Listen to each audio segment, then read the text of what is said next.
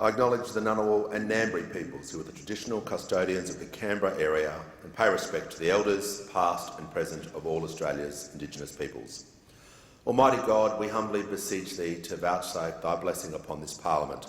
Direct and prosper our deliberations to the advancement of Thy glory and the true welfare of the people of Australia. Our Father, which art in heaven, hallowed be Thy name. Thy kingdom come. Thy will be done in earth as it is in heaven. Give us this day our daily bread, and forgive us our trespasses, as we forgive them that trespass against us. And lead us not into temptation, but deliver us from evil. For Thine is the kingdom, and the power, and the glory, for ever and ever. Amen.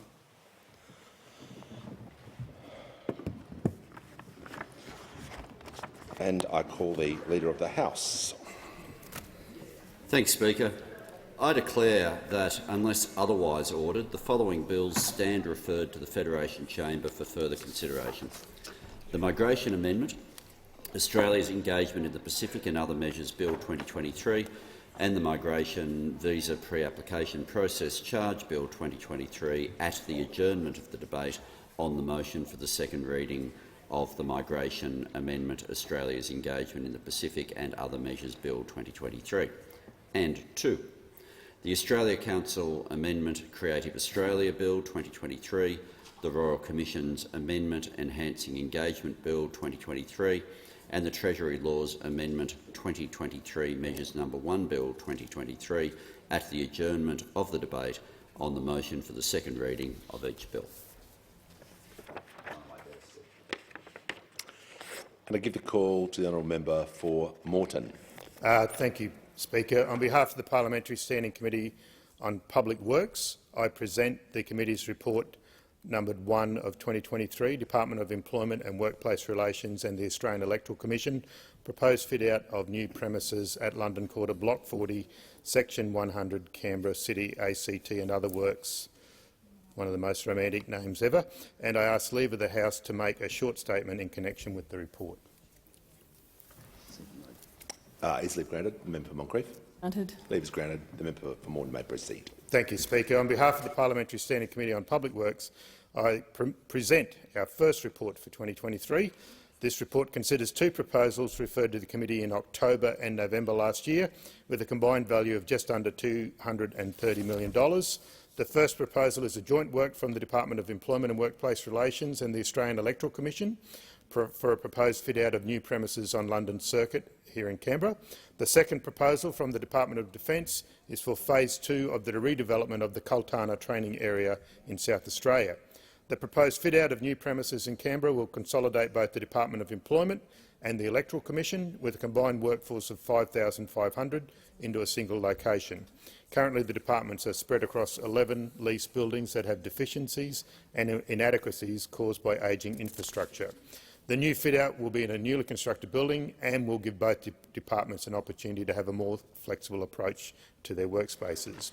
The total cost of the proposed project is just under $150 million. The second proposed project covered in this report is the Kultana Training Area Redevelopment Phase 2. This project will deliver upgrades to the Kultana Training Area, enabling the delivery of more complex training and improving usability and safety. The Kultana Training Area currently has limited ability to support and deliver urban training and vehicle activities.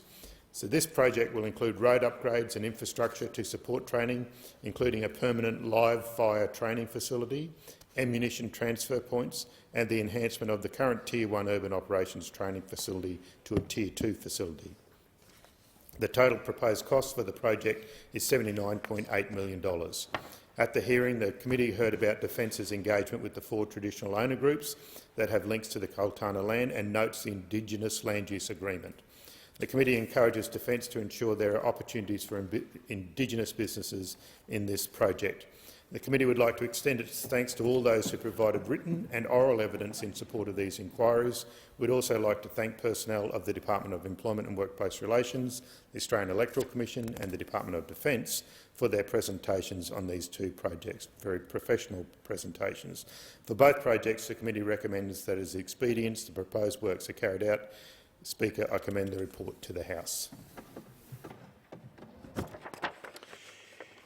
The following message from the Senate has been received. The Senate returns to the House of Representatives a bill for an act to amend the Higher Education Support Act 2003 and for related purposes, and informs the House that the Senate has agreed to the bill with the amendments in the annexed schedule. The Senate requests the concurrence of the House in the amendments. And I give the call to the Minister.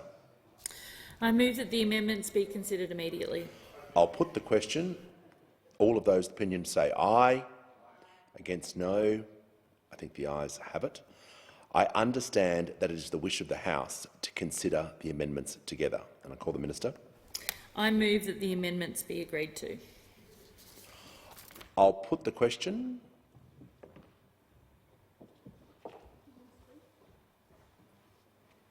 I'll put the question. All of those opinion say aye. Against no. I think the ayes have it. I have received a message from the Senate informing the House that Senator Rice has been discharged from the Joint Standing Committee on the Implementation on the National Redress Scheme, and that Senator Shoebridge has been appointed a member of the committee, and Senator Rice has been appointed as a participating member of the committee.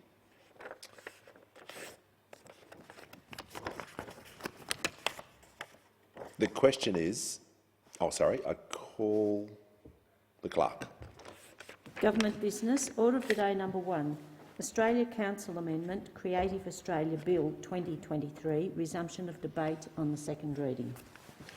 The question is that this bill be now read a second time, and I give the call to the Manager of Opposition Business. Well, thank you, Mr Speaker. I'm very pleased to rise to speak on this bill, which is one of a number of bills that the government has foreshadowed to implement decisions announced as part of its national cultural policy. This is a modest bill which does not achieve a great deal.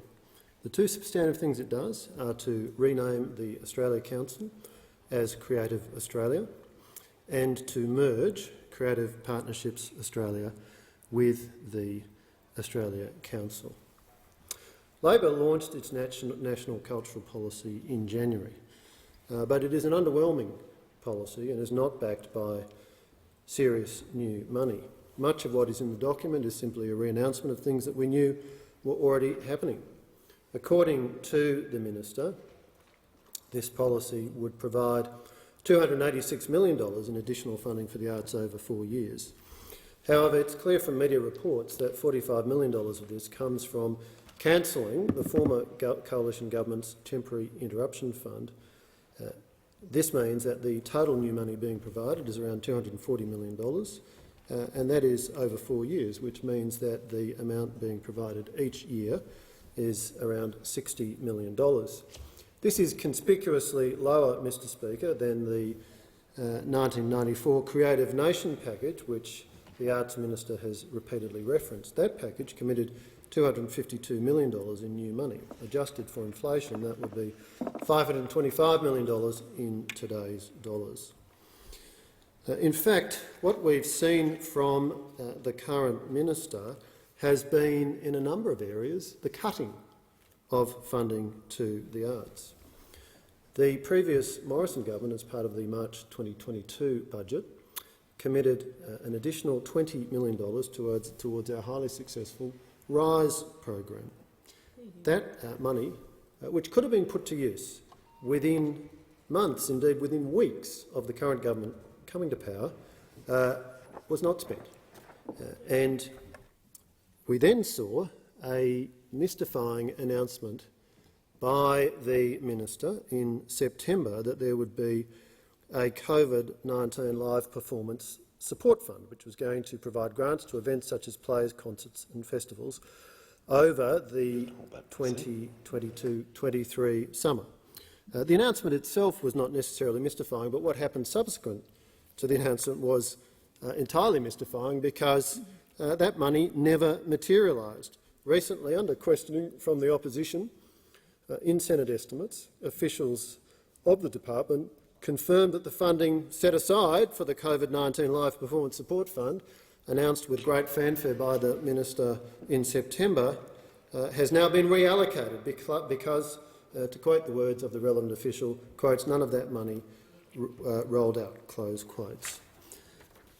The amount of new funding, as I have argued, under the National Cultural Policy is modest by comparison to previous cultural policies that the Minister has repeatedly referenced.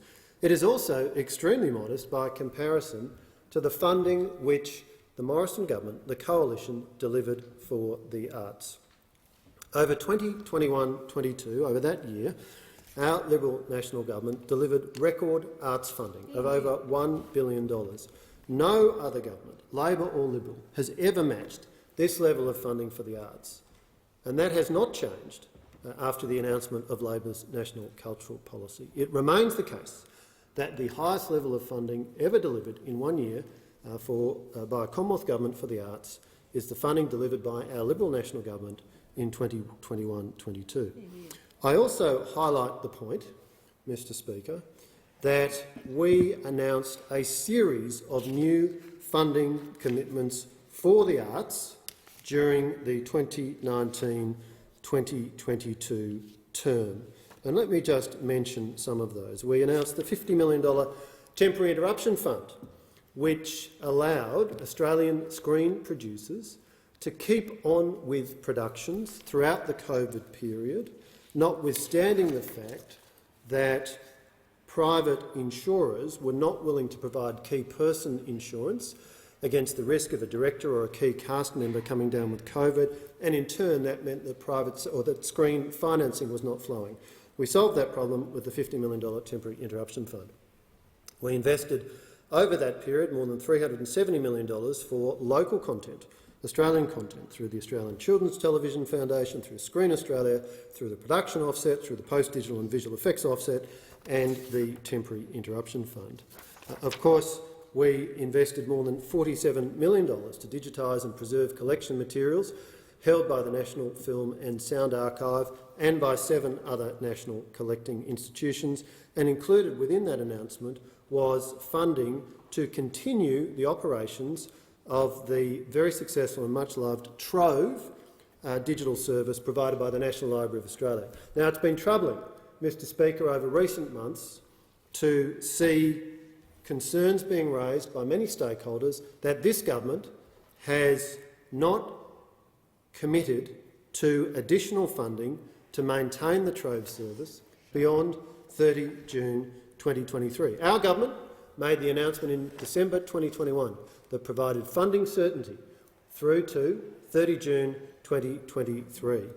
The current government has failed to provide certainty in relation to Trove, and it's yet another example of the sharp contrast between the funding commitments made by our Liberal National Government when in power to the arts and the number of areas under the present government where funding has not been forthcoming.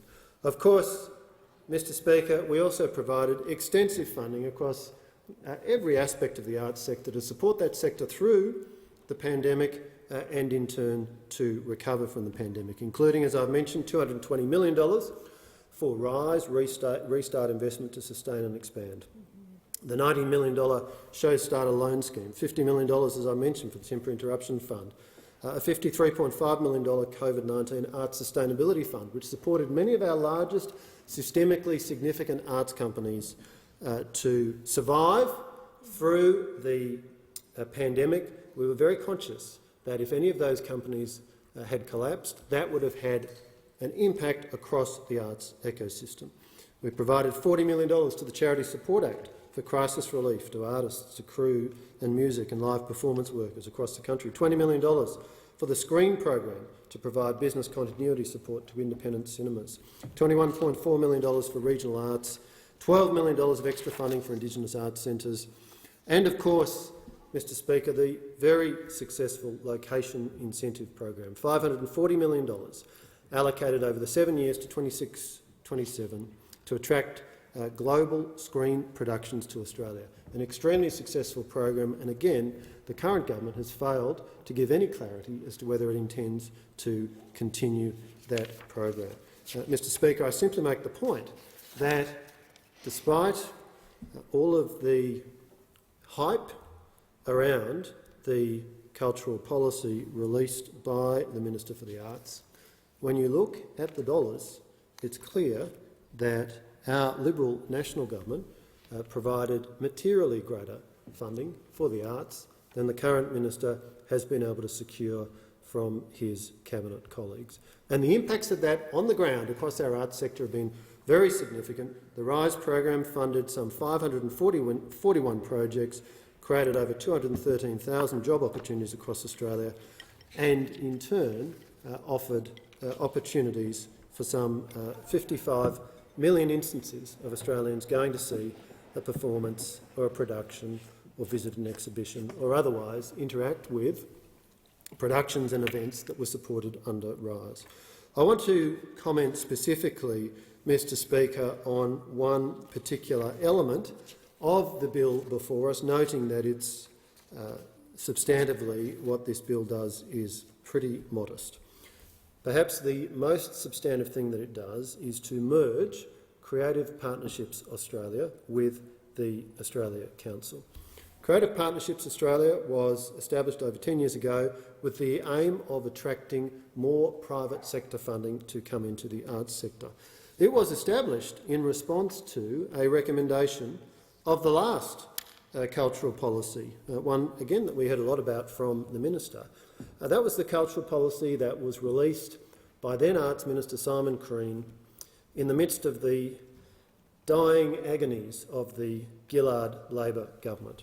One of the recommendations of that policy was that there ought to be established an organisation which would have a specific focus on attracting and encouraging private sector donations to support arts activity, and that is precisely what Creative Partnerships Australia has done during the time of its operations. It is somewhat ironic that one Labor government's cultural policy recommended the establishment of what became Creative Partnerships Australia. A subsequent Labor government is now abolishing Creative Partnerships Australia and instead rolling its functions into the Australia Council. There is a risk that the specific role played by Creative Partnerships Australia will get diluted or lost as a result of this merger. The Australia Council has a very different job to that which Creative Partnerships Australia has carried out. The Australia Council's primary focus has been to dispense Commonwealth government funding across the arts sector. That is very different from the job of attracting private sector funding, and so I do want to put on record that the opposition has some scepticism that this will be a productive change. I do also want to note our scepticism about the minister's enthusiasm for adding additional layers of bureaucracy to the Australia Council. There are 4 new entities being established: the Centre for Arts and Entertainment Workplaces, Music Australia, Writers Australia and the First Nations First Body. According to the minister, quotes, "These bodies will be critical in building partnerships and expertise that will both support artists directly and benefit Australian audiences," close quotes. Well, what they will certainly mean, Mr Speaker, is more taxpayer dollars being spent employing more public servants. Whether that in turn will deliver tangible benefits to those who work in the arts and to those who go to performances, go to exhibitions, those who consume the services produced by the arts sector, that is a question which very much remains to be seen. The minister is very keen on having this additional collection of cultural commissars. What we also know is that the minister is very keen to use the arts sector as a showcase for his wider agenda of increasing union power and entrenching restrictions on the choice of individual Australians as to how they engage in the economy.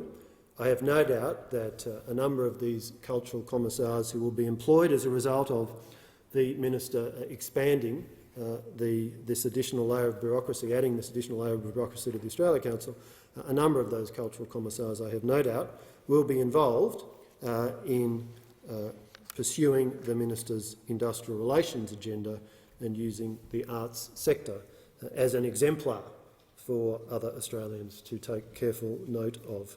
I make the point, Mr Speaker, that with all of the excited commentary that we've heard from the Minister about the new National Cultural Policy, there is no new funding for our national collecting institutions within the policy, and instead the national collecting institutions have been told to wait until the budget.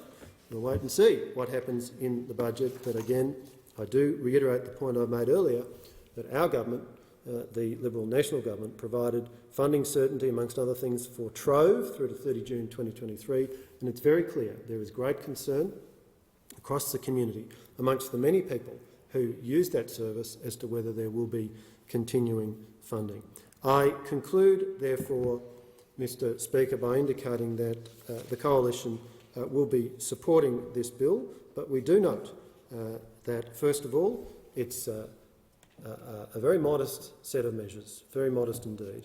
That secondly, there are reasons to be sceptical as to whether the merger of the Australia Council and Creative Partnerships Australia will be successful, or whether, in fact, it will have the consequence of a reduction in the effectiveness with which private sector dollars are attracted to support arts activities. And I conclude finally with the observation, Mr Speaker, that despite all the rhetoric from the current minister, the facts are very clear. The dollars, the funding committed by the Morrison government, by our Liberal National Government, to support the arts, first of all reached a record level of funding in 2021-22, which no other government, Liberal or Labor, has achieved in Commonwealth arts funding, and secondly, show up the gulf between the breadth of the minister's rhetoric, the soaring heights of the minister's rhetoric on the one hand, and the rather less impressive reality as to the actual extent of funding which he's been able to secure from his cabinet colleagues on the other hand. Hear, hear. And I give the call to the Minister. I move that debate be adjourned. The question is the debate be adjourned. I'll put the question. All those opinions say aye. Against no. I think the ayes have it, and I call the clerk. Government business. Order of the day number 2. Royal Commission's Amendment Enhancing Engagement Bill 2023. Resumption of debate on the second reading. The question is this bill be now read a second time. I give the call to the honourable member for Barara. Mr Speaker, the Coalition supports this bill, enacting a recommendation of the interim report of the Royal Commission into Defence and Veterans Suicide. As I speak to this bill, let me simply say I'm thinking of all of those who served our country and who carried the invisible wounds of war. And I'm also thinking of the people that I referred to in my maiden speech as the loved ones left behind. The Royal Commission is something that I'm very proud that the Coalition brought into being during the last Parliament, because we know that the rate of suicide amongst defence personnel and veterans is at a crisis level. And we must ensure that we thoroughly understand what's happening in order to facilitate change. I don't think I'll ever forget the words of my colleague, the member for Braddon, when he spoke about his time in the Defence Force and the day he went to a morgue to identify the body of one of his soldiers who'd taken his life that morning. As he stood in front of the coffin at the funeral, he told the young man how sorry he was that he'd missed the signs and hadn't seen it coming. All of us affected by suicide understand that lament. As the grandson and great-grandson of veterans, I want to say our defence personnel and our veterans are extraordinary people. They choose, without compulsion, to put their lives on the line for the sake of Australia. That life then becomes so unbearable for some that they would choose to end it is utterly tragic. And we must make sure that we give this Royal Commission every possible chance of understanding and addressing the terrible connection between suicide and our armed forces. That's why we established the Royal Commission while we were in government, following the calls of veterans and ADF families. We welcome the important work being done and the interim report released in August last year. This bill implements one of the recommendations from that interim report, and it's designed to improve the functioning of the Royal Commission. This is a small but important change, and we welcome the government introducing this bill. The sensitive nature of the information being shared at a Royal Commission means it takes a particular sort of bravery to speak to the Defence and Veterans Suicide Royal Commission. Indeed, some of the most difficult information to share may indeed be some of the most important information for the Royal Commission to hear. We want to ensure that all those who can contribute meaningfully to the Commission are encouraged to do so, and to that end, we hope that this legislation will provide Australians with a greater level of confidence in participating in the process. Embedded in the Royal Commissions Act are a number of provisions that allow for confidentiality. These provisions already allow for information to be shared in private session and for that information to be kept confidential, not only while the Royal Commission is taking place, but for 99 years. This confidentiality is extremely important for the confidence of those participating and for the depth of information that the Commission can capture. Significant penalties are in place for any breach of that confidentiality. By July 2022, those provisions had enabled 178 private sessions to occur. According to the interim report, the main issues raised by participants in the private sessions have been Australian Defence Force culture, Department of Veterans Affairs claims management and processing, the role of families in suicide prevention and the impact of suicide on families, suicide prevention and support given following a death by suicide from healthcare provided to serving ADF members. These are all clearly matters that need to be heard. However, the current provisions, which only provide for protections in the context of private hearings, mean there are needless gaps in the extent of the protections. Sometimes a person might call the Commission and begin to tell their story in order to explain why they would like a hearing, or a person may send documents or mementos that are deeply private in the hope of helping the Royal Commission, without realising that this information actually isn't protected. This bill will allow for the sort of information to be treated as confidential when the Royal Commission decides it's confidential.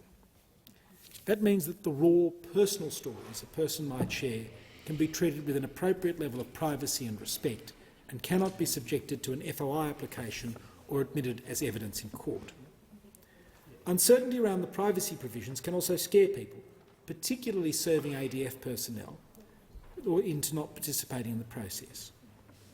The interim report cites feedback from individuals and the Defence and Veterans Legal Service, who have indicated that ADF personnel and veterans do not feel that there are adequate protections for them to engage with the Royal Commission. The measures contained in this bill will help people participate in the Royal Commission and allow the Commission to capture the stories and information Australians need to hear. This bill is based on policy that the Coalition adopted in the Child Sexual Abuse Royal Commission in 2019 and the Disability Royal Commission in 2021, and we've seen it work. Ultimately, we all want the same thing. We want to reduce the rate of defence and veteran suicide. We want to see a better future for our defence personnel and our veterans. We want them to reconnect with civilian life when service ends, and we want them to have all the support they need to deal with what they have seen and been through, and to continue to play a central role in our community. Mr Speaker, I believe that this legislation will allow more people to come forward to tell their stories and provide the Royal Commission with more insights, and that should be the aim of all of us here. In closing, I want to thank the Royal Commissioners Nick Caldis, the Honourable James Douglas and Dr Penny Brown for the work they are doing. We look forward to their final report. I commend the bill to this House. I give the call to the Minister. I move the debate be adjourned. The question is now that the debate be adjourned and the resumption of the debate being made in order for a later hour. All of that opinion say aye. Those against say no. I think the ayes have it. The Clerk. Government business. Order of the day number 3. Migration Amendment, Australia's Engagement in the Pacific and Other Measures Bill. The question in the House now that the bill be read a second time, and I give... It's a cognate bill, is it?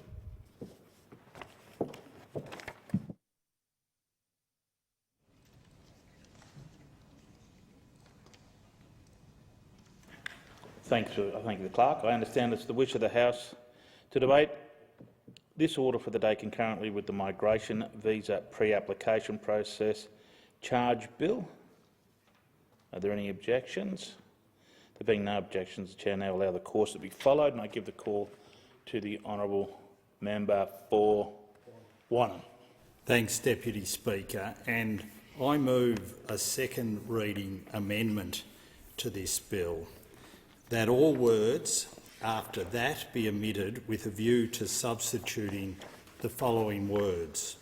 Whilst welcoming moves to establish a Pacific engagement visa, the House, 1, declines to give the bill a second reading because A, permanent residency and citizenship of Australia should not be decided by a lottery, and B, Australia's immigration system should be nation-building with a key focus on the economic contribution immigrants make to our country, and 2, calls on the government to develop a new approach to implement the Pacific Engagement Visa.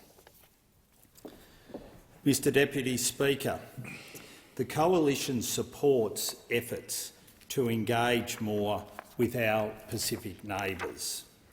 We understand how important it is that we engage constructively, that we engage with friendship, that we engage in a way that continues to lift up the people of the Pacific. It's why we have put in place strategy after strategy to make sure that we are engaging in the right way with our Pacific neighbours. We support the concept of a Pacific engagement visa, but we do not support this being done by a lottery or a ballot. The Coalition supports a well-structured, well-planned immigration policy. Permanent residency that ultimately leads to citizenship in Australia is too important, though, to be decided by having your name pulled out of a hat. These bills will, for the first time, create a ballot process that will be able to be used not just for the Pacific Engagement Visa, but for any future visa that the government of the day may decide to introduce. This has the potential to turn Australia's immigration system on its head. Instead of Australia's current immigration policy, which is based on attracting skilled migrants who contribute to the economy, the government proposes to introduce a lottery to decide who can become a permanent resident. That is why we oppose this bill. What we would like to see from the government is for them to properly engage with the opposition as to how a Pacific engagement visa could work effectively and work in a way that would not only lead to better outcomes for Pacific nations, but would also lead for better outcomes for Australia.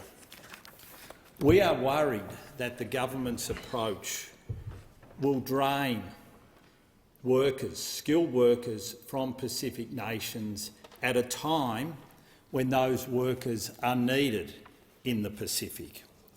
And, Mr Deputy Speaker, it is very curious that the Labor Party have come up with this approach, because this approach actually goes against the National Party policy platform of the Labor Party. And I note section 28 of that policy platform, noting Pacific Island nations are particularly vulnerable to the effects of climate change, and these nations have expressed a clear desire for Pacific people to continue to live in their own countries where possible, and acknowledging Australia's unique responsibilities in the Pacific, Labor will support Pacific Islanders to remain in their homelands as the first response to this challenge. Now, these two bills do not support the Labor Party national policy platform. As a matter of fact, they work against it.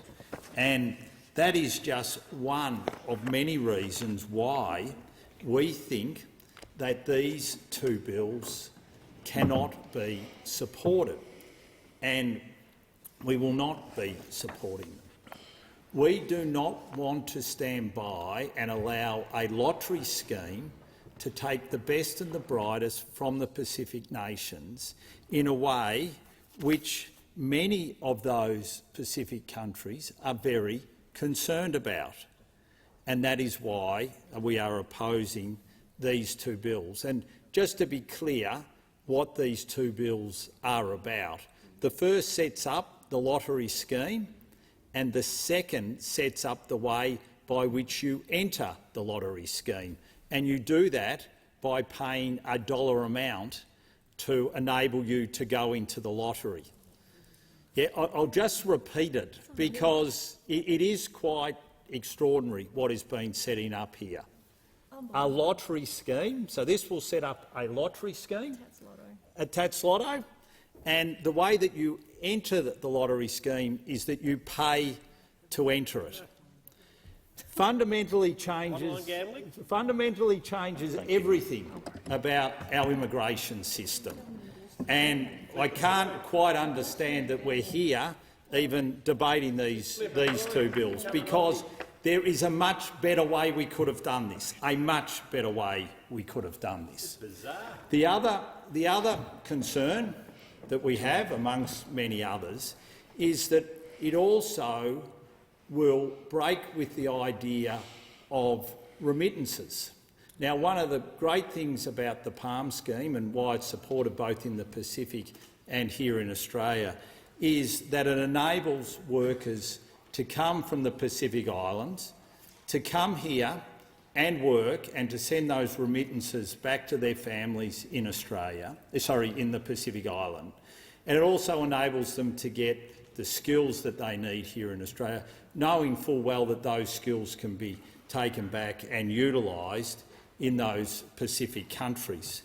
Now, what this scheme would do to those who win the lottery would mean that they come here with their family, they're given permanent residency, and the fact that they're here with their family, given permanent residency, means rightly that their key focus will be on supporting their family here in Australia. So you won't see the remittances flowing like they do under the Pacific Australia Labor Mobility Scheme. And it must be remembered that the Labor Party, that the government, are building on this good coalition initiative of putting the PALM in place. As a matter of fact, we had the minister in the House yesterday, or I think yesterday, or it might have been the day before, stating quite proudly that the government has now lifted the amount of PALM workers who are here to 35,000. So we have a scheme that is working incredibly well. And one of the things that we'd be prepared to sit down and do with the government is to discuss how the PALM scheme could ultimately lead to Pacific Islanders being able to get access to the visa, to the permanent engagement visa, because that way there would be a demonstrated ability of someone to be able to come here, to be able to work, make an economic contribution over time, and that could be a way that we could look at how you could be eligible then for the Pacific Engagement Visa. And we're happy to sit down with the government and do that. But what we aren't happy to sit down with the government and negotiate on is the concept and idea of setting up a lottery, and not only setting up a lottery, but setting up a charging mechanism by which you would pay a fee to enter into that lottery. Now, it's interesting the reaction of Pacific nations to the idea of a lottery and the idea that you would pay a fee to get into that lottery. Now, obviously, it's been mixed, and I'm not saying that it is opposed across the board, but there has been some very interesting reactions. In January 2023, so in January of this year, Samoa's acting Prime Minister told their parliament that the Australian government made the announcement on new visas without consulting the Samoan government. He said this would hurt the Samoan labour workforce and lead to the loss of more skilled workers and their families to Australia permanently, and this will further drain Samoa's already strained labour workforce. So we've seen concerns raised in the Pacific about this scheme. And that is something that should be of alarm to those on the government benches, because this scheme doesn't seem to have the full support of Pacific nations. And I think the more that they get to know and understand what is fundamentally the modus operandi of this scheme, the idea that people would enter a lottery and that is how we would bring workers into this country or bring permanent residents into this country. So therefore you could be getting people who are entering this lottery who have vital skills for those Pacific nations, vital skills for those Pacific nations. So that is also one of the reasons why we think that this approach that the government is proposing is flawed, because if it doesn't have the full support of the Pacific Islands, then that is a worry. And I think of deeper concern is the more they know and understand what is being proposed here, the more I think those concerns will grow.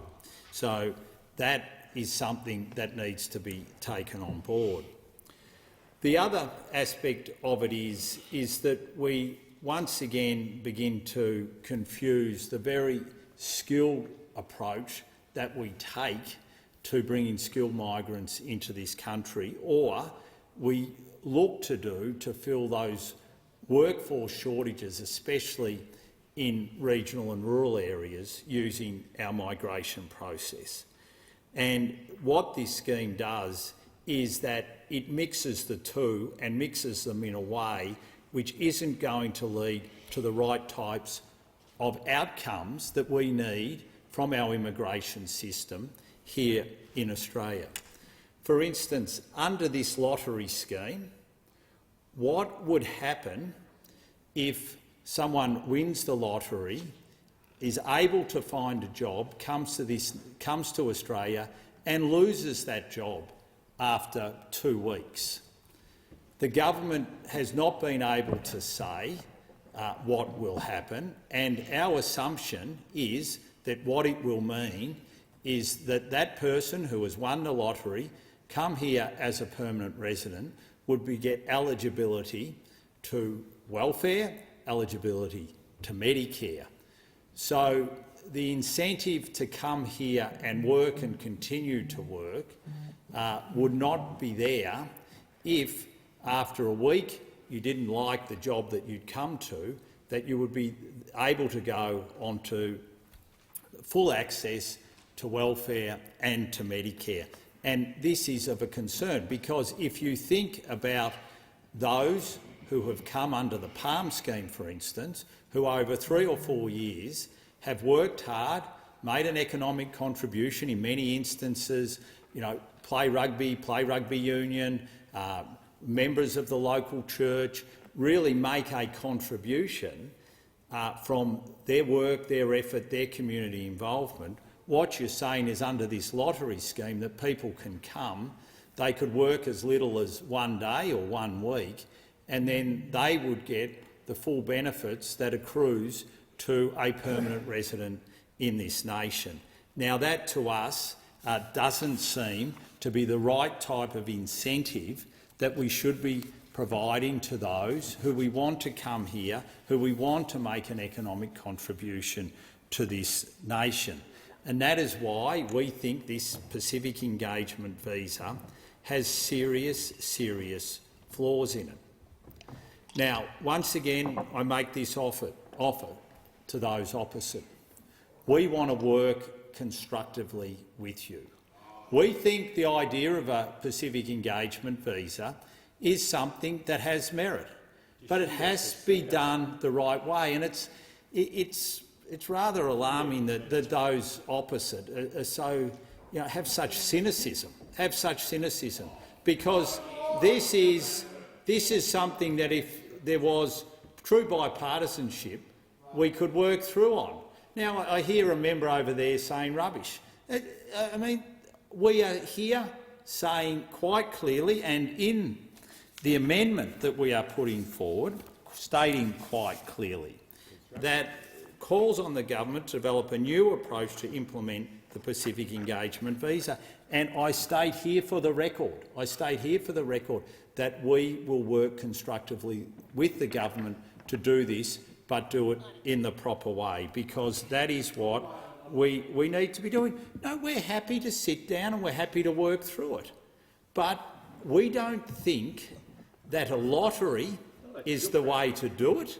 We don't think that pulling a name out of a hat is the way to do it. We don't think that a chook raffle is the way to do it. It shouldn't be a chook raffle. What we are talking about here is a pathway to Australian citizenship. Now, never has it ever been suggested anywhere that I can find that a pathway to Australian citizenship should be done through a lottery. And it is quite staggering that this is what the government has come up with. And that's why we say with sincerity and seriousness that, given that we would like to be able to support a Pacific Engagement Visa, that the government should go back to the drawing board in how it's going about doing this. And if they don't,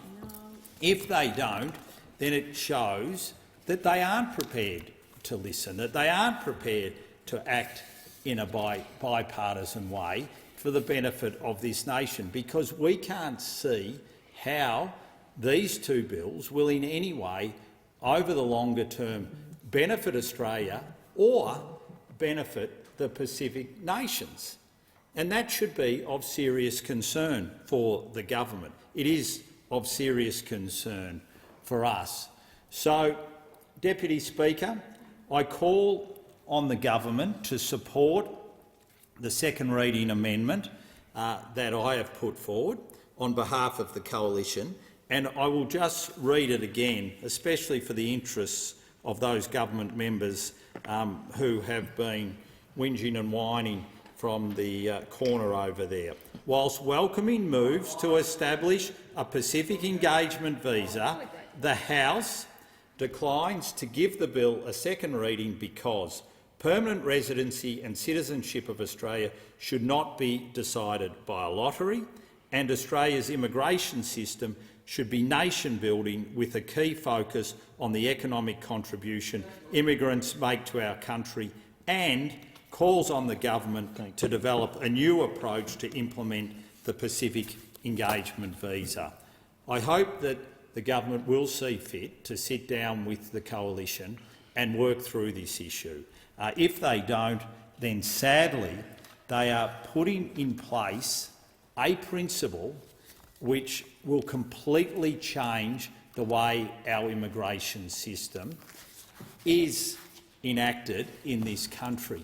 And I will say this in concluding, Deputy Speaker, and this should be something that gives pause for thought for those on the government benches. It also, for the first time since the White Australian policy, undermines the non-discriminatory nature of our immigration system. For the first time since the White Australia policy, it undermines that fundamental principle of non-discrimination when it comes to our immigration policy. Now, if nothing else, that should give those on the government benches pause for thought. I thank the honourable member for his contribution. And is the amendment seconded? I second the motion and reserve my right to speak. I remind the honourable member where you're sitting. The original question was that the bill would now be read a second time. To this, the honourable member for Wannon has moved as amendment that all words after that be admitted with a view to substituting other words. If it suits the House, I'll state the question in the form that the amendment be disagreed to, and I'll now give the call to the Minister. I move the debate be adjourned. I thank the Minister, and the question is now that the debate be adjourned and the resumption of the debate may be in order for a later hour. All of that opinion say aye. I was going to say no. I think the ayes have it. The Clerk. Government business. Order of the day number 5. Treasury Laws Amendment 2023 Measures Number 1 Bill 2023. Resumption of debate on the second reading. And with that, I give the call to the most honourable member for Hume. Thank you, Deputy Speaker. Deputy Speaker, I rise to speak on this bill, the Treasury Laws Amendment 2023 Measures Number 1 Bill. Unfortunately, this bill does what now seems to be common practice for this government, using these omnibus Treasury bills to tie up reasonable measures that the coalition does support, with other controversial measures that we most certainly do not. And this is what this government has done with this bill. It's done it with a number of bills, and we've seen some terrible outcomes from that approach. But it is the approach that the government seems to want to take, and so it's worthwhile, just at the outset, laying out the different parts of this bill to see how they've mixed and matched, as they typically do. Schedule 1 amends the Corporations Act to close a loophole in the post-Royal Commission requirement for financial advisers to register with ASIC's Financial Advisers Register. The amendments close a loophole to minimise the risk of inadvertent breaches of the law when offence provisions on providing unregistered financial advice commence. The amendments allow ASIC to streamline applications where a provider is authorised by more than one licensee to provide financial advice. Schedule 2 gives the Australian Accounting Standards Board, the Auditing and Assurance Standards Board and the Financial Reporting Council the power to develop climate and sustainability standards. And Schedule 3 implements 5 recommendations from the 2020 Tax Practitioners Board review. And all of those are schedules that we support. We think are reasonable things to be progressing. And as I say, there is no reason to object to any of them.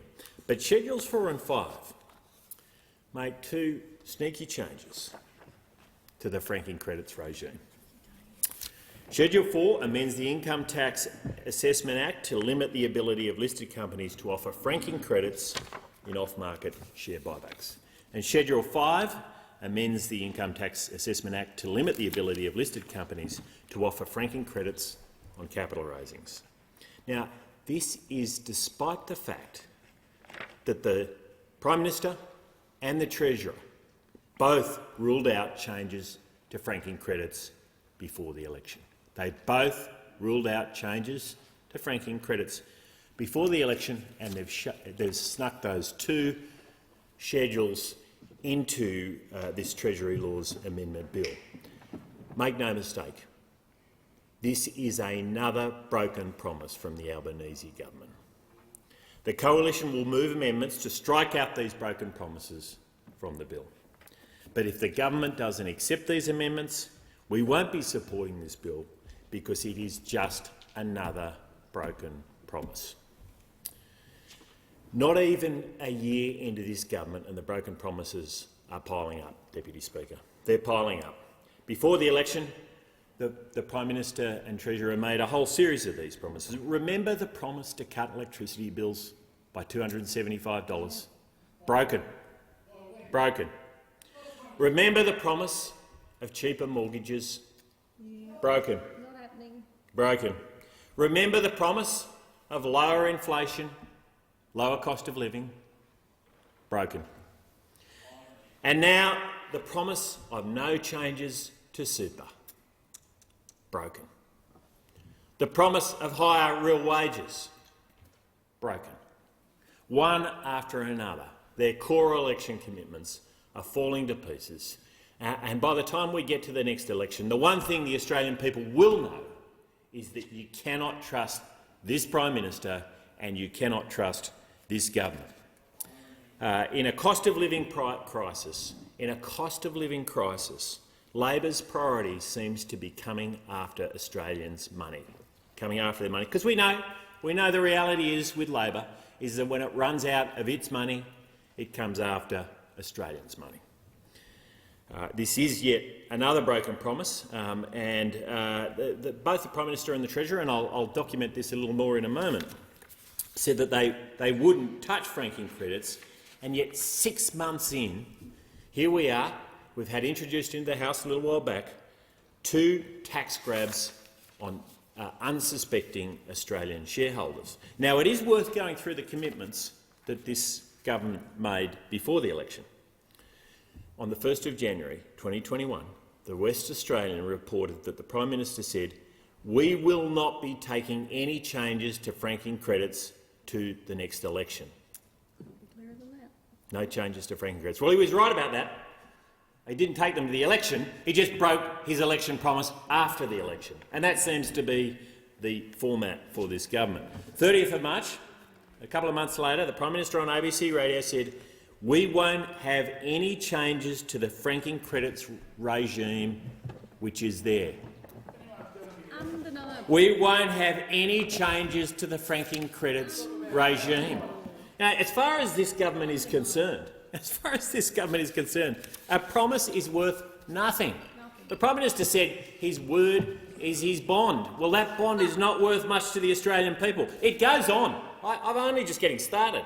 The 15th of December 2021, the Prime Minister told Tasmania Talks, perhaps when he goes to Tasmania he just ignores what he says, but this is what he said: "We've made it clear that on areas like franking credits and negative gearing, we won't be taking those policies to the next election."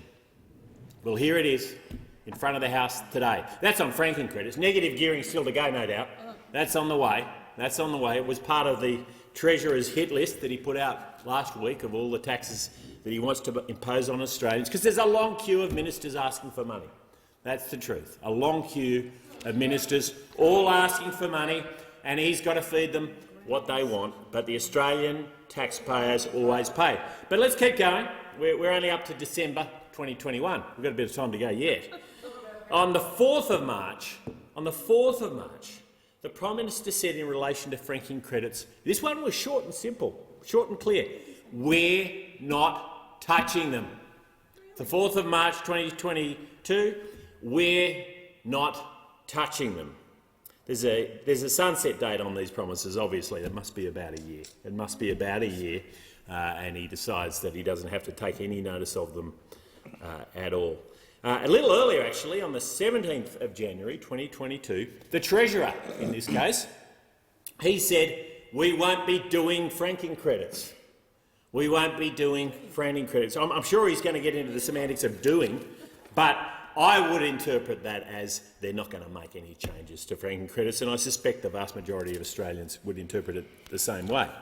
Having said we won't be doing franking credits, he said, "I couldn't be clearer than that." I couldn't be clearer than that. So time after time, we saw the Prime Minister and the Treasurer make a commitment to the Australian people, a commitment which they intend to break in the legislation in front of us here today. Now, these two measures, which limit the ability for companies to offer franking credits to shareholders, are estimated to raise at least $600 million over the next 5 years. That means $600 million that Australians are paying. And who are those Australians? We know the tax will fall ultimately and overwhelmingly on older Australians, Mr Deputy Speaker. And we know that because last week the Treasury put out their hit list, all the taxes they want to charge and all the people who are going to pay for those taxes in their tax expenditure and insight statement.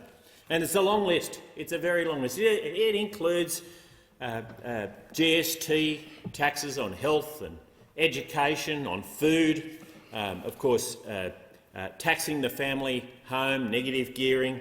It's all there. Superannuation is in the list. It's all in the list. Yeah, you should have a read of it. The member opposite should have a read of it. It's all in the list. Work expenses.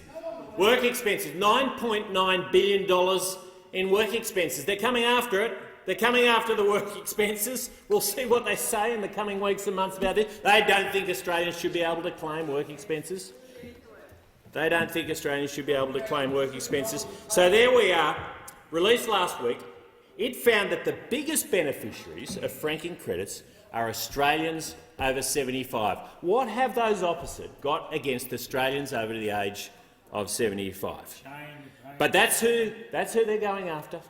That's who's at the top of the list, and that list That list is one that every Australian should be deeply concerned about. Now, the budget acknowledged that a substantial portion of the revenue from this measure will fall on Australians' superannuation, because it's very clear that the Labor Party doesn't think superannuation is the money of Australians. They think it's their money. They think it's their money to be taxed by them, but worse, Deputy Speaker, we've seen this in recent months, to be spent by them. Because every pet project that every minister is wanting to have funded by the government, there's not enough money to go around. Even if they tax Australians with that whole list, they'll still need more. And so no doubt we will see pet projects that the Labor Party wants to get up where it asks Australian superannuation money to go into that. So they'll not only be taxing more, they'll be directing where it will be spent. We know that the impact of this will extend beyond taking money from older Australians in particular, over the age of 75. Over the age of 75. I mean, it's just extraordinary that this government thinks that that's okay. But we also know it will have a much broader economic impact. And this is something Labor never understands about tax. The flow-on consequences to our economy, because if you want an economy that's strong, that's delivering higher real wages, that's delivering for the Australian people higher incomes, you need to have an economy where people are willing to invest, willing to employ. Businesses want to get out there and do things. But we know, and we've heard even in the few hours since it became clear that the debate was going to proceed on this legislation today, we've heard eminent fund managers say that Labor's legislation would destroy the ability of small companies to raise capital and pay fully franked dividends. And I'll quote, "It will significantly inhibit their ability to grow and survival prospects as the Australian economy slows." So the broader flow and economic impacts of taxes like this, never considered by the Labor Party, because when it comes to superannuation, of course, it's, as far as Labor's concerned, not the money of Australians, it's their money. So, Deputy Speaker, we are at a time of soaring cost of living pressures. We know that is the #1 issue on the minds of Australian households, hard-working Australians making ends meet, Australian businesses struggling with trying to find the people to put on in their businesses to meet the demands of their customers. Those soaring cost of living and cost of doing business pressures. At a time like that, Labor's only answer is to raise taxes. And sadly, the expectation is there's going to be another interest rate rise today and more into the future. Multiple interest rate rises, according to the Reserve Bank Governor when he spoke a couple of weeks ago, on the way. And at that time, the Labor Party's only answer is to impose tax. Worse, they promised they wouldn't do it before the last election. Labor promised that it wouldn't make changes to franking credits before the election. They didn't promise it once. They promised it time and time again, as I've documented, and that promise is broken with the legislation before us in this House. They promised they wouldn't change superannuation taxes, and now they have, and no doubt there's more to come, because whatever Labor promised, it's clear now that it feels no need to stick to those promises. So how can Australians trust Labor when they say one thing before an election and do something completely different afterwards? Australians are right to be wondering what Labor will tax next. I thank the honourable member for Hume, and I give the call to the minister to adjourn the debate. Thank you, Deputy Speaker. I move that the debate be adjourned. Thank the minister. The question is then that the debate be adjourned and the resumption of the debate be made an order of the day for a later hour. All that opinion say aye. Those against say no. I think the ayes have it. The clerk. Government business, order of the day number 6, Ministers of State Amendment Bill 2022, resumption of debate on the second reading. I thank the clerk, and the question is now that the bill be read a second time, and it gives me great pleasure in continuation to give the call to the most honourable member for Higgins. Thank you, Deputy Speaker. I rise in continuation to speak on the Ministers of State Amendment. In mid-December last year, the Albanese government abolished the AAT and set up a process to find a better model led by an eminent judge with merit-based, transparent selection at its core. We are appointing 75 members to clear the current backlog and committed nearly $12 million towards better case management so that the veteran who served his country is compensated for that service injury, the elder Australian gets their age pension, and like my constituent, the NDIS participant receives funding for essential support so that they can live with dignity.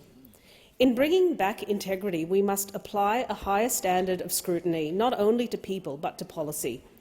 Community legal centres are a vital organ of our justice system, with deep knowledge of the strengths and failings of our legal system. When it comes to injustice and hardship amongst ordinary Australians, they are at the front line. In my community, the Eastern Community Legal Centre provides vital support to the well-being and resilience of some of my community's most vulnerable people. They know better than anywhere where reform is required. And yet, it was the Abbott government that barred these beneficiaries of government funding from having any say in the law reform of this country. The self-styled Party of Free Speech effectively gagged our country's best legal aid providers from expressing their views in an area that they are uniquely qualified to speak on. The Attorney-General is ending this blatant censorship, working with Attorneys-General across the country to restore the independence and free speech of community legal centres across the country. Community legal centres should be able to advocate for better, not gag just because they receive Commonwealth funding. The multiple ministry scandal did not happen by chance. It was the remnant of a marching corruption that had infected these corridors of power, kicking transparency, accountability and integrity to the curb. It is clear that the work of defending democracy is never done. Inoculating the system against corruption will take our constant vigilance and care. And on the topic of integrity, I'd like to also just segue into its importance to us moving to a low-emission economy. Climate, as you know, was a key platform that we were elected on. We were brought in to end the climate wars, to pivot Australia from being a climate pariah and a climate denier to a climate doer. But at the heart of this is actually integrity. We must be confident, and the Australian people must be confident, that we are actually achieving the goals that we set out to achieve, or said we would do. And so, with the passage of the Climate Change Act, the second piece of legislation, we actually introduced monitoring by the Climate Change Authority, so that the Climate Change Authority will now report to government every year on Australia's progress towards net zero. This is a really important integrity mechanism to ensure that business and the Australian people and the parliament understand that we are saying what we're doing. And we're removing that cloak of mystique and opaqueness that was really, I think, over this entire industry previously. The second thing that is, I think, really important on the topic of integrity is our safeguard mechanism. So there's a lot of debate in the House this week on the safeguard mechanism, and it's really important that we ensure we keep integrity at the core and have transparent reporting around our targets and our achievables with respect to safeguard. It's also really important that we get that legislation passed, and I hope those opposite will support it. Thank you, Speaker. Give a call to the Leader of the House. Do I need to move the debate be adjourned first? Yeah. I'll move the debate be adjourned. I'll put the question. All of those opinions say aye. Against no, I think the ayes have it. Call the Leader of the House.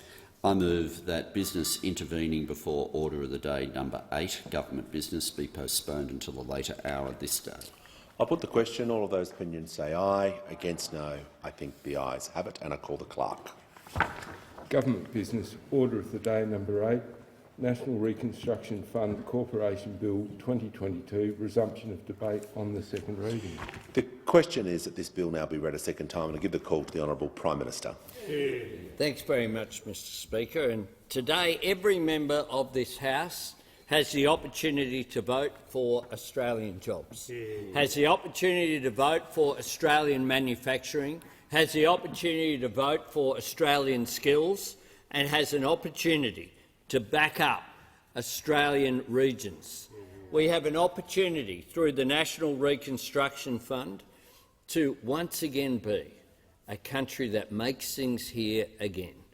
I said during the election campaign over and over and over again that we need to be a country that makes things. We need a future that is made right here in Australia. Because we saw during the global pandemic that Australia is vulnerable if we remain at the end of global supply chains. We didn't have enough PPE equipment, let alone ventilators. And what we need to do is to make sure that we don't just export our resources, that'll continue to be important, but where we can, we need to value add here. We need to create the jobs here. For too long, under those opposite, they've had a view that what you do is just dig it up, you export it, and then you wait for the value to be added, you wait for the jobs to be created, and then you import it back at much greater value. That leaves our economy vulnerable.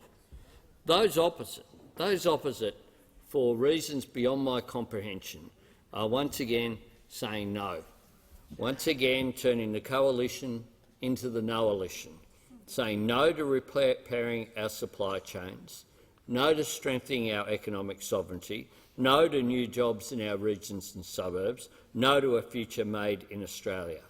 Well, we on this side of the House will stand by our National Reconstruction Fund, and I'm confident that there are enough people who are sensible, of goodwill, in this parliament, in the House and in the Senate, to ensure that this fund is established. I announced this policy in March 2021. Those opposite like to talk about election commitments. Well, they oppose everything that we have a mandate for. And it can't be clearer, because when I was opposition leader, we actually had policies. We actually had positive policies to take Australia forward. This will be one of the biggest ever investments in Australian manufacturing capacity. Yes.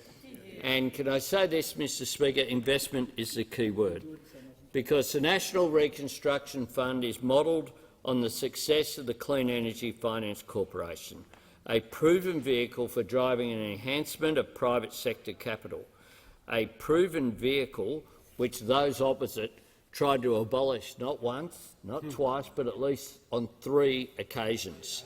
Through 10 years now, every dollar invested by the CEFC has unlocked $2.60 in private sector investment. The National Reconstruction Fund will be independently run on a commercial basis with decisions taken in the national interest, not with a colour-coded spreadsheet, which is how those opposite decided fiscal and spending priorities. Its investment mandate will work across 7 priority areas: renewables and low emissions technologies, medical science, transport, value-adding in agriculture, forestry and fisheries, value-adding in resources, defence capability and enabling capabilities, technologies that support new jobs in manufacturing areas. These are industries where Australian workers and Australian skills can lead the world. Many of us recall in the early days of the pandemic the pressure that we were under. It did show that vulnerability that was there. But we need to not just analyse it as if we're some group of academics. We come into this chamber to make a difference to real lives, to respond to evidence, to respond to weaknesses when they're exposed, but to strengthen our economy in ways such as this legislation. This is about building a more resilient and more diversified economy with more jobs in regional Australia. It is also about national security through economic sovereignty, our capacity to stand on our own 2 feet. Our National Reconstruction Fund will help grow and create industries over the long term, revitalising our traditional strengths and seeking out new ones, making sure that when our universities and researchers make a world-leading breakthrough, there's technology and skills here to commercialise that idea and workers with the right skills to make the product. and the NRF will help protect our economy as well from inflationary pressures. The Reserve Bank has spoken repeatedly about the inflationary pressures being perhaps half, but up to two-thirds being responsible because of supply-side shocks, and yet those opposite seem oblivious to that. The truth is that our world-class universities have made Australia a higher education destination of choice. We can be a leader in skills and technology and manufacturing as well. I sincerely want us to be a country that makes things here again, and I want products that are made in Australia to be recognised and sought after around the world. Think about just one product. There is not a solar panel anywhere in the world that does not have intellectual breakthroughs, innovations that was invented, much of it not far from here at the Australian National University, a lot of it at the University of New South Wales, and yet one country, not Australia, accounts for 85% of the world's solar panels, and that will grow to over 90% over the next decade unless countries make the conscious decision to defend their sovereignty going forward by supporting industrial growth here in these areas. When I met with the Energy Secretary from the United States here just a short time ago, it was one of the focuses that she had, and it was part of the Inflation Reduction Act that we have in the United States. Countries are moving in this direction to make sure they protect their sovereign economic position, and yet those opposite are opposing this legislation that's aimed at doing just that. We have a coherent economic plan going forward, a plan that's about cleaner and cheaper energy, in part driven by the Rewiring the Nation fund of $20 billion to upgrade the energy grid, backed up as well by the safeguard mechanism to provide business with the certainty to invest. That's step one. Step two is to use that cleaner, cheaper energy to make sure we manufacture more things here, particularly in our region. And then step three is making sure that we have the Australian jobs and skills to be able to do that. That's why we're creating Jobs and Skills Australia. That's why we have 180,000 fee-free TAFE places. That's why we have 20,000 additional university places. Put together, it's a plan for seizing the opportunity that is there from being in the fastest-growing region of the world in human history. And later today, after question time, I'll start the journey to India via Perth. We have on our doorstep what will be the third and fourth largest economies in the world, in India and Indonesia. We need to seize the opportunities which are there, not to be frightened of the future, but to make sure that we seize the opportunities of the future which are there. Together, this economic plan and how it fits together, cleaner, cheaper energy, driving advanced manufacturing through this National Reconstruction Fund, creating jobs and skills through Jobs and Skills Australia, fee-free TAFE. This is all absolutely critical, but if you take one element away from it, then its coherence breaks down. And that is why the National Reconstruction Fund is so important. It is about shaping the future rather than waiting for the future to shape us. And that's why this parliament should be all voting for the National Reconstruction Fund. This is not a radical proposition. It's a proposition based upon what works, the Clean Energy Finance Corporation. And those opposite, when they couldn't abolish the Clean Energy Finance Corporation, eventually had to acknowledge that it was an effective driver of investment in this country. I would have thought that the mistake of daring the car industry to leave, with all the jobs and the innovation that occurred, including at this dispatch box, the then Treasurer, dared the car industry to leave. And the truth is that they have an opportunity to actually acknowledge that they were wrong, just like those opposite voted, including the shadow minister at the table there and the former deputy leader of the coalition. I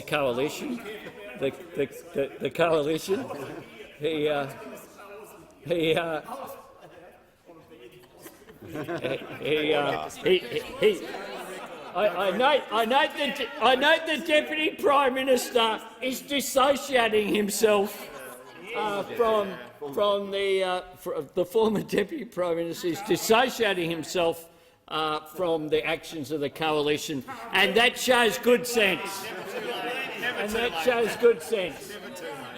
Which is precisely why we're still shocked that Barnaby Joyce became Deputy Prime Minister not once but twice. The sequel was worse than the original, and it hasn't got any better as he sits there and mumbles during question time. But we on this side of the House are proud to support the National Reconstruction Fund. We're proud to be on the side of Australian workers. We're on the side of Australian jobs. We're on the side of Australia's future prosperity. And I do ask all members to join with us and support a better future made in Australia. I do say to the National Party, and there are a couple of sensible people from the National Party here. They're probably the only ones.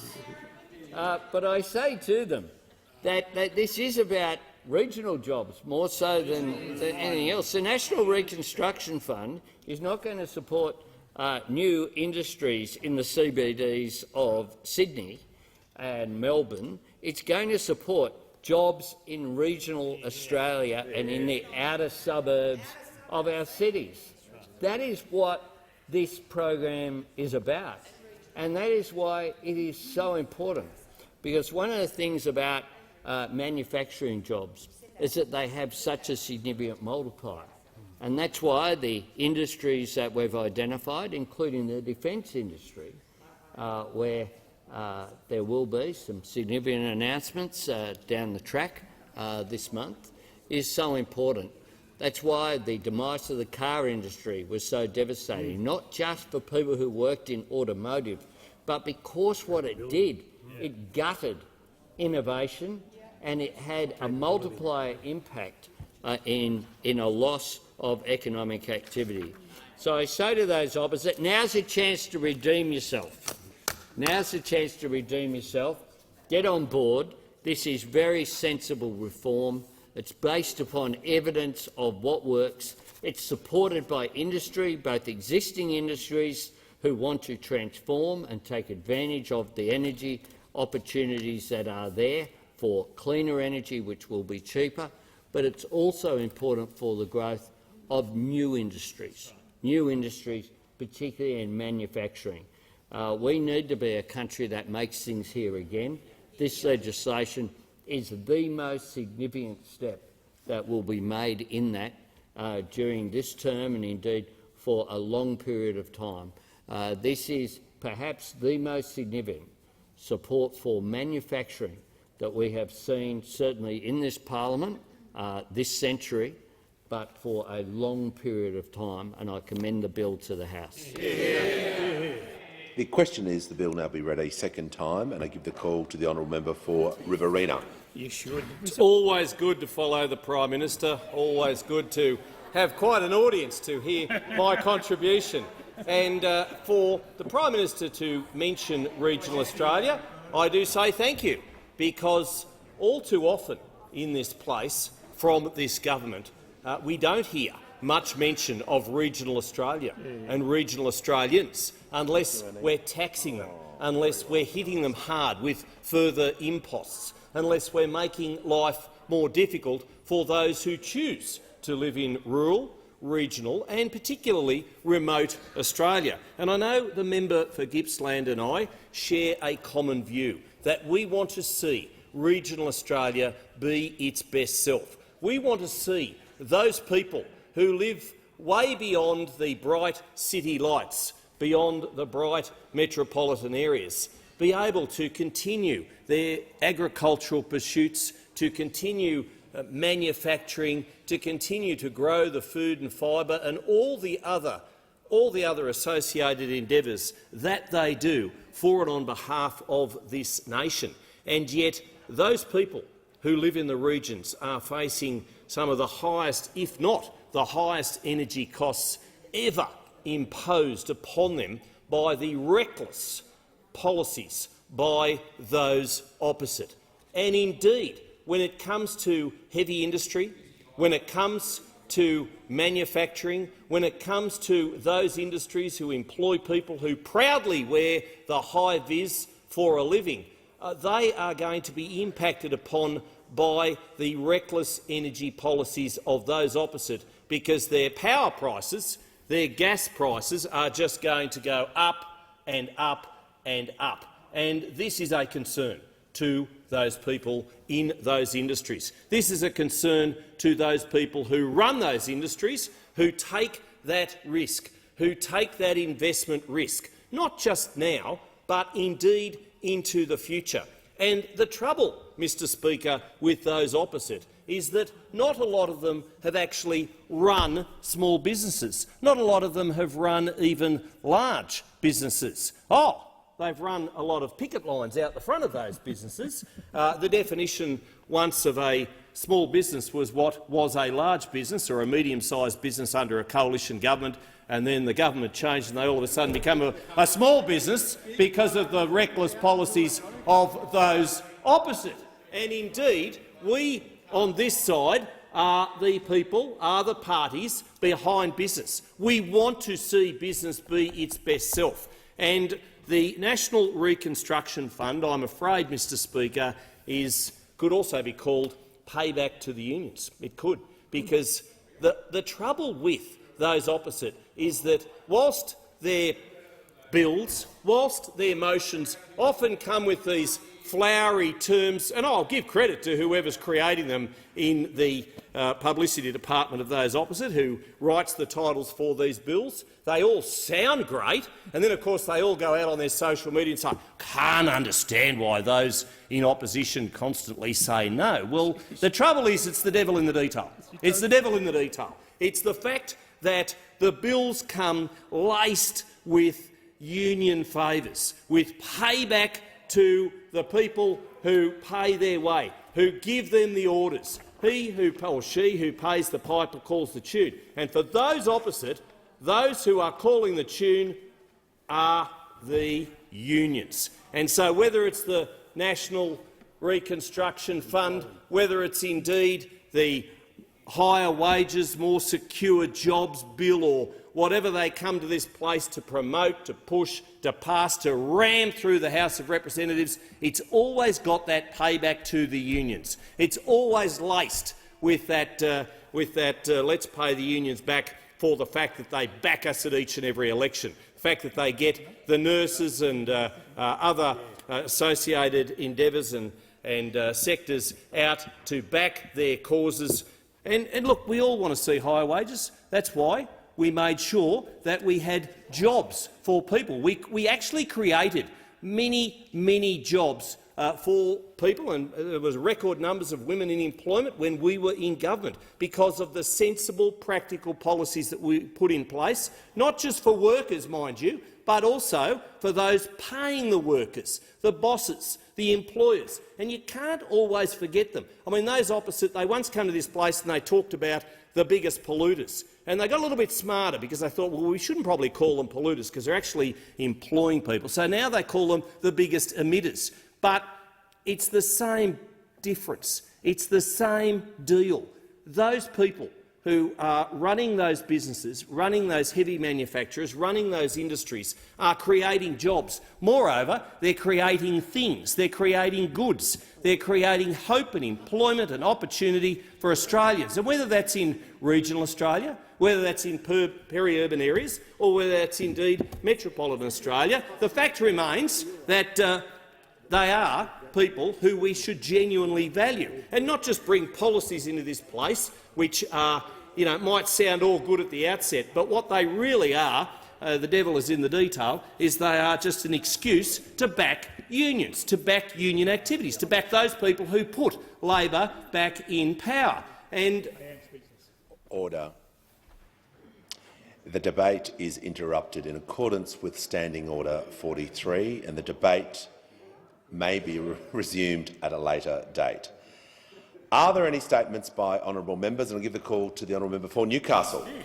Last month I joined with thousands of Novocastrians to celebrate local manufacturing and independent brewing in Newcastle Beer Fest.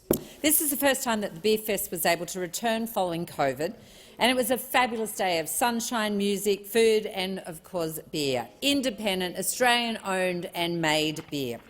I congratulate organisers Teo Namber and Luke Tilse, who welcomed an amazing collection of independent breweries from across Australia to Newcastle's iconic King Edward Park. Anyone who visits Newcastle knows we have a burgeoning independent brewer scene. And in 2023, the Newcastle Beer Fest welcomed a number of these local breweries, including Apple Truck Cider, run by Luke Tilse, Grain-Fed Brewing, nurtured by owner and head brewer Lachlan McBean, Foghorn Brewery, headed up by Chief Brewer Sean Sherlock, Cattle Yard Brewing Company in Mayfield, Good Folk Brewing Company in Hamilton, Method Brewing in Singleton, Modus Operandi in Merriweather, Road Scholar in Newcastle West, Shout Brewing in Islington and Sticks Brewing in Carrington. We are rich for choice in Newcastle when it comes to great beer and local live music like Big Booty, SF Wren, Sneaky Freakers and Turpentine Baby Tuno, who performed on the day. A massive thank you to Luke Tilse and Teo Nambo for showcasing such extraordinary local talent. This was Australian manufacturing at its best. With some nervousness, I give the call to the Deputy Leader of the Opposition. Thank you, Mr Speaker, and I know at least one of the questions you're asking, and yes, this is for a dare for a very worthwhile cause.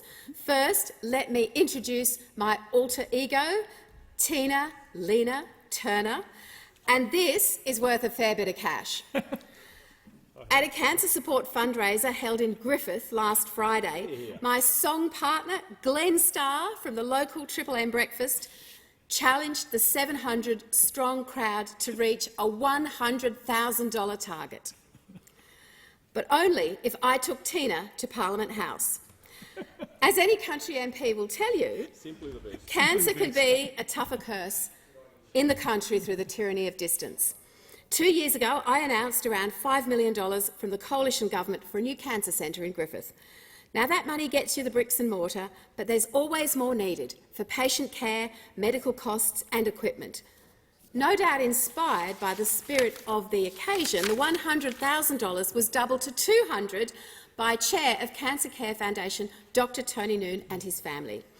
I want to thank the incredible generosity of the Griffith and Leeton communities who made this night such an awesome success. Well done.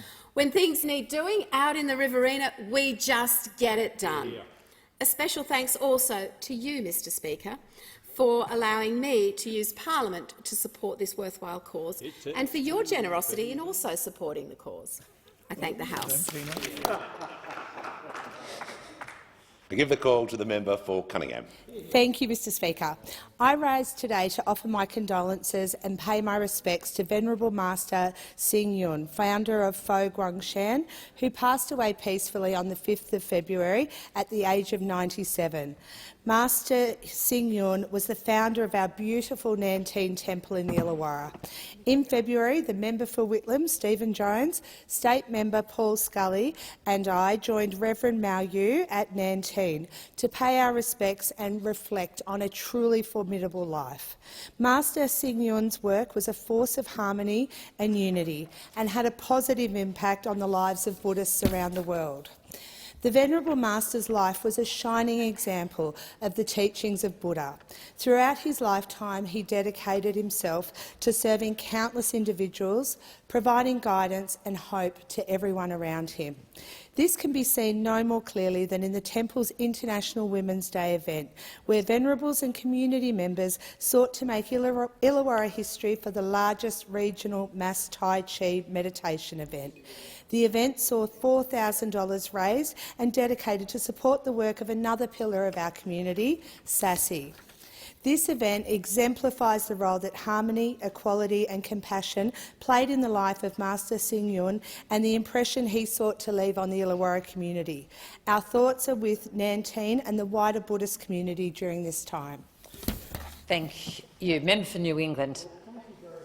Deputy Speaker, I feel a little bit like what the Grateful Dead said. They said they're the most forgettable thing at Woodstock because they came on between The Who and Jimi Hendrix. And after Tina Turner has done her bit, I think this is going to be a rather forgettable presentation. But what I am here today, Madam Deputy Speaker, is to say one of the prouder moments in my political career was actually with former Prime Minister Malcolm Turnbull, where we had Andy Vesey in one of the offices here, and he accused us of bullying to try and keep Liddell Power Station open. We need to keep Liddell Power Station open because otherwise the lights in New South Wales and Australia will go out. Now, there are 500 megawatt units in Liddell Power Station, but currently it's around about 1,200, 1,300 megawatts. If it shuts down in April, the lights will go out. We had blackouts in Sydney merely a day or so ago during the heat wave because of the drain on power. It is incumbent upon the current government to do what both Malcolm Turnbull and myself did, and you must call AGL into your office and you've got to keep this power station going, because I can assure you 1/3 of the power for New South Wales comes from Liddell and Bayswater, and if you shut Liddell down, the lights are going to go out. It's time for you to show some gumption, stand up, drag them into the office and keep Liddell Power Station open, and if lights go out, it happened on your watch. Member for Calwell.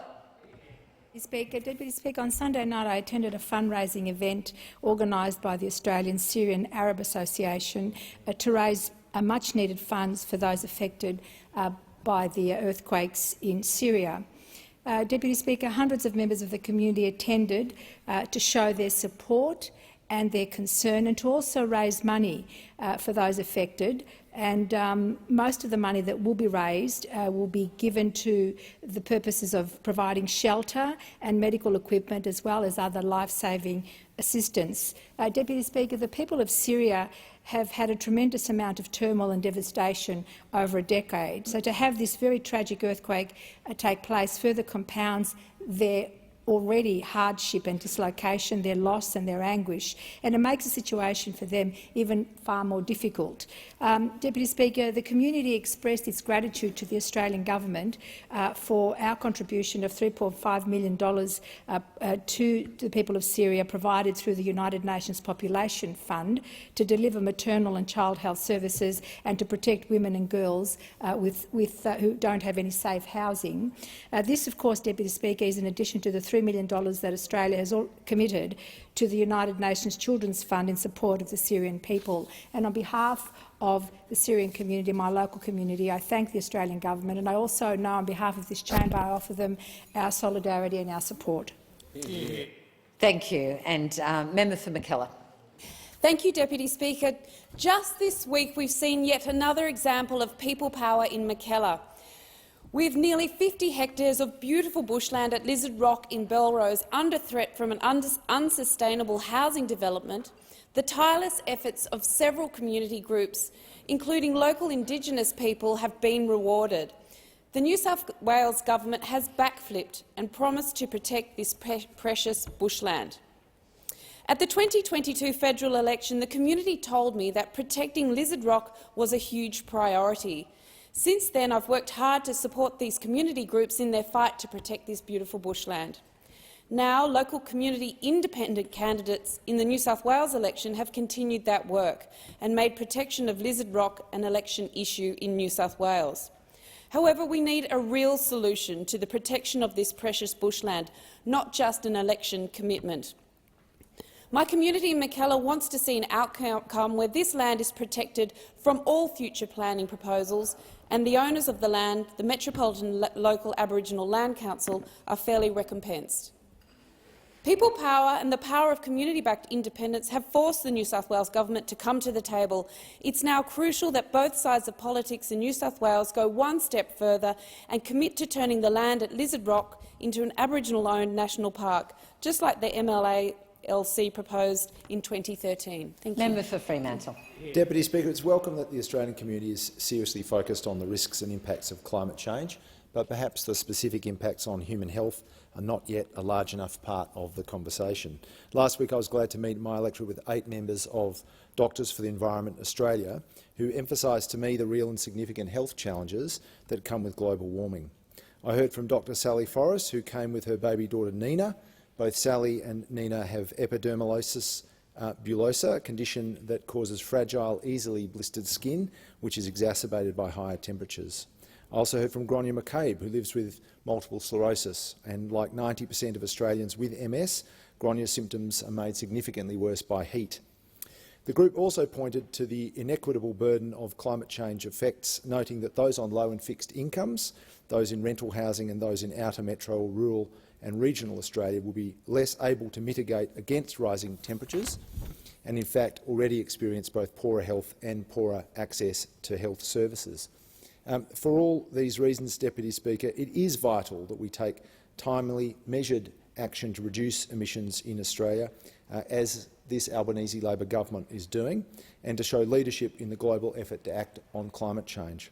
I want to pay tribute to the people who contacted me. I know they'll be contacting members around the country, and I want to say thanks for the advocacy and campaigning work of Doctors for the Environment Australia. Thank you. Member for Ryan.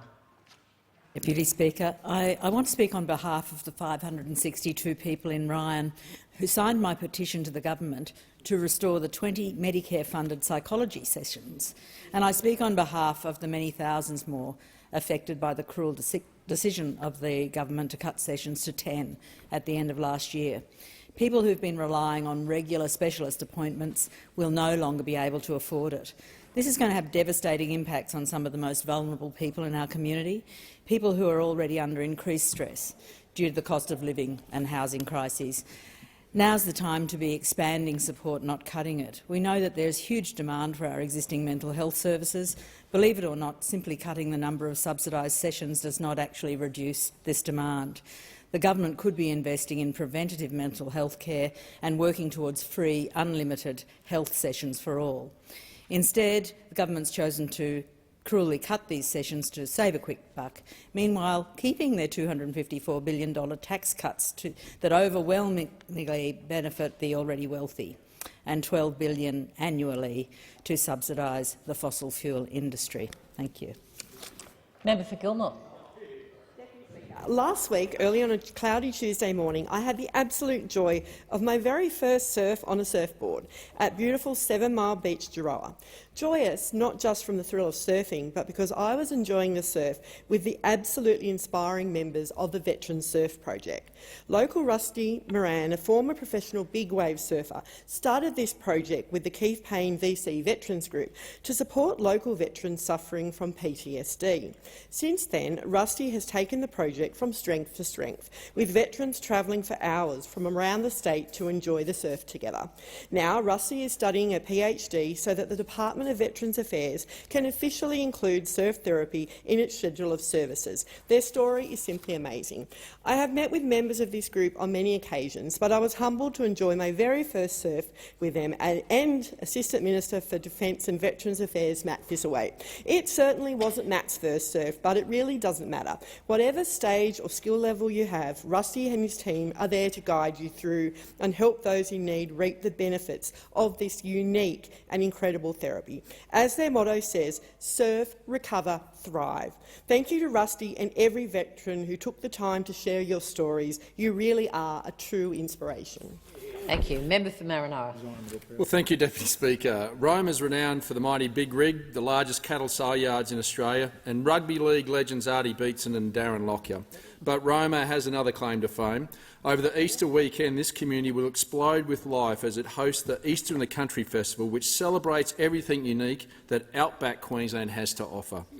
So to all the mums and dads out there, grab the kids and head out for a great time, because this festival has got to be seen to be believed. It starts with wife-carrying competitions. Husbands carry their wives over their shoulders through an obstacle course and the winner takes home the prize of their wife in the weight of beer. Meanwhile, the country music concert is sure to be one to remember. Visitors can get stuck into some quality country food, while the little ones, there's colourful floats and the Easter Street Parade, a virtual Easter egg hunt and bluey and bingo concert. The Maranoa Monster Fishing Competition is always a hit, and it wouldn't be an Outback Festival without a rodeo, with all the thrills and spills. But we're not done yet. There's also the Deadly Way Culture Show, bush poetry, camel rides, burnout competitions and gin tasting. It doesn't get any better than this, so be there in the Roma for the Easter in the country, where they're guaranteed to enjoy a ton of laughs and to experience all the hospitality that makes Outback Australia such an extraordinary place. Member for Macquarie. Thank you, Deputy Speaker. Eating disorders have the highest mortality rate of any mental illness, but there are many myths and misconceptions about them.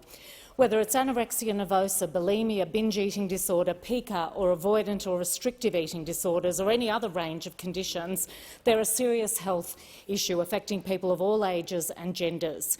Eating disorders spiked during the pandemic and remain high, and the ministers rightly described it as a crisis.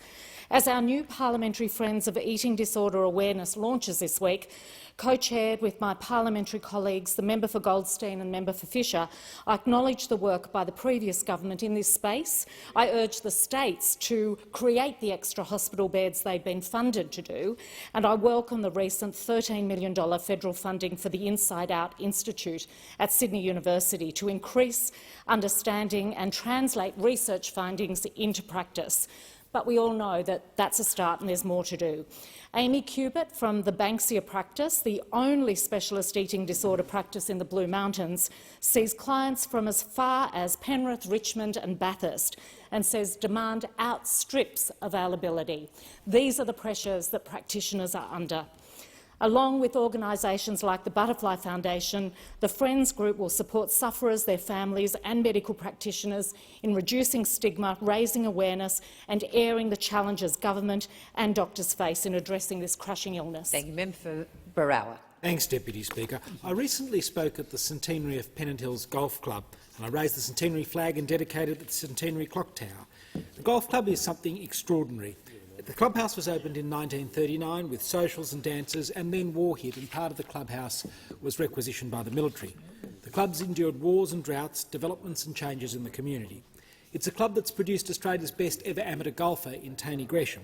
It's endured because people believed in creating not only a golf course but a community and an oasis in an expanding city. Almost a quarter of a century ago, Robert Putnam wrote his famous book Bowling Alone, which highlighted the decline in community organisations, people being too busy for community, too busy to volunteer. This club has defied that. Since 1923, the average length of club membership has been 25 years. There can't be many institutions that can boast of such longevity among members. Some members have been there much longer, like John Duckworth, a member for 70 years, and Shirley Baker, a member for 70 years. The centenary celebrations include the publication of the fourth history of the club by Joan Isles, a luncheon, a gala ball, official ceremonies and many rounds of golf. The club has a foundation and is planning further expansion by renovating its pro shop. I want to acknowledge the leadership of the club. Club President Michael Rowan, Susan Fabian, Damien Maguire, David Blackshaw, Barnaby Summer, the General Manager, the Chair of the Foundation, Ross Jackson, Graham Martin, Ray Dearlove and everyone involved in the centenary celebrations. Happy centenary. Member for Lawler. Thank you, Deputy Speaker. Well, Deputy Speaker, Tuesday the 21st of February was International Mother Language Day, with the theme for 2023 being to encourage the pursuit of multilingual education. I can't imagine something more delightful to celebrate for me as a former school teacher, but also for as the member for Lawler, who has encouraged our multilingual community since I was elected to ensure that their children keep their mother language alive by learning it through either the Victorian School of Languages, which of course is our government state school sector, or through private community organisations. Well, on the 25th of February in my local community, we celebrated this day with the Victorian Bangladeshi Community Foundation and Wyndham City Council, because in our community we have the first Australian monument to mother language in our community. It was its 12-month anniversary this year to mark the day. I was so pleased to join Tim Watts, member for Gellibrand, Assistant Minister for Foreign Affairs, my state colleagues and our great Bangladeshi community to mark what is an important day. We know that language is integral to our identity. We also know that when one set of people wants to oppress another, they oppress their language, to oppress their identity, to make them vulnerable. This day celebrates multilingualism. Thank you. Thank you. Member for Petrie. 2 weeks ago, the Treasurer announced that Australians would now have their superannuation tax doubled on balances over $3 million, despite the Prime Minister promising no changes to super before the May election last year.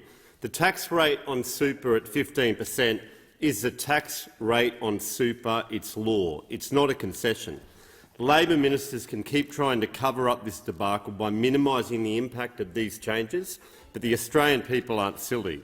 With inflation, those impacted will rise to at least 10% of the Australian population, and it's your hard-earned money and retirement that will pay the price. That's 1 in 10 Australians. Australians who in May 2022 were promised by Albanese there would be no changes to super.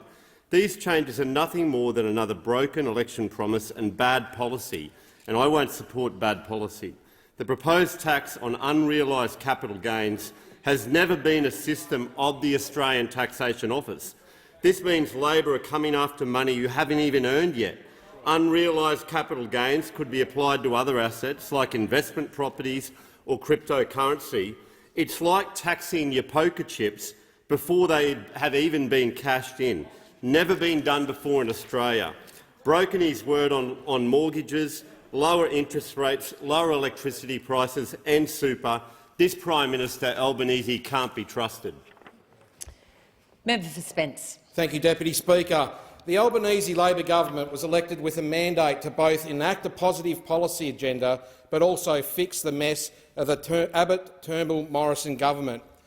A mess of the last government that comes to mind is the National Broadband Network. The NBN was in desperate need of unshackling after 9 years of not just policy inaction but policy sabotage. The sabotage has impacted everyday Australians. It has impacted Australian businesses, small and large. Some friend to business the opposition are. The NBN is finally getting healthier because the government is putting more fibre in its diet.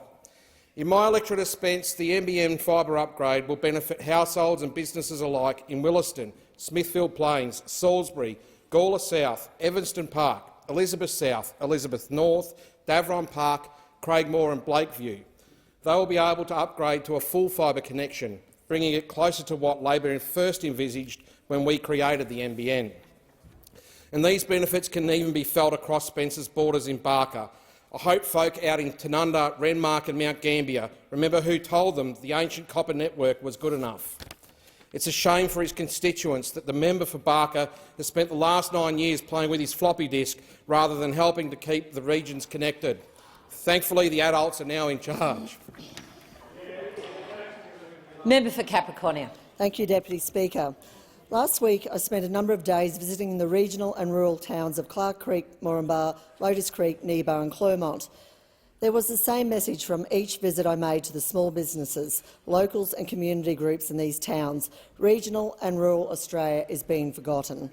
These towns are where the wealth of the nation is created through mining and agriculture production. However, there is only a minimal proportion being returned to these communities who are building this great nation.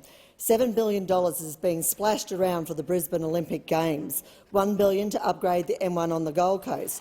Yet in the town of Clermont, locals are waiting for a month or more to access the only GP who is stretched to her limit, caring for a population of 3,000. Families are driving on some of the most dangerous and atrocious roads in Queensland. For many, taking their children to school, sports events and doctor appointments in other towns can take 3 hours or more on a round trip on unsafe rural roads. The Queensland State Labor government are doing a lot, not a lot, to help this. $94.6 billion was put back into the Queensland economy in the 2021-22 financial year from the mining industry, much of which is in my electorate. These funds are being used to deliver enormous infrastructure projects in capital cities, while families out west don't have access to the basics of decent roads and quality health care. I call on the Labor governments to deliver back to these communities who provide Australia with the prosperity we all should enjoy. Robertson. visiting NG Central School in Carryong recently to meet with a passionate principal, Andrea, teachers, and introduce myself to some of the students that attend this school. NG Central School isn't like conventional schooling. It focuses on the interests of the student and uses this as its foundation for its educational programs. Students come from all over the Central Coast, and it was clear from my visit and speaking with several students that they prefer this method and are thriving in this format. I saw the outstanding metal and woodwork workshops that students gain insight and skills of the carpentry and welding industries. Currently, they are working on a mobile sick bay unit that will be able to provide medical assistance to students who are unwell. And it's close to completion, and I can say that the students have done a phenomenal job, Deputy Speaker.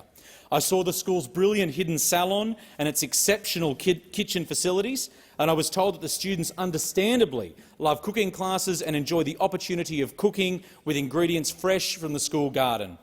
It was impressive to see the beautiful edible bush foods growing in the garden and quite the delight to see a fig tree. Education is key to unlocking the doors in life, and I am confident that the NG Central School are being afforded opportunities that will enable them to reach their full potential. Thank you, Deputy. Thank you. Member for Mitchell. Thank you, Deputy Speaker. On the 2nd of March 2023, the sod was turned on the construction of the New South Wales Government's Rouse Hill Hospital, public hospital project just outside my electorate in Mitchell. The clinical plan for this public health facility, which is expected to be completed in 2024, includes urgent and emergency care, a day surgery unit, adult and paediatric short stays, ambulatory and outpatient care, prehabilitation, rehabilitation, lifestyle medicine service and a multi-storey car park. This comes on top of the New South Wales Liberals and Nationals announcing extension of the Metro line from my electorate of Rouse Hill through to St Mary's, of course the missing link, which will now of course be funded with a study to commence that project. Eventually, of course, going to the Western Sydney Airport, the second airport funded by the last federal coalition government. And I note some of the objections from members opposite, and still we have members in the Federal Parliamentary Labor Party opposing the Sydney second airport. The members for Chifley, the member for Macarthur, the member for Macquarie still oppose the construction of Sydney's second airport, even though it is driving metro infrastructure, driving better roads, driving 10,000 jobs. And I'd ask those Labor members to listen to their leader, the Prime Minister Anthony Albanese, and support Sydney's second airport and the infrastructure that the Liberal and National Government of New South Wales are providing for the future of Sydney and the people of New South Wales. Member for Bendigo. Thank you, Deputy Speaker. John Joseph was an African-American who left the United States for the Victorian goldfields in the 1850s. Very little is known about him, and most of his life is a mystery, except for one key event in Australia's history. John Joseph was accused of firing the first shot in the Eureka Rebellion in 1854. He was arrested and the first of 13 men to be tried for treason in Melbourne. It took the jury only 13 minutes to find him not guilty. Over 10,000 people gathered in Melbourne at a time when Melbourne's population was only 100,000 to witness the jury's verdict. All 13 men were found not guilty. John was carried through the streets on the shoulders of other men, and they all cheered. John Joseph died 4 years later and is buried in the Bendigo's White Hill Cemetery in an unmarked grave. We do not know if anyone attended or spoke at his funeral. We do not know what became of John after those days in Melbourne. On Monday, the 27th of February, I was pleased to join the Ambassador for the United States of America, Caroline Kennedy, and the US Consular General, Kathleen Lively, for a plaque unveiling and tree planting to mark John Joseph's grave as part of US Black History Month. For much of history, stories like John's have been forgotten, erased and silenced because of racism. It is our responsibility to make sure these stories are heard and included in our history. May he finally rest in peace. Give the call to the member for Riverina. It takes a special kind of bias, a special kind of Labor bias, to roll out the mobile coverage black spot round that they have just done. I mean, never before have we seen in New South Wales 25 out of 26 go to Labor seats. Go to Labor seats. Order. And if you look at the list, you'll see that Dobell got 2, Eden Monero got 9. Lucky Order. Eden Monero. We've got Gilmore got 4. 2 was shared between Gilmore and Eden Monero. Macquarie got 4. Oh, how we wish we were in Macquarie. 1 to Robertson, 3 to Shortland, and 1, and wait for this, Order. The Communications Minister over there told the media that this was an election commitment round. Well, call it that. Don't call it an improving mobile coverage round. And there is one which has gone to Berowra. Now, if it's an election commitment round, why would it go to a— well, last time I looked, and there he is, the member for Berowra. And last time I looked, he was sitting with the Liberal Party. It's Julie and Lisa. But none, of course, to National Party seats, and we and the Liberals hold the most regional seats. Labor has completely ignored the wishes of people who live in the regions with this absolute rorting, this absolute pork barreling. I don't know how you sleep straight at night when you come in with something like this. Shame on all of you. Members' time has expired. Order, if members can take their seats as quickly and as quietly as possible. Order. The debate is interrupted in accordance with Standing Order 43. In accordance with Standing Order 43, the time for member statement has concluded. Questions without notice. Are there any questions? And I give the call to the Leader of the Opposition. Thank you very much, Mr Speaker. My question is to the Prime Minister. Did the Prime Minister promise to the Australian people on 4 April 2022, and I quote the PM, will result in energy prices coming down by $275 per household? That his energy plan will result in energy prices coming down by $275 per household. Order. Members on my right. I'm going to give the call to the Prime Minister. The member for Wannon will cease interjecting. The member for Wannon will cease interjecting. The Prime Minister has the call. Thanks, Mr Speaker. The Leader of the Opposition asks about the Reputex modelling that was done on our energy plan. Order. And he should be able to find the Reputex modelling because it's the only modelling ever done for a proper energy plan that we put forward. The only time in their 22 policies that they put forward, none of them landed, none of them delivered. None of them delivered. But they have an opportunity to deliver one of their energy plans, the safeguard mechanism. The safeguard mechanism that is before this parliament. And I say to those opposite, if they're serious about giving business— Order. The Prime Minister will pause. The Leader of the Opposition on point of order. Well, Mr Speaker, in accordance with your direction, this question couldn't be any tighter. It asked about whether the Prime Minister made that quote or he didn't. Does he stand by his words, or do we continue to hear from this Prime Minister an answer that just makes no sense? The order, members on my right, the Prime Minister was asked about his election commitments before the last election, about his promise before the— about his words before the election, about energy prices. Order. I'll ask the Prime Minister to return to the question. I'm listening carefully to his answer, and he is in order. I give him the call. Order. The Leader of the Opposition.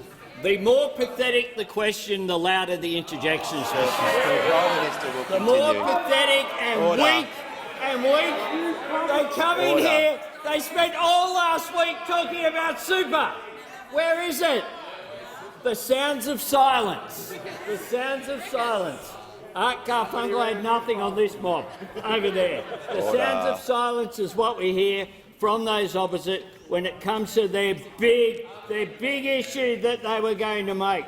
So instead they go back with half quotes, half statements, because it shows their dishonesty. It shows their dishonesty because those opposite do have an opportunity, though, to vote for their policy on energy. They have an opportunity to vote for the safeguard mechanism. I encourage them to do so. Give the call to the member for Parramatta. My question is to the Prime Minister. Why is Australia's relationship with India so important, And how will the Prime Minister's upcoming trip to India advance Australia's interests? Give the call. Order. Give the call to the Prime Minister. Well, I thank the member for Parramatta for his question, for also his ongoing engagement with his diaspora community there in Parramatta, one of Australia's largest. India is indeed a key strategic partner. We have a rich friendship underpinned by shared democratic values, bonds between our people and an affectionate but fierce sporting rivalry which will be resumed later this week. The Barghese report about the relationship with India is a very significant one, but it should not be left on the shelf. What we need to do is to make sure that we continue to develop the relationship. And indeed, one of the first things that I did as Prime Minister was go to the Quad Leaders meeting in Tokyo and meet with Prime Minister Modi, and I look forward to, later this week, meeting with Prime Minister Modi for the third time, along with our Trade Minister and our Resources Minister, and more than 25 business leaders, including significant leaders of the resources sector, the education sector, the IT sector and communications, transport sector, are all travelling as part of that delegation. India is Australia's sixth largest trading partner, but there is so much potential for so much more. Creating Australian jobs, helping our industries prosper, sparking growth and innovation. Renewable energy will be a focus of this visit. India's ambitious goals of 50% renewables and 30% electric vehicles by 2030 provide an opening for Australian manufacturing and resources. And our relationship with India is vital from a security perspective as well. Our defence links are growing. Australia will host Exercise Malabar for the first time this year. We will welcome Prime Minister Modi to Australia for the Quad Leaders meeting in the first half of this year, joining with the leaders of Japan and the United States in promoting a free, fair and rules-based order and a stable and balanced region. I really look forward to the visit. The first time I went there was with a backpack in 1991, catching buses, hitching rides, catching trains. It'll be a lot different this time, I suspect. But the relationship with India is a very, very important one. The Indian diaspora is one of Australia's largest growing. They make an enormous contribution here, and it is wonderful that Indian students are once again returning to our educational institutions, and we have some significant announcements about education and those relationships, how we can strengthen them, benefiting our economy, but also benefiting those people-to-people links. No relationship is better on a phone or on a Zoom call than it is in person-to-person relationships. And the visit of Prime Minister Modi will be a very welcome one later in a short period of time. And of course, India is the host of G20. I will attend there as well, as ministers are for the ministerial meetings. This will be a very significant visit, and I'm really looking forward to it. We begin later today in travelling to Perth and then travelling there early tomorrow, so that we're there. It happens to coincide as well with Holi, which is one of the great celebrations that takes place in Indian culture, and I look forward to the welcome here, there, and I look forward to welcoming, I'm sure, with every member of this parliament, welcoming Prime Minister Modi here in a short period of time. On indulgence, the Leader of the Opposition. Thank you, Mr Speaker. I want to endorse the comments of the Prime Minister and wish he and the delegation well on what is a very important trip to India, an incredibly important trading partner. Cultural links, the defence links, as the Prime Minister pointed out, more important than ever. The diaspora community here, an integral part of modern Australia. Wonderful Australians. The Treasurer and I and others joined for the National Day in Brisbane, the celebrations on Australia Day. The Diwali events and others that we go to regularly just show how rich the culture is, and the engagement of young people in the Indian community in those events is quite a remarkable sight. I had the opportunity, the great pleasure, the great honour of meeting with Prime Minister Modi 2 years ago now, 2.5 years ago in New Delhi, and the warmth that he has for our country is sincere. the way in which he will engage with the Prime Minister will see our relationship advance. And, Prime Minister, as I say, I want to wish you and the delegation well on the trip. The fourth test, I hope, is more similar in terms of outcome to the last test than the first two, so not to be too controversial, but it's a little precarious over there. And it is an important relationship. The Quad was one of the great achievements of the coalition government when we were in power, and that relationship is more important than ever for reasons that we all identify. And I give the call to the Deputy Leader of the Opposition. My question is to the Prime Minister. Did the Prime Minister promise the Australian people on the 2nd of May 2022, quote, "We have no intention to make any super changes," end quote? Order. The Prime Minister has the call, and members on my left will cease interjecting. The Prime Minister has the call. I thank the member for her question. The member would be aware that the super changes that we have announced do not take effect until 2025. That is after the next election. After the next election. But I do thank the Deputy Leader for the opportunity to speak about the promises that we made at the election and what we've delivered. Because just yesterday we delivered on another commitment of an improvement in paid parental leave. Promised and delivered. We've delivered on cheaper medicines. Promised and delivered. The Prime Minister will pause. The Deputy Leader of the Opposition doesn't have the call. The Prime Minister will pause, and I will hear from the Deputy Leader on a point of order.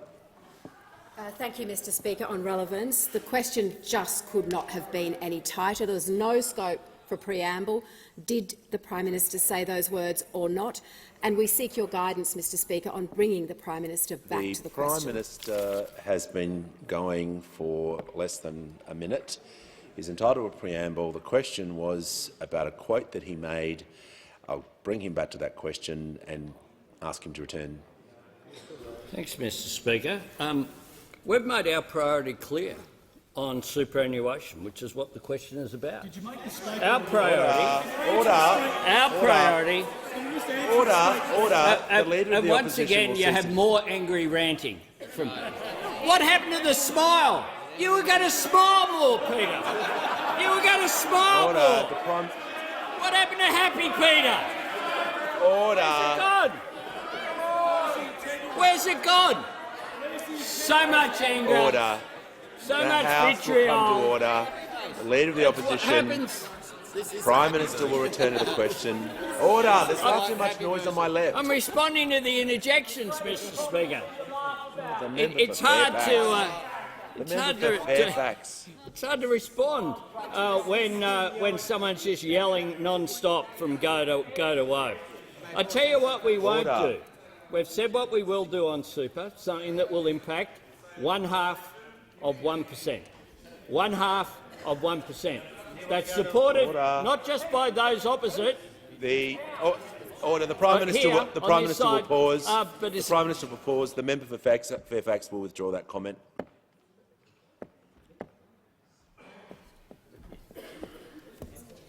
I withdraw. Prime Minister will continue. Thanks, Mr Speaker. We're a government for all Australians. They are a government for 1/2 of 1% of Australians. And I encourage them to go to the wall for that 1/2 of 1%. I encourage the Leader of the Opposition to go to the Liberal Party launch on Sunday and to stand up and introduce Dominic Perrottet as the Premier of New South Wales and say that this is the hill they're going to die on. This is the hill they're going to die on. The order, when the House comes to order, I'll hear from the member for Boothby. Thank you, Mr Speaker. My question is to the Minister for Industry and Science. Why is it important that Australia is a country that makes things again? Is there any opposition to the government's plans to support manufacturing? I'll give the call to the Minister for Industry and Science. Thank you very much, Speaker. And I want to thank the member for Boothby for her question. And I also think it's important, if I may, Speaker, just to give a shout-out to a manufacturer in her electorate. Boothby is the home to Micro-X, a terrific manufacturer that makes portable X-rays. And I think we can all be proud of this fact. They sent some of these machines to Ukraine to help save lives over there. Well done to them. Please pass on our gratitude for their work. And it's a kind of know-how we need to back more and more. From the factory floor to the lab bench to boardrooms, Australian ideas matter. Know-how matters. It helps create good jobs, and particularly in terms of our manufacturing capability. We are committed as a government to revitalising Australia's industrial base, and the NRF will invest in our industry capability. It will address supply chain vulnerabilities. It will build sovereign capability. And importantly, it will help us stand on our own 2 feet again in a lot of key areas. A lot of great Australian manufacturers with great ideas on how to get things done. Because what comes from a country that makes things is good, secure work. And the nearly 900,000 jobs in manufacturing, 85% are full-time jobs. This matters to a lot of people. Now, unfortunately, Australia ranks dead last in manufacturing self-sufficiency in the OECD, and during the pandemic we learned firsthand about how vulnerable our supply chains were. We saw how we were under huge pressure. The products we expected to be able to get, we couldn't get. We need to be able to change that. The government's determined to learn the lessons. But those opposite, they've never really been there for manufacturing, either in office or now in opposition. A lot of this stuff happened under their watch when they were in government, and you'd think that they would have a unique understanding of how vulnerable those supply chains are. But no. And some of the quotes, too, from those opposite. I mean, the manager for opposition business and the shadow minister for science, he quoted the NRF as saying it's nice to have spending. Nice to have spending. What's nice to have? Do you think mRNA vaccines are nice to have, or PPE is nice to have, or rat tests are nice to have, or transport and defence capability is nice to have? Are well-paid and secure jobs nice to have? Because under the vision of those opposite, manufacturing seems to be an optional extra in an economy. It's not really the stuff that they want to be able to fight for or support or invest, but it's not what we want to see. I mean, I get that the Liberals don't support it. I'm surprised the Nationals don't understand how hard it is for regional businesses to get access to capital to grow, either through agriculture and manufacturing. I mean, this is incredible that the Nationals will be led by the Liberals on this. We will not stand for this. We will back manufacturing. Australia should be a country that makes things. Concluded.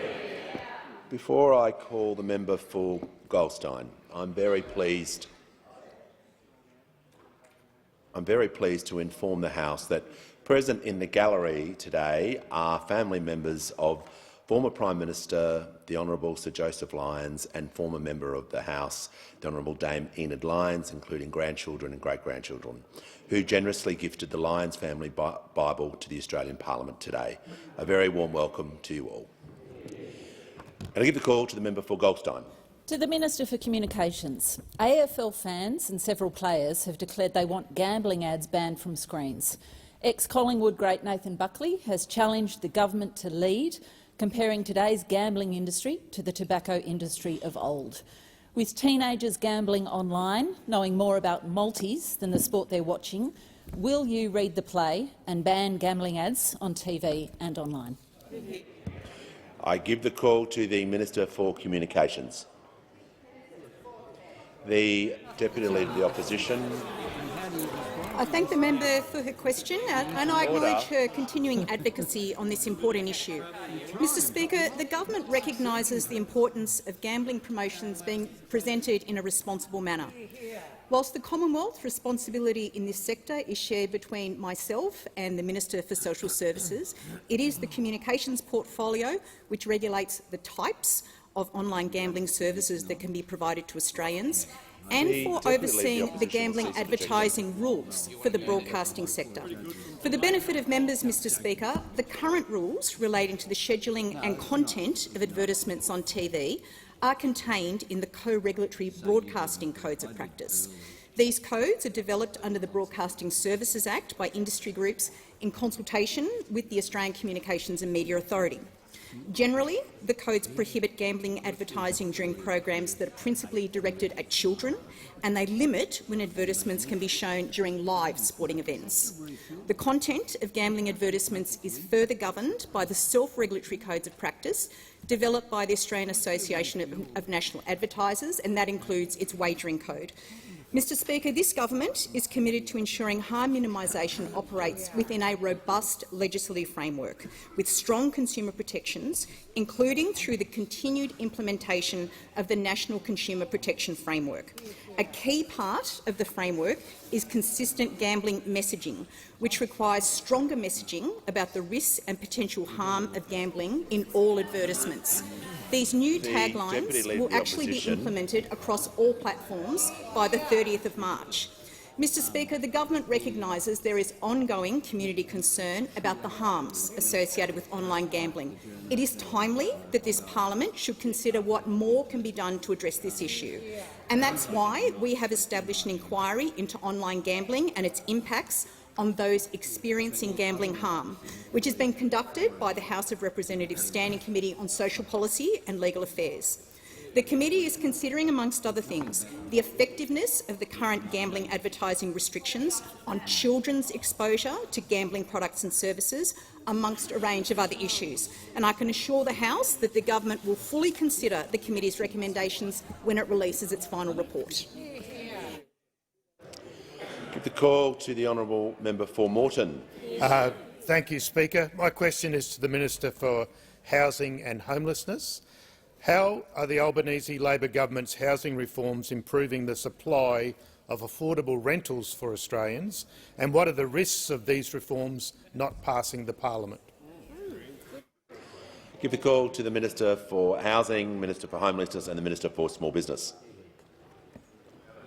Thank you, Mr Speaker, and I thank the member for Moreton for his important question, because he knows, like all of us on this side of the House, that too many Australians are making tough decisions around the kitchen tables. We know that many are struggling with increasing interest rates and, of course, rising rents, and we've all seen the data today. Indeed, too many Australians are paying the price from the former government that did very little when it comes to social and affordable homes.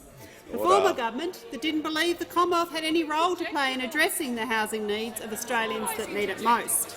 And it seems, Mr Speaker, that some opposites still believe that. Indeed, our government believes that every Australian deserves a safe, affordable place to call home.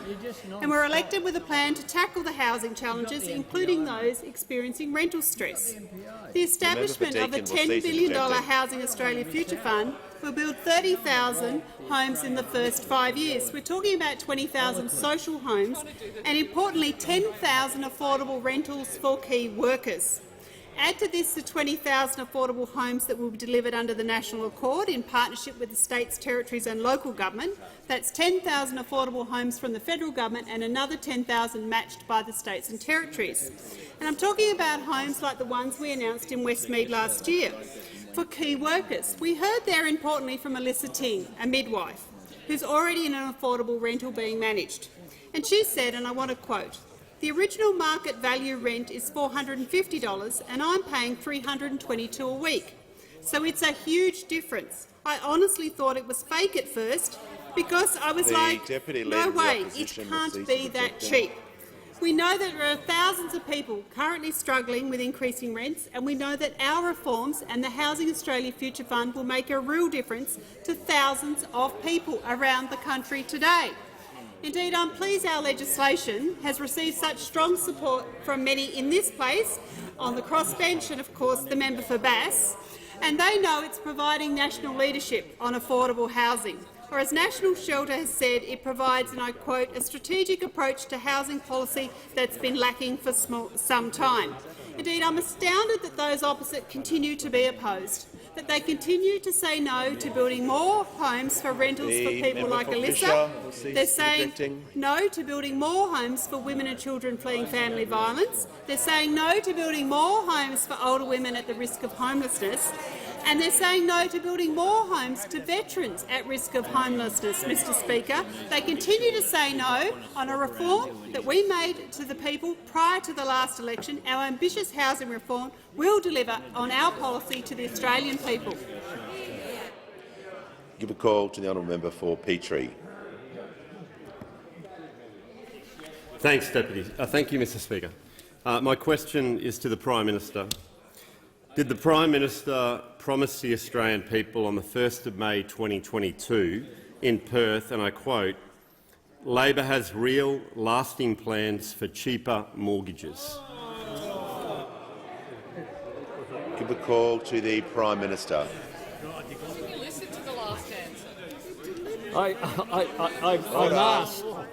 I'm asked about our shared equity scheme that we announced in Perth, and a shared equity scheme is that's the hint. It's shared, and there's equity. So instead of having 100% of the mortgage yourself, you have a shared equity scheme, such as has operated in WA for a long period of time, of 10% or 20% or 30%. That's the way shared equity works, and that's why the New South Wales government are implementing one. That's why the WA government has one. Prime Minister will pause. I'll hear from the Prime Minister. Has concluded his answer, and order. Order. Members on my left are interjecting far too often. If this continues, a general warning will be issued. I give the call to the member for Blair. Thank you, Mr Speaker. My question is to the Deputy Prime Minister. How is the Albanese Labor government cleaning up the mess left by the former government when it comes to our greatest defence capability, our defence personnel? Give the call to the Minister for Defence and the Deputy Prime Minister. Well, can I thank the member for his question and acknowledge his significant contribution to the defence policy of our government. Order. Mr Speaker, on the 10th of March last year, the former government, led by the member for Cook along with the Leader of the Opposition, announced an increase in our Defence Force personnel of 18,500 by 2040. The announcement was made at Gallipoli Barracks in Brisbane with all the hoopla in tow. The member for Cook described this as the single biggest peacetime build-up of our Defence Force in our nation's history. And he said, and I quote, "It's not just about the dollars you invest or the support you provide, it's the instinct that you have." The instinct that you have. You can almost hear him saying it, because for those opposite, it was all about the vibe of the thing. They really were the Dennis Denuto of defence policy. There was not a photocopier in Russell that was safe. And when it came to national security policy, they were about as convincing, because this was an announcement without a skerrick of delivery. But when you look at their record in government and the legacy which they left us, it could not have been more different. In 2020, the Defence Strategic Update rightly observed that Australia now sat within the 10-year threat window, an important observation to make. But they did nothing about it. In fact, they put the Defence Force on a slide. From that moment on, the Defence Force reduced in size. During the time that the Leader of the Opposition— Order. The Deputy Prime Minister will resume his seat. The member for McEwen. The member for Fisher. I'm trying to hear from the Manager of Opposition Business, and I'll give him the call. Well, Mr Speaker, the question began by asking about what the Albanese Labor government is doing, and we're now more than half. In fact, we're 1 minute 45 in, and his time has been spent entirely on what the previous government did. Resume your seat. The question was direct. Order. The question was about how the government is cleaning up the mess left by the former government. That was the first part of the question relating to defence and defence personnel. The member for Longman does not give commentary when I'm giving a ruling.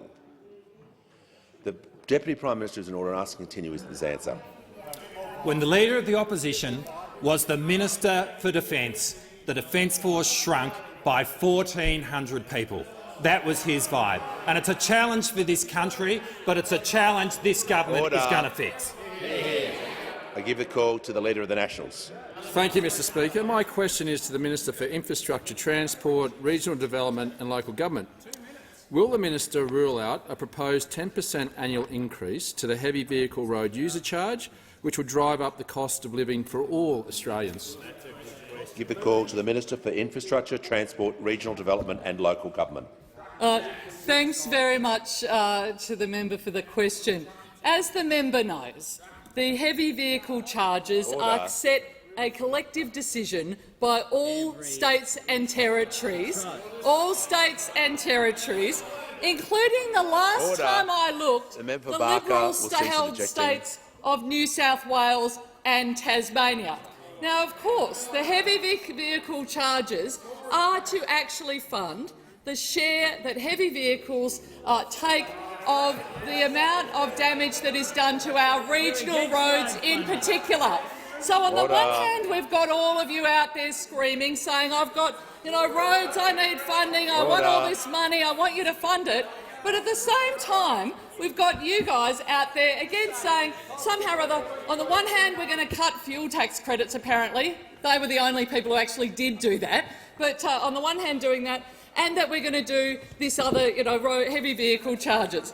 Again, what I would say very clearly, no decision has been taken. No decision has been taken on heavy vehicle road user charges, but this is a decision.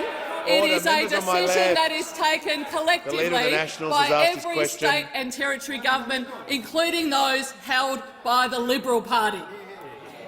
Give the call to the member for Reid. Thanks, Mr Speaker. My question is to the Treasurer. What does the Independent Reserve Bank's decision on interest rates mean for Australians? Give the call to the Treasurer. Thank you, Mr Speaker, and can I thank the wonderful member for Reid for her question. And while we are west of Sydney, can I acknowledge the economics students from William Carey Christian School as well in the electorate of the very fine member for Werriwa up the back as well. Mr Speaker, as honourable members would now be aware, the Reserve Bank has just announced its decision to increase interest rates by another 0.25%, bringing the cash rate to 3.6%. This will make life harder for many Australians who are already under the pump. This was expected, it was flagged, the markets anticipated it, but it will still sting. These interest rate rises, which began before the election, the cumulative impact of those rate rises for every $500,000 owed is now about $1,000 a month. That's the cumulative impact of these rate rises which began before the election. Last week's national accounts showed that Australian households spent about $20 billion in mortgage interest payments in the December quarter, compared to about $11 billion in the same period a year earlier. As I said, the worst quarter for inflation was the March quarter last year, before government changed hands, and that's when rates started rising. The Reserve Bank takes its decisions independently, and that independence is an important feature of our system. The government's job is to take responsibility for those things that we have an influence over. Australians understand that a lot of this inflation is coming at us from around the world, and they understand that broken supply chains here in Australia have been part of the problem as well. And so we take responsibility for working through this inflation issue in a responsible and a methodical way to address inflation in the ways that we can. And our three-point strategy is all about, as we've said before, cost of living relief, repair of supply chains and restraint in the budget. Now, as the Reserve Bank Governor's statement says today and makes clear, we do expect that inflation has peaked, but it will be higher than we'd like for longer than we'd like. That's why our cost of living relief is targeted and responsible, so that we make life a little bit easier for people but don't add to inflation. Making early childhood education cheaper, making medicines cheaper, building more affordable housing, providing help with energy bills and getting wages moving again. Now, Mr Speaker, when Australians are doing it tough and there is $1 trillion in Liberal Party debt left to Australian taxpayers. Our highest priority is cost of living relief in a more responsible budget. When Australians are under the pump and interest rates are rising, the highest priority of those opposite is borrowing more so that ordinary people can subsidise bigger tax breaks for people who already have tens of millions of dollars in super. Give the call to the member for Hume. Thank you, Mr Speaker. My question is to the Prime Minister. Under the Albanese government, interest rates have now gone up 9 months in a row. Economists and the RBA say there are more rate rises to come. Westpac Chief Executive Bill Evans says it's going to be a very tough time. There's a lot of pain out there. Why, when Australians are already doing it tough, is the Prime Minister's only answer to break promises and raise taxes? Give the call. Order. Give the call to the Prime Minister. Bigger tax breaks for people with millions of dollars. Thanks very much, Mr Speaker. The Shadow Treasurer, who refuses to ask a question of the Treasurer, even in the context of Reserve Bank making the decision independently that they did, exposes the disingenuous nature of the question by refusing to acknowledge that interest rates began to rise on their watch. And they talk about the rate that's now 3.6%, but it was 6.75% when this bloke was the Assistant Treasurer of Australia. 6.75%. Now, is 6.75 more or less than 3.6? Order. More. And those opposite are so disingenuous. The Shadow Treasurer who asked the question said as recently as last September, it is very clear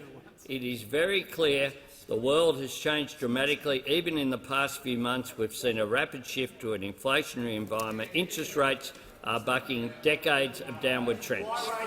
That's what he had to say.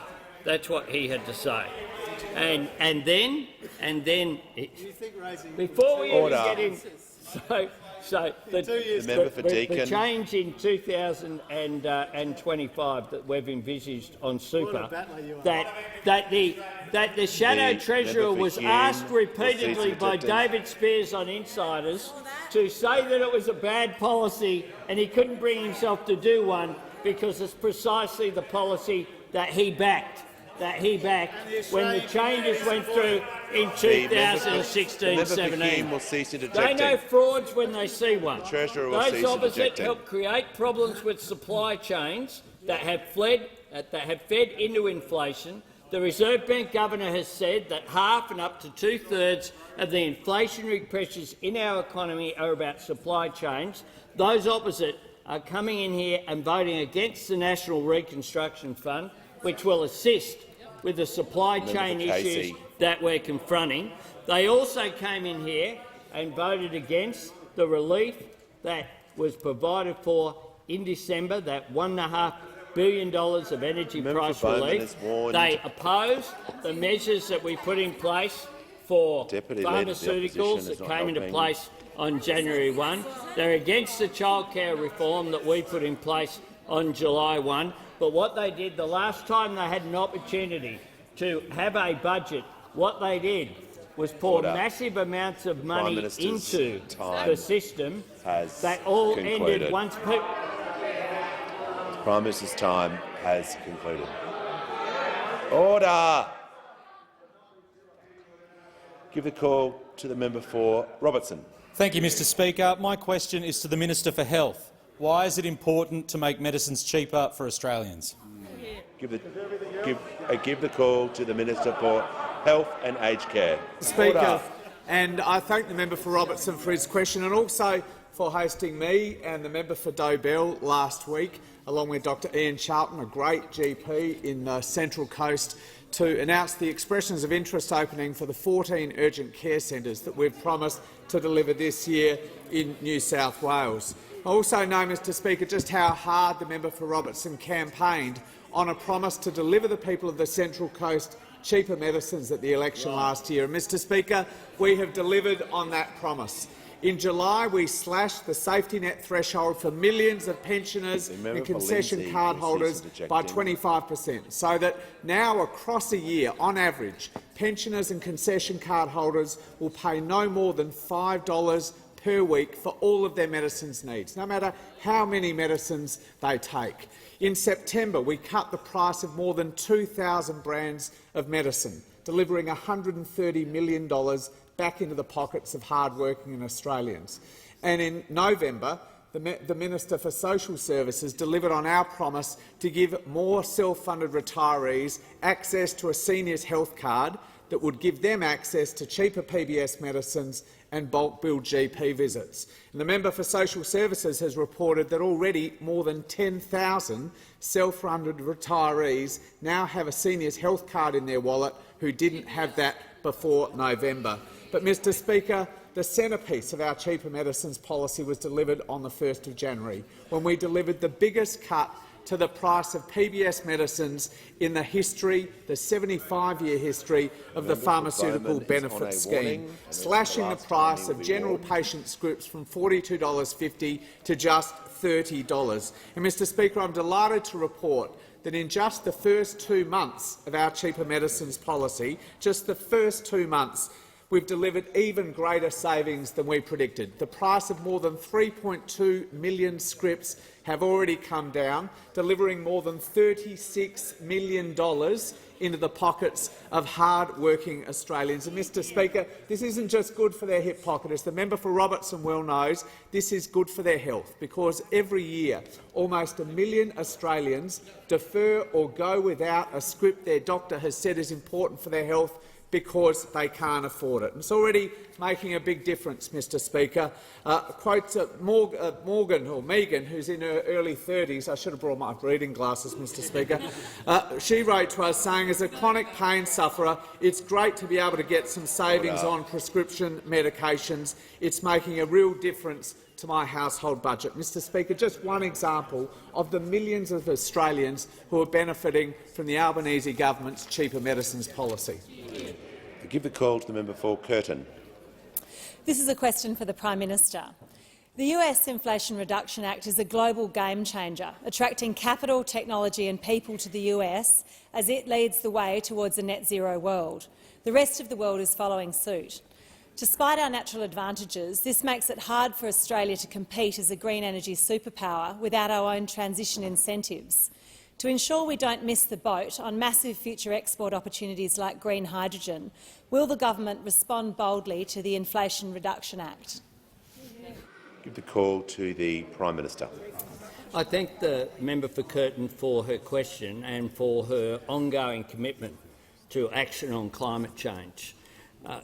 She is quite right to identify the Inflation Reduction Act as not only the most significant act ever passed by the United States to deal with the challenge of climate change. It will also have an impact around the world, and it's something that the Minister for Energy is very conscious of as well. Because there are such strong incentives to attract capital to the United States to build manufacturing, including in solar panels and batteries and other necessary infrastructure which is required, it will, in a global economic environment, mean that it is harder, or it means that we're competing to attract that capital here in Australia. And that's one of the reasons why the government is responding as we are, with the safeguard mechanism to provide that certainty for business to invest going forward. But it's also part of the frame that we promised back in 2021, the National Reconstruction Fund. How do we make sure that we not just export our resources, wait for value to be added, wait for jobs to be created, and then buy those goods back once value has been added? How do we actually take the opportunity, seize it, which is there for us to be a renewable energy superpower? One of the discussions that I'll be having with Prime Minister Modi in India is precisely about that. Whether it is Prime Minister Modi or President Widodo of Indonesia, any of our neighbours, which are growing in India and Indonesia's case to be the third and fourth largest economies in the world over coming decades, that presents an enormous opportunity for us.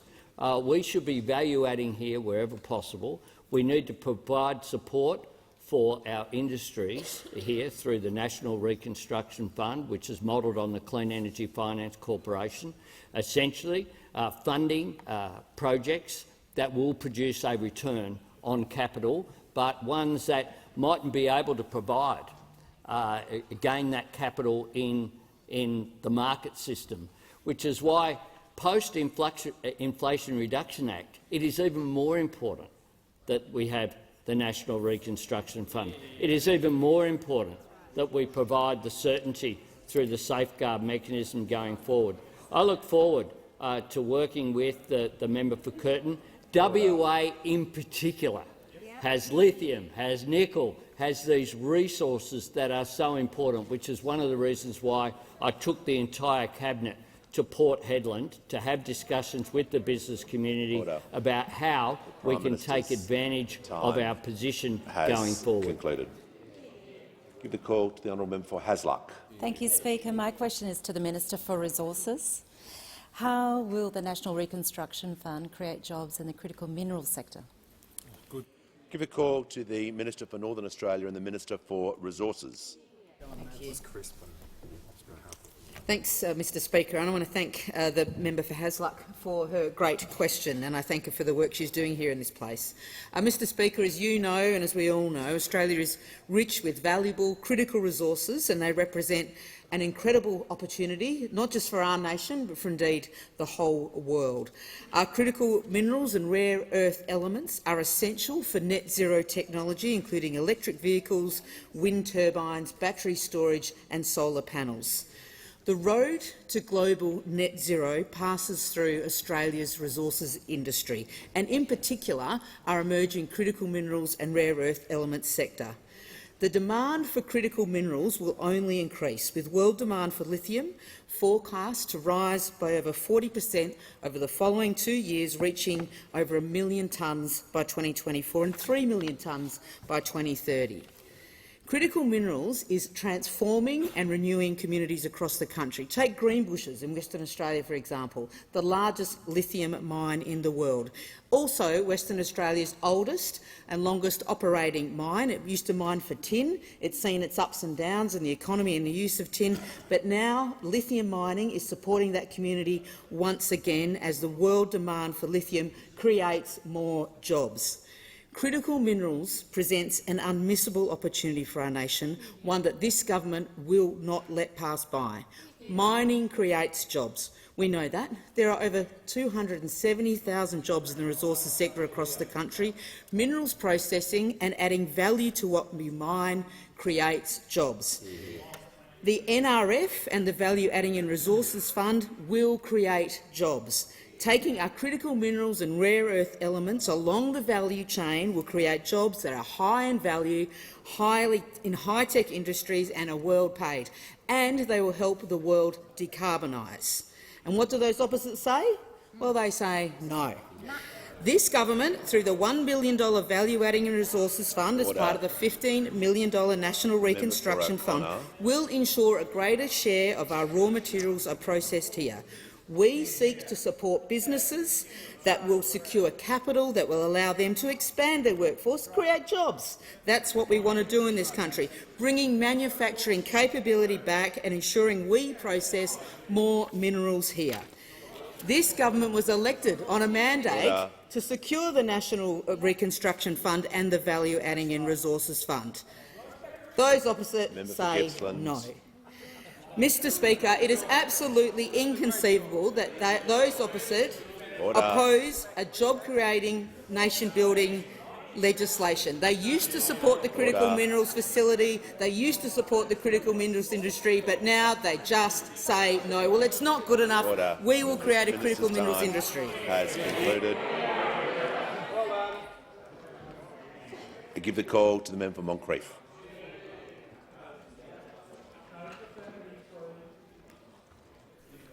Thank you, Mr Speaker. My question is to the Prime Minister. On the 1st of May 2022, the Prime Minister promised at Labor's campaign launch that Labor has real, lasting plans for cheaper electricity and cheaper mortgages, but the Courier Mail reports that this cost of living crisis is forcing Queensland families, Prime Minister, to pay an extra $1,100 a month on food, groceries, energy bills and mortgages. Isn't this just another broken promise from this out-of-touch Prime Minister? Give the call to the Prime Minister. I thank the member for her question, which goes to inflation. And it is true that inflation is a global phenomenon that has arisen because of post-COVID, because of supply chain issues that occurred during the global pandemic and then were exacerbated by the Russian invasion of Ukraine. The previous question that I just got asked, which was a mature question from the member for Curtin seeking to contribute to the policy debate, was about the Inflation Reduction Act. It's called the Inflation Reduction Act in the United States because there's higher inflation than there was before the pandemic, and that, I must say, than there is here as well in Australia. In a global economy, we are not immune from the global impact of inflation.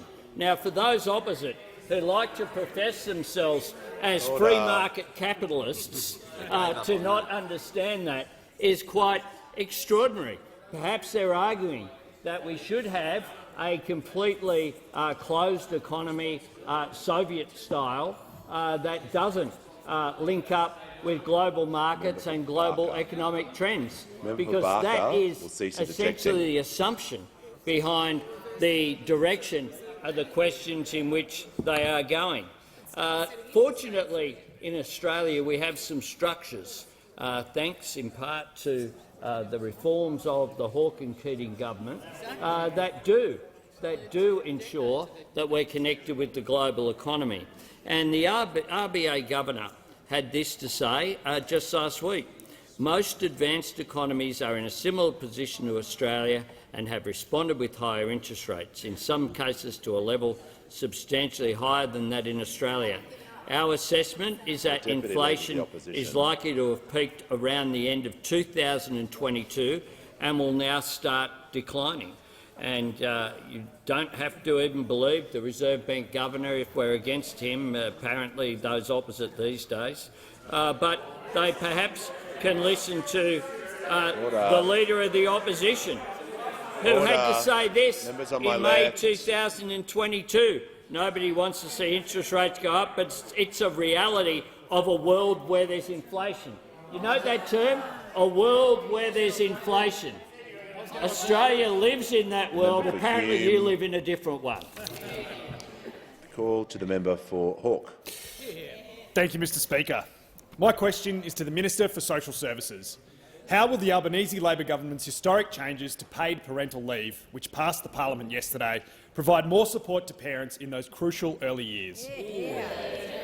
Give the call to the Minister for Social Services. Well, thank you, Speaker, and I'd also like to thank the member for Hawke for his question. I know he's a passionate advocate in this place for families and really appreciate his advocacy on these issues. Yesterday, the government's paid parental leave legislation passed both houses of parliament.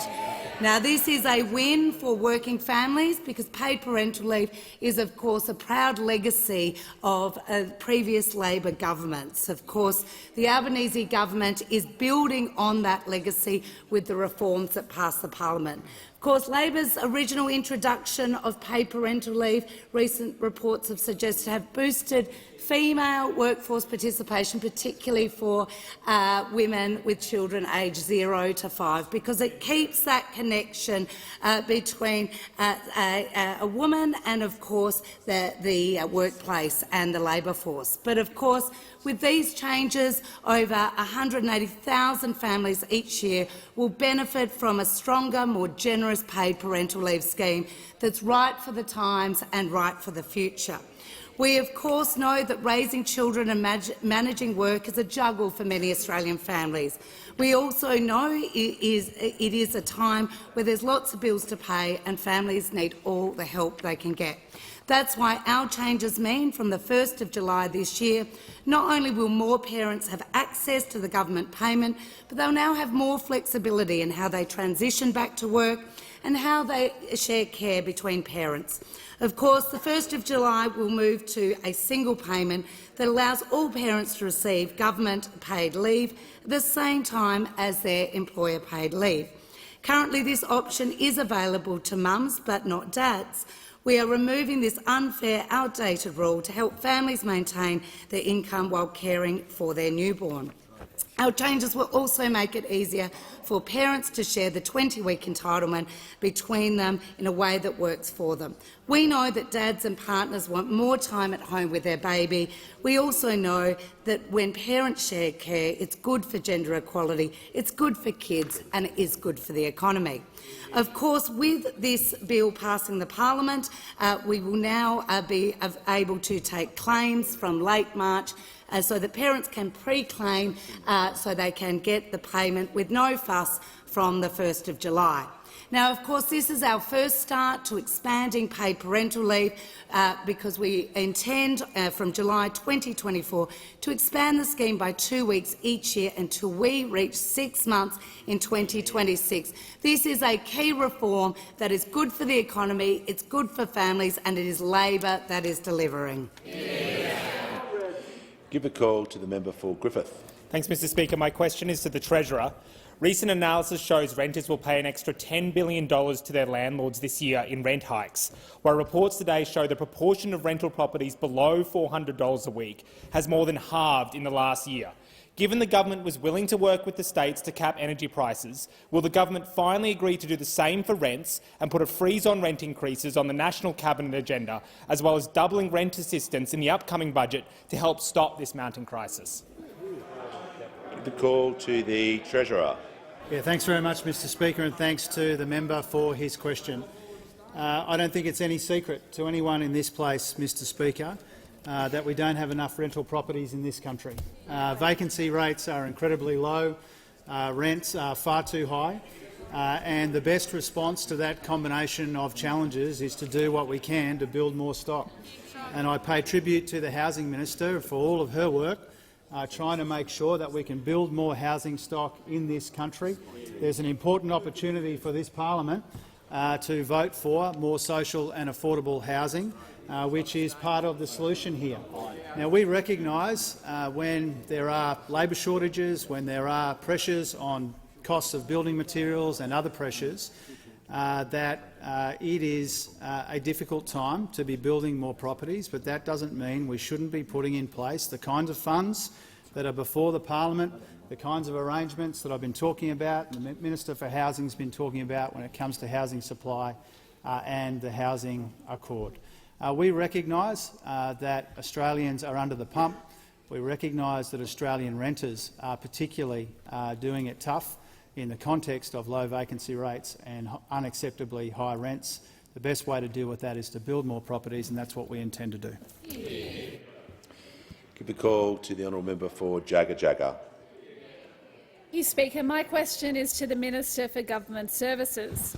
What has the Royal Commission into Robodebt revealed about the steps the former government took to assure itself that Robodebt was legal? What is the government's response to subsequent statements in the parliament? Give the call to the Minister for the National Disability Insurance Scheme and the Minister for Government Services. The Robodebt Royal Commissions provided Australians who were the victims of Robodebt with a chance to tell their stories. These were stories which weren't heard for 4.5 years while the unlawful scheme was being run. One case study was, and I quote, "When I found out, I had a panic attack and cried. This alleged debt was the third time they'd given me a debt, and the other two turned out to be invalid as well. At this point, I live in permanent fear. I'm chronically ill and on disability. All doctors tell me to avoid stress, but there was no avoiding the stress Centrelink caused me. Last year I ended up in a psych ward feeling as though I should just give up and die." Another statement. I received a request from Centrelink 18 months ago for me to prove I had not been overpaid by them for what was deemed to be approximately $6,000. I've had severe headaches. I'm in constant body pain from my surgery and arthritis. I've had suicidal thoughts due to this supposed debt. With my anxiety up, my body pain's up, same days I can't even get out of bed. Another story. Jenny was pursued by Centrelink for a robo-debt.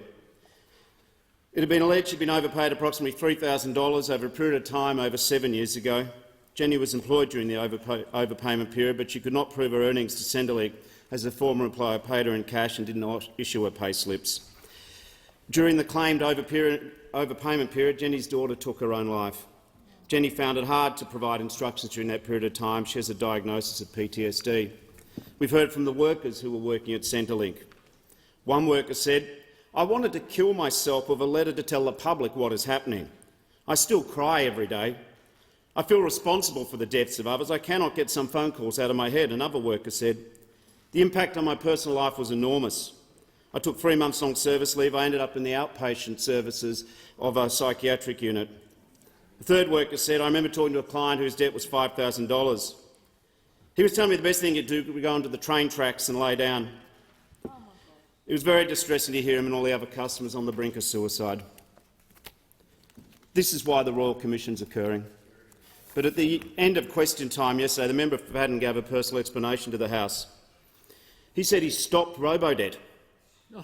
There was no acknowledgement of anyone else. He says he took action. He sought legal advice on the 4th of July 2019 because he had substantial misgivings. Leaving aside this recollection has been contested in the Royal Commission, just think for a moment about the member for Fadden's version of events. He waited 155 days. If you have substantial misgivings, no matter what minister you are, do you wait 155 days?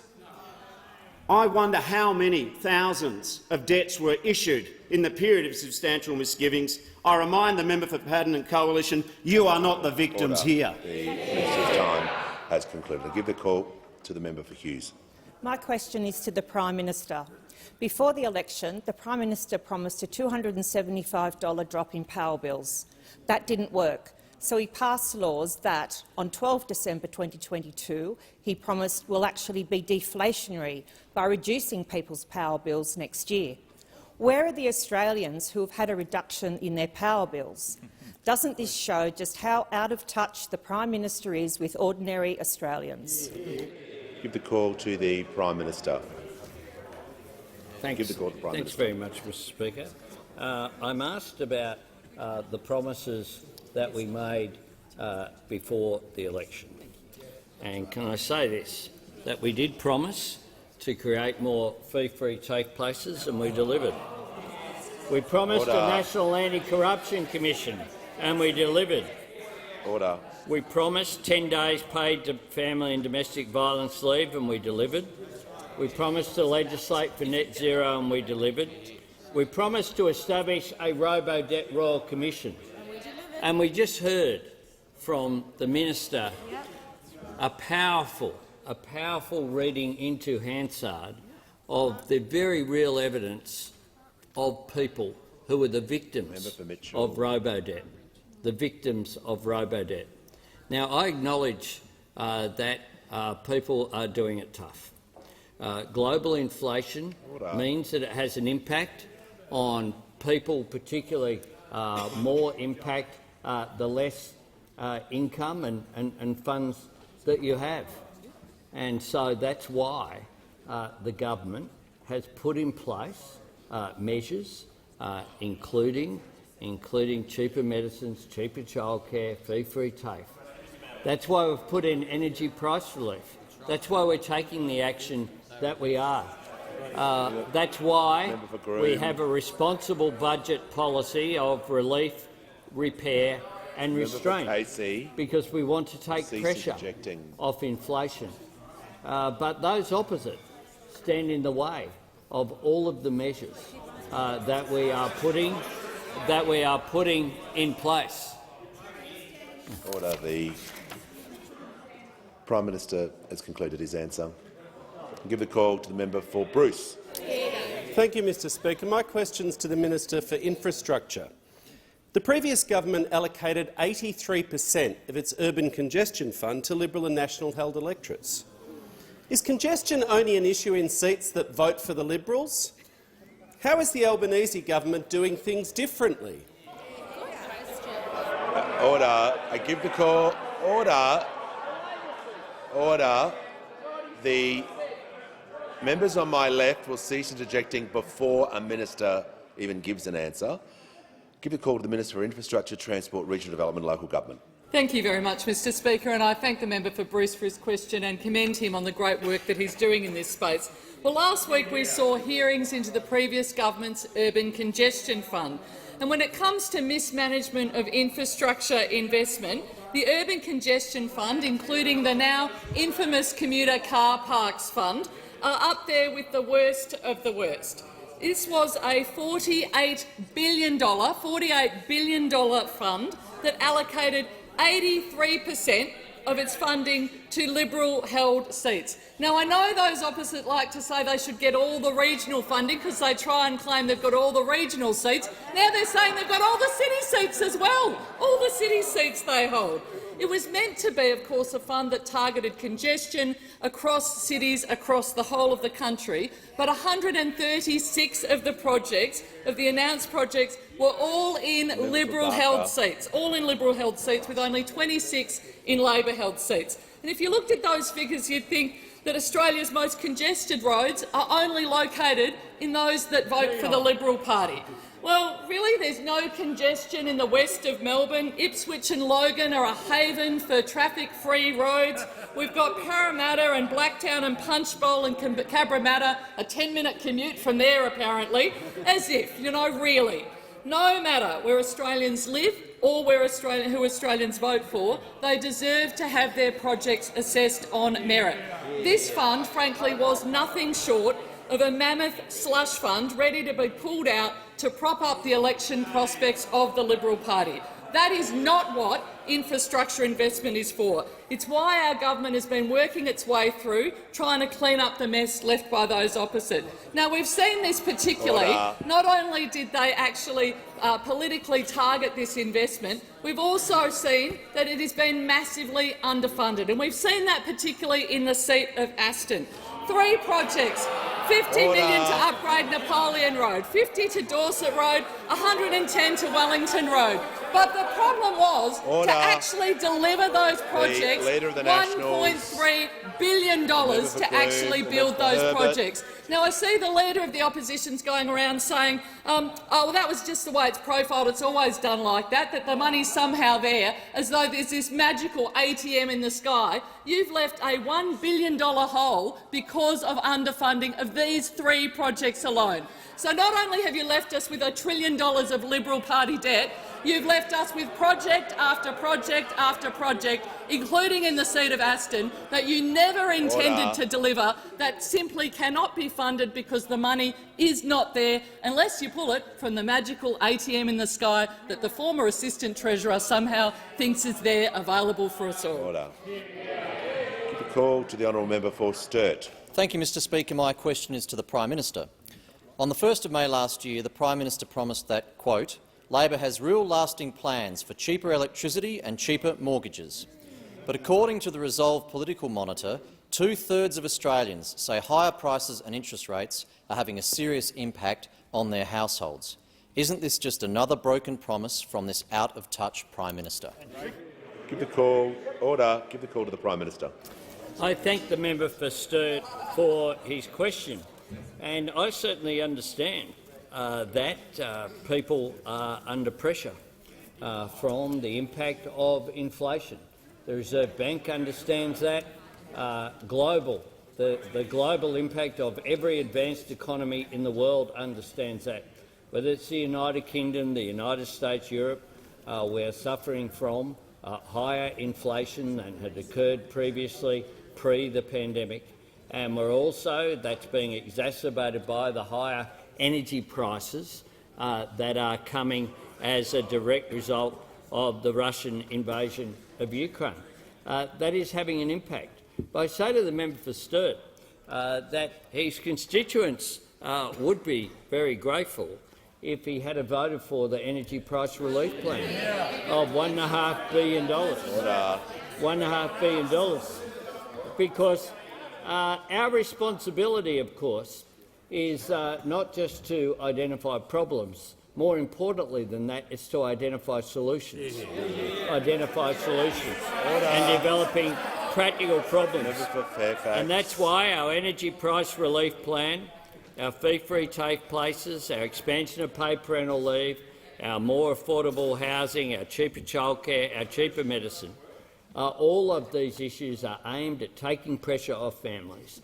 I say to the member for Sturt, that what he should do is vote for some of these measures instead of just saying no to everything, along with his colleagues. Stand up for your constituents, like the member who sits next to you does on issues of principle. Call to the member for Gilmore.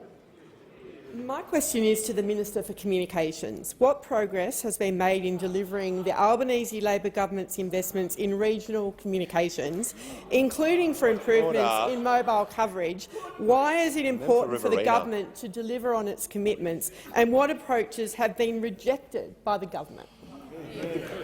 Order. The member for Riverina is excited but can just contain his enthusiasm. He can't hear anything. Give the call to the Minister for Communications. Thank you, Mr Speaker, and I thank the member for her question and acknowledge her advocacy in this area. The Albanese government is delivering the most significant regional communications investment package since the inception of the NBN. We are investing over $2.2 billion in regional comms over the next 5 years, and that is a substantial increase on the Coalition's budget of around $1.3 billion. We also committed before the federal election to address mobile coverage issues in a number of communities across Australia, based on feedback from councils, telcos, locals to Labor when we were in opposition. Many of those locations were in bushfire and disaster-prone areas like the Blue Mountains and the south coast of New South Wales. Mr Speaker, these are at-risk areas that had not been addressed by the Coalition. They were our election commitments. We listened, we committed, and now we are acting. Mr Speaker, in addition to those election commitments at 54 locations are a number of other programs contained in the October budget providing additional regional comms investment. Applications will shortly open for 2 programs, making available $150 million of federal co-investment, including for mobile black spots. The government also committed $480 million for a major expansion and upgrade of the fixed wireless network of the NBN, benefiting around 1 million regional premises, and $1.1 billion in NBN fibre upgrades for a further 660,000 regional premises. And this includes freeing up additional satellite capacity and has enabled a trial of unmetered Sky Muster satellite access. Mr Speaker, these upgrades are proceeding apace. This is in stark contrast to those opposite, where their record on the NBN was a masterclass in economic and technological incompetence.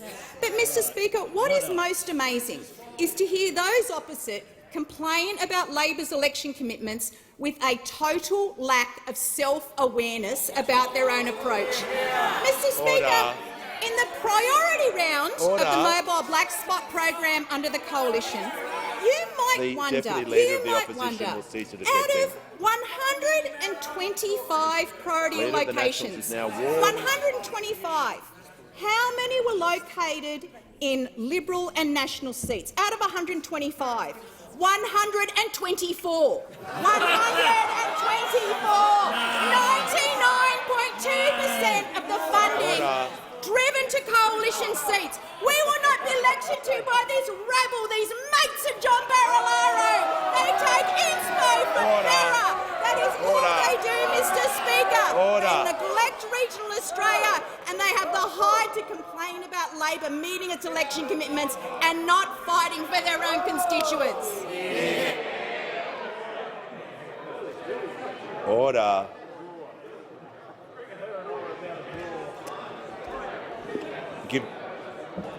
Order. When the House comes to order, I'll hear from the member for Monash. Thank you, Speaker. After that, I'd better go quietly. My question The opposition question is to the Prime Minister. Prime Minister, on April 30, 2022, the Prime Minister promised that Australians would be better off under a Labor government. Yet evidence before the Senate Cost of Living Committee has revealed Coles, Aldi and IGA are reporting Australians are changing the way they shop because of government cost of living crisis.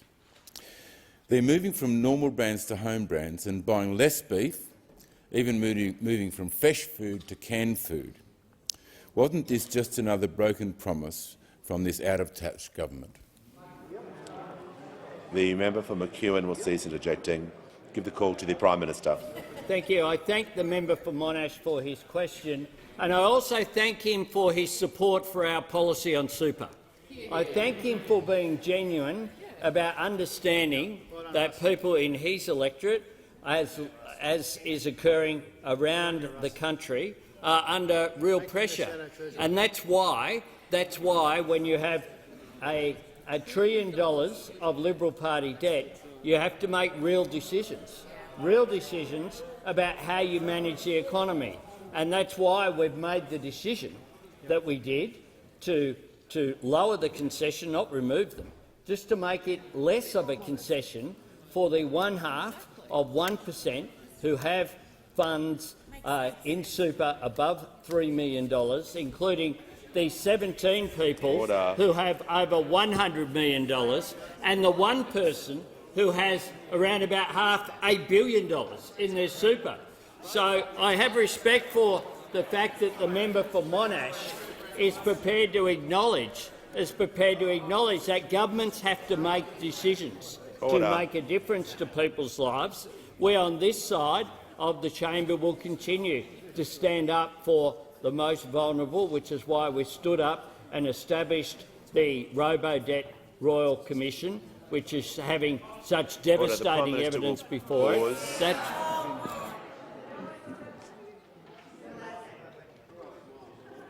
The Manager of Opposition is on a point of order. Mr Speaker, on relevance, the question is about cost of living. The Prime Minister has ranged over every possible topic and needs to come to the terms of the question. The question was about groceries and the price order, the cost of living. I'm listening to the Prime Minister carefully and ask him to return to the question. Order.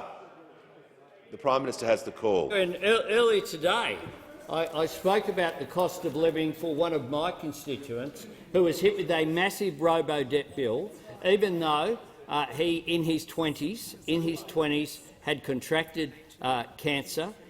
He had expended all of his sick leave and holiday leave. He then went to Centrelink and got a payment in order to get by, in order to buy food at the supermarket, in order to survive. And he got hit with a debt that he did not owe because of the system that was put in place for robo-debt by those opposite. So on top of having to deal with, in his 20s, chemotherapy and cancer, he had to deal with the pressure that was on him and the anxiety caused, which had an impact on his health.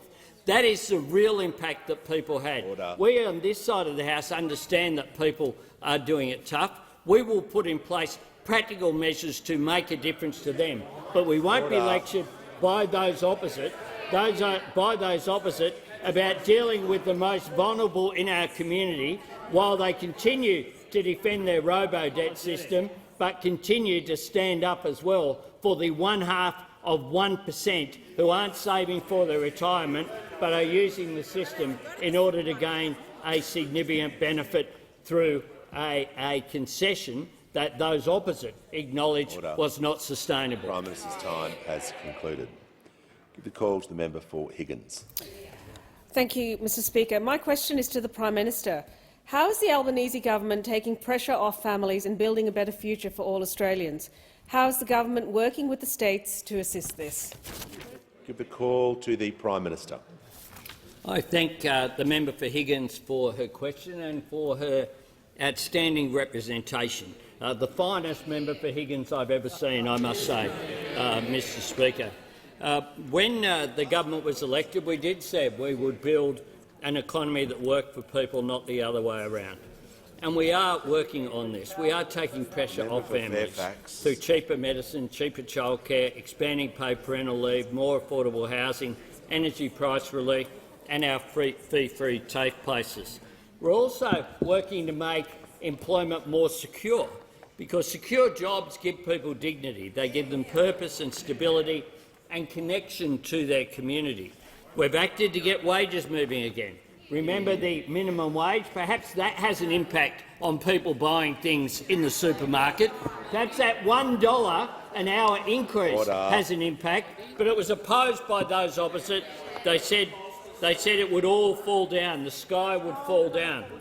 That's why we're also committed to building up Australian manufacturing through our National Reconstruction Fund, our Housing Australia Future Fund, delivering housing for women and children escaping domestic violence, for veterans, delivering more emergency funding, delivering funding for housing to fix up some of the housing in remote Indigenous communities as well. But that's opposed by those opposite. We know there is more to do. We know that families are feeling under pressure, but those opposite just say no to everything that is put forward. They said no to the Housing Australia Future Fund. They said no to manufacturing jobs. They say no to power price relief for households. They say no to making super stronger for the future. They say no to even their own policy on climate change, the safeguard mechanism. They don't put forward amendments. They don't put forward improvements. They don't try to engage in serious policy debate. They just say no. They just say no. It's no wonder that the Leader of the Opposition has not appeared with the New South Wales Premier since last October. There's a force field around the New South Wales Premier. He's happy to appear with me, Mr Speaker. He's very happy to appear with me, as is the Tasmanian Liberal Premier, because when we're about getting constructive measures done, that is what we have done. I say this to the Leader of the Opposition. Don't miss out this Sunday. He missed out on the Victorian Liberal Party campaign, and look where that got them. Look where that got them. Don't make the same mistake twice. Get out there and back in. I'll miss the Liberal Party campaign launch, but I encourage the Leader of the Opposition to attend on Sunday to introduce Premier Perrottet, and I'm sure that will be a very successful thing. And on that note, Mr Speaker, I ask that further questions be placed on the notice paper. Order. Call to the Leader of the House with papers. Thanks, Speaker. Documents are tabled in accordance with the list circulated to honourable members earlier today. Full details of the documents will be recorded in the votes and proceedings. Order. If members can leave the chamber.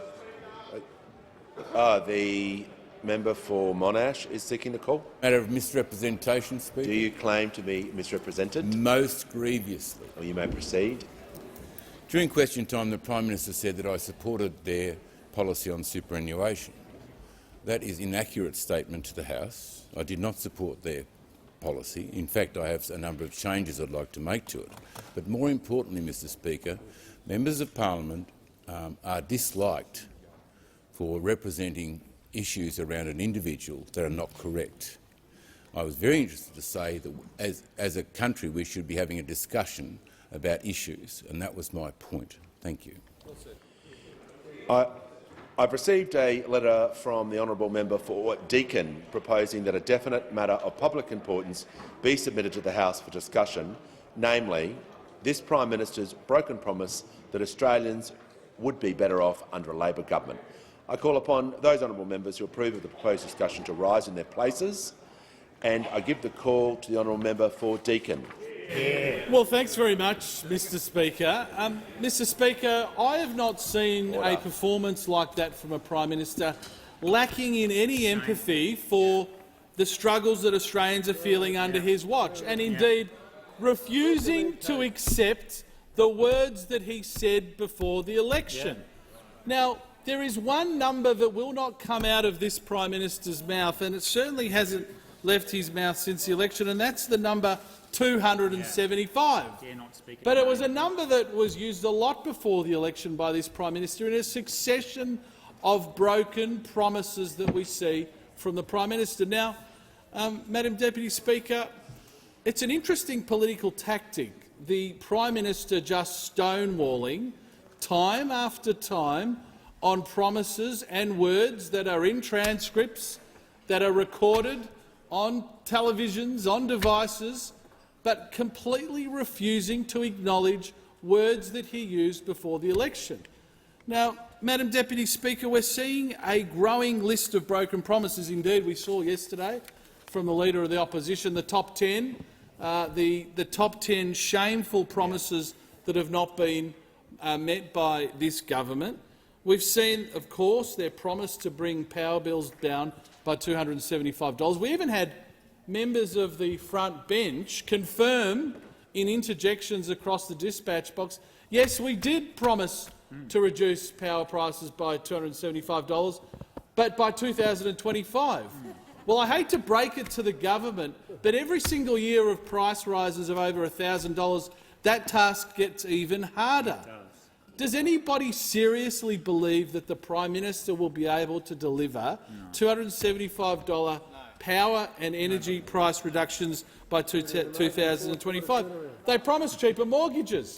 They did. Now, every time we ask the Prime Minister if he stands by his position on cheaper mortgages, he disingenuously says, oh, well, I didn't want to mislead the Australian people about cheaper mortgages. I was talking about our shared equity plan. There's only one problem. Their shared equity plan does not exist. It was supposed to start on the 1st of January. Now, that's at least 2 months ago, and we have not seen this so-called shared equity plan, a very token policy, to date. We saw that they promised cost of living relief. Indeed, all of us will remember the drop to the papers with the Prime Minister with a supercilious smile on the front, promising these cost of living reductions. Does anybody seriously think that the Labor Party ever thought they could deliver on those promises? Does anyone seriously think that the Prime Minister thought he could deliver on these promises? And what we see now, Madam Deputy Speaker, is a Prime Minister who wants to entirely divorce himself from speaking about the economy. Now, it should be no surprise to the Australians watching on television, Australians throughout our country, indeed the Australians visiting our parliament today, that a Prime Minister who on day one of the election campaign did not know the cash rate, did not know the unemployment rate, that someone that didn't know those two things is someone now who sits in a very important chair in this chamber and who does not want to speak about the economy, indeed has no understanding or interest in economic matters. Well, the message to the Prime Minister and to his party is Australians are very concerned. Australians are concerned with the pressures that they're facing. We saw today at 2:30 an announcement that the Reserve Bank has increased interest rates again by 0.25%. I'm not sure how that fits into the strategy and the promise around cheaper mortgages from this Prime Minister, but I've never seen less empathy come from a leader in this parliament. Yeah, it doesn't care.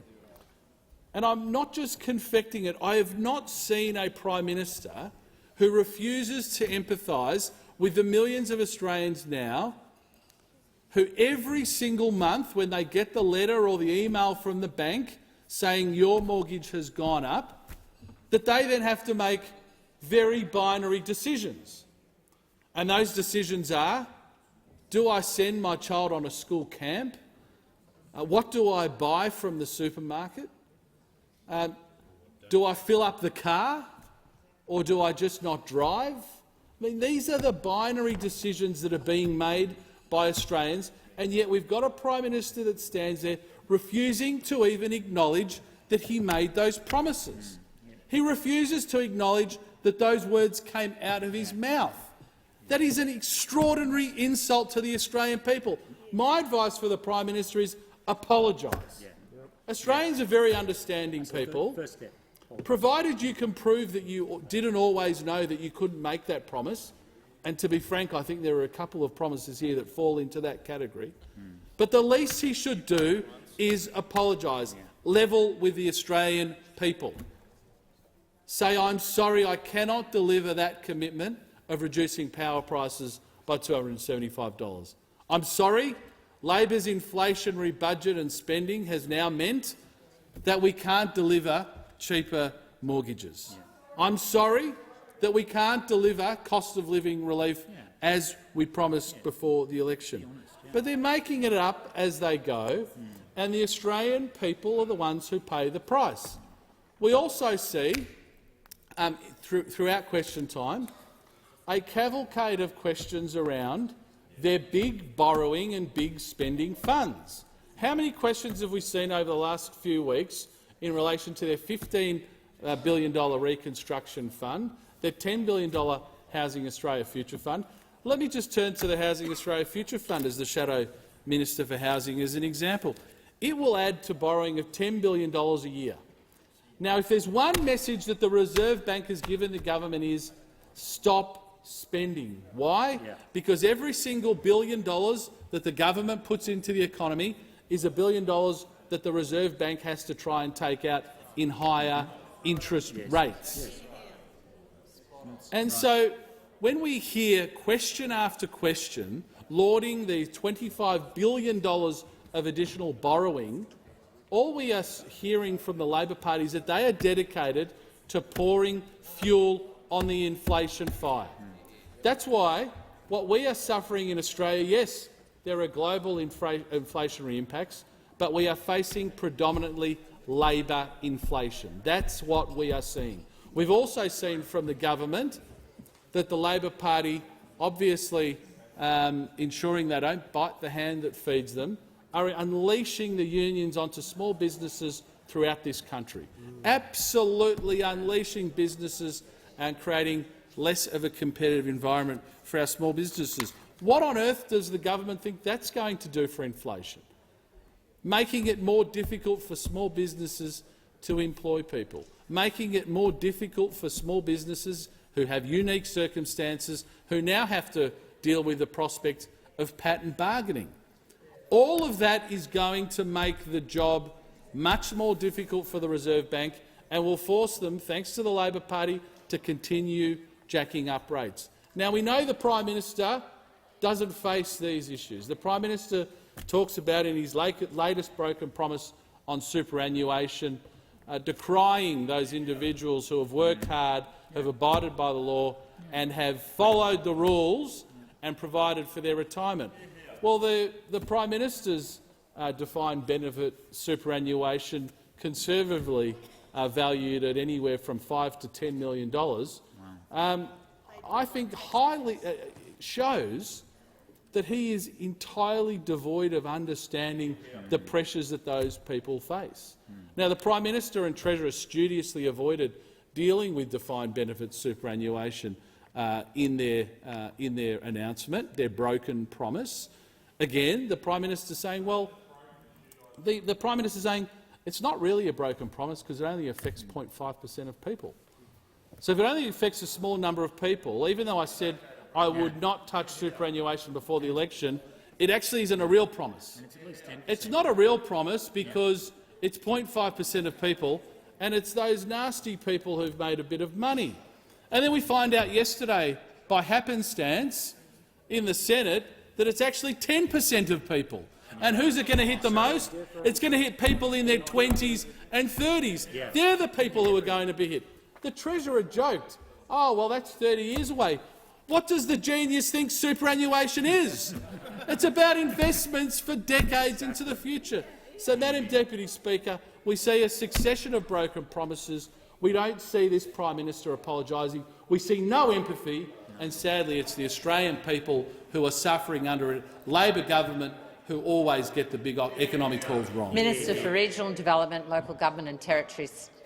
Thank you, Madam Deputy Speaker. And it's quite ironic. You sit here and it's like the last decade didn't happen. And somehow we've heard from the Shadow Minister that every policy that they didn't implement didn't happen. 22 energy policies didn't land one. 4 gigawatts out of the electricity market, only 1 gigawatt came in, and apparently that had no impact on energy prices. Gobsmacking. apparently when you rip money out of universities and TAFE, it's not going to have an impact on skill shortages across the country. Apparently, when you're in it for power and you're not in it for action, that's not going to count. You've had 10 years to do something. You've done nothing. And standing here with a straight face saying in 9 months everything that's happened has been apparently our fault. Our fault. Hilarious. But let's hide from the Australian people. Let's hide from the Australian people the electricity increases before the election. Let's change the regulations so we don't actually have to tell the truth to the Australian people. I mean, that's absolute hypocrisy. But on this side of the House, I'm not going to dwell on the negativity of those opposite, because what Australians want is not short-term politicking. They don't want short-term issues. They don't want scare campaigns. Australians are after positive plans. They want a government with vision, and that's exactly what we've been implementing. We have put significant cost of living measures to the people, reducing the cost of living. The cost of medicines has gone down. The cost of childcare has gone down. We've been getting wages moving. There's fee-free TAFE places. We've got an energy relief plan, and we've expanded paid parental leave, because on this side of the House we're looking to build a strong economic future for the regions, one where we invest in local manufacturing, one where we invest in our energy grid, one where we invest in training, and one where we invest in regional connectivity. And yet all we've heard from those opposite is no. No to a National Reconstruction Fund, no to a Housing Australia Future Fund, and no to safeguard mechanisms. Not only are we working to clean up a decade of waste and a decade of stagnation in ideas and delivery, those opposite don't even want to support the future needs of Australia. The opposition want to say no to diversifying and transforming our future industries, despite the lessons we learned from the pandemic. We're ensuring regional manufacturing reaches its economic potential. Our $15 billion National Reconstruction Fund will create a strong and diverse economy for more sustainable, high-value jobs for all Australians. Our $1.9 billion Powering the Regions Fund will support new clean energy industries and support our net zero economy. The Powering the Regions Fund will keep Australian industry competitive in a changing global economy and ensure our regions thrive. And we're listening to regional communities on infrastructure they need now and into the future, and we don't need to make those decisions based on a colour-coded spreadsheet. We're delivering $750 million through our local roads and community infrastructure program. We're ensuring regional roads are fit for purpose, including our $37.4 million investment in the Brindabella Road upgrades, which have been welcomed by locals, and $100 million towards the first stages of the Barton Highway upgrade to improve safety and freight efficiency. It's been welcomed by locals, including the Yass Valley Council, and I'm sure many people in this chamber who drive on that road frequently. Many communities that I visit talk to me about the need for housing. It's essential to attract and retain people in areas, and you can't accept a job if you don't have a roof over your head. That's why this government has taken on the challenge, one abandoned by those opposite. We support housing through the $10 billion Housing Australia Future Fund and the Regional First Home Buyers Guarantee. The fund will be the single biggest investment by a federal government in social and affordable housing in more than a decade. And only a Labor government will prioritise a secure pipeline of funding for social and affordable housing. Since its launch, more than 2,000 people have accessed the Regional First Home Buyers Guarantee scheme, which has been fantastic for our regions. And close to home, I've been told by those affected by bushfires that a lack of connectivity deepens the distress of disaster. During COVID, I heard of the importance of connectivity for students and businesses in particular, and we recognise how important fast and reliable connectivity is to our regional, rural and remote communities. That's why we've invested $656 million to our Better Connectivity Plan for regional and rural Australia to deliver change. Business, education, entertainment and staying in touch with family and friends, having patchy, slow and unreliable connectivity just isn't good enough anymore. That's why, after 10 years of poor technology choices by the former government, we're committed to enabling the NBN's full potential. As part of this plan, we're investing $2.4 billion to expand NBN full fibre upgrades to an additional 1.5 Australian premises. Importantly, this includes over 660,000 in regional communities, which will make a significant difference. In my own electorate of Eden-Monaro, we are improving mobile coverage in identified locations like Kings Highway, Snowy Mountains Highway, Monaro Highway and the Princess Highway as part of our $40 million Improving Mobile Connectivity round. And before our Jobs and Skills Summit, I heard from business owners who told me how the lack of training has left our regions with insufficient tradies, that the defunding of TAFE has restricted growth and slowed down expansion. Training initiatives will go to addressing these systematic problems. We're ensuring that we provide a stronger education and training system for people in regional communities. As I said, 180,000 fee-free TAFE places across the country, many of these in our regional locations. And we're giving regional Australians priority access to 20,000 extra Commonwealth-supported places at university, $158.5 million worth of measures to address teacher shortages. Support is now also available for apprentices working in the clean energy sector as part of our new energy apprenticeships program. Through this, we'll provide up to $10,000 in financial assistance to apprentices working in the clean energy sector. This will allow a pipeline of skilled workers to support our clean energy infrastructure now and into the future. And I'm sure many people in this place receive a large number of representations from constituents facing considerable hardship in accessing health services in our predominantly rural and remote communities, which is no surprise to me and something that should have been addressed by those opposite. Even in big centres like Yass, in Queanbeyan, in Cooma and Bega, the ongoing crisis in health workforce recruitment and retention creates daily challenges for people seeking timely and affordable access to routine health services. These difficulties are only exacerbated by the disappearance of bulk billing GPs. We're committed to improving this and tackling the regional skills crisis. We're incentivising doctors and nurse practitioners to work in rural and remote areas. By wiping their help debt, we could save these health professionals between $20,000 and $70,000 a year, and we expect this will attract 850 doctors and nurse practitioners to rural and remote Australia every year across the country, and these communities will be better off under Labor. And we know that Australia needs to respond to the brunt of natural disasters. That's why we have $1 billion over 5 years for the Disaster Ready Fund for mitigation projects like flood levees, cyclone shelters, fire breaks and evacuation centres across Australia. The former government's Emergency Response Fund didn't complete a single mitigation project or release a single cent in recovery funding, but earned the former government over $800 million in interest. Unfortunately, it left us dangerously unprepared for increasing natural disasters. But we won't repeat the mistakes of those opposite. In my own electorate of Eden-Monaro, I've just announced that 8 organisations and local governments will share in over $2.6 million in federal funding from the $29 million Disaster Risk Reduction Fund.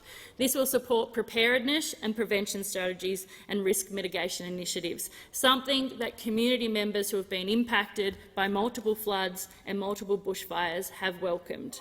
We want to be better prepared come the next natural disaster.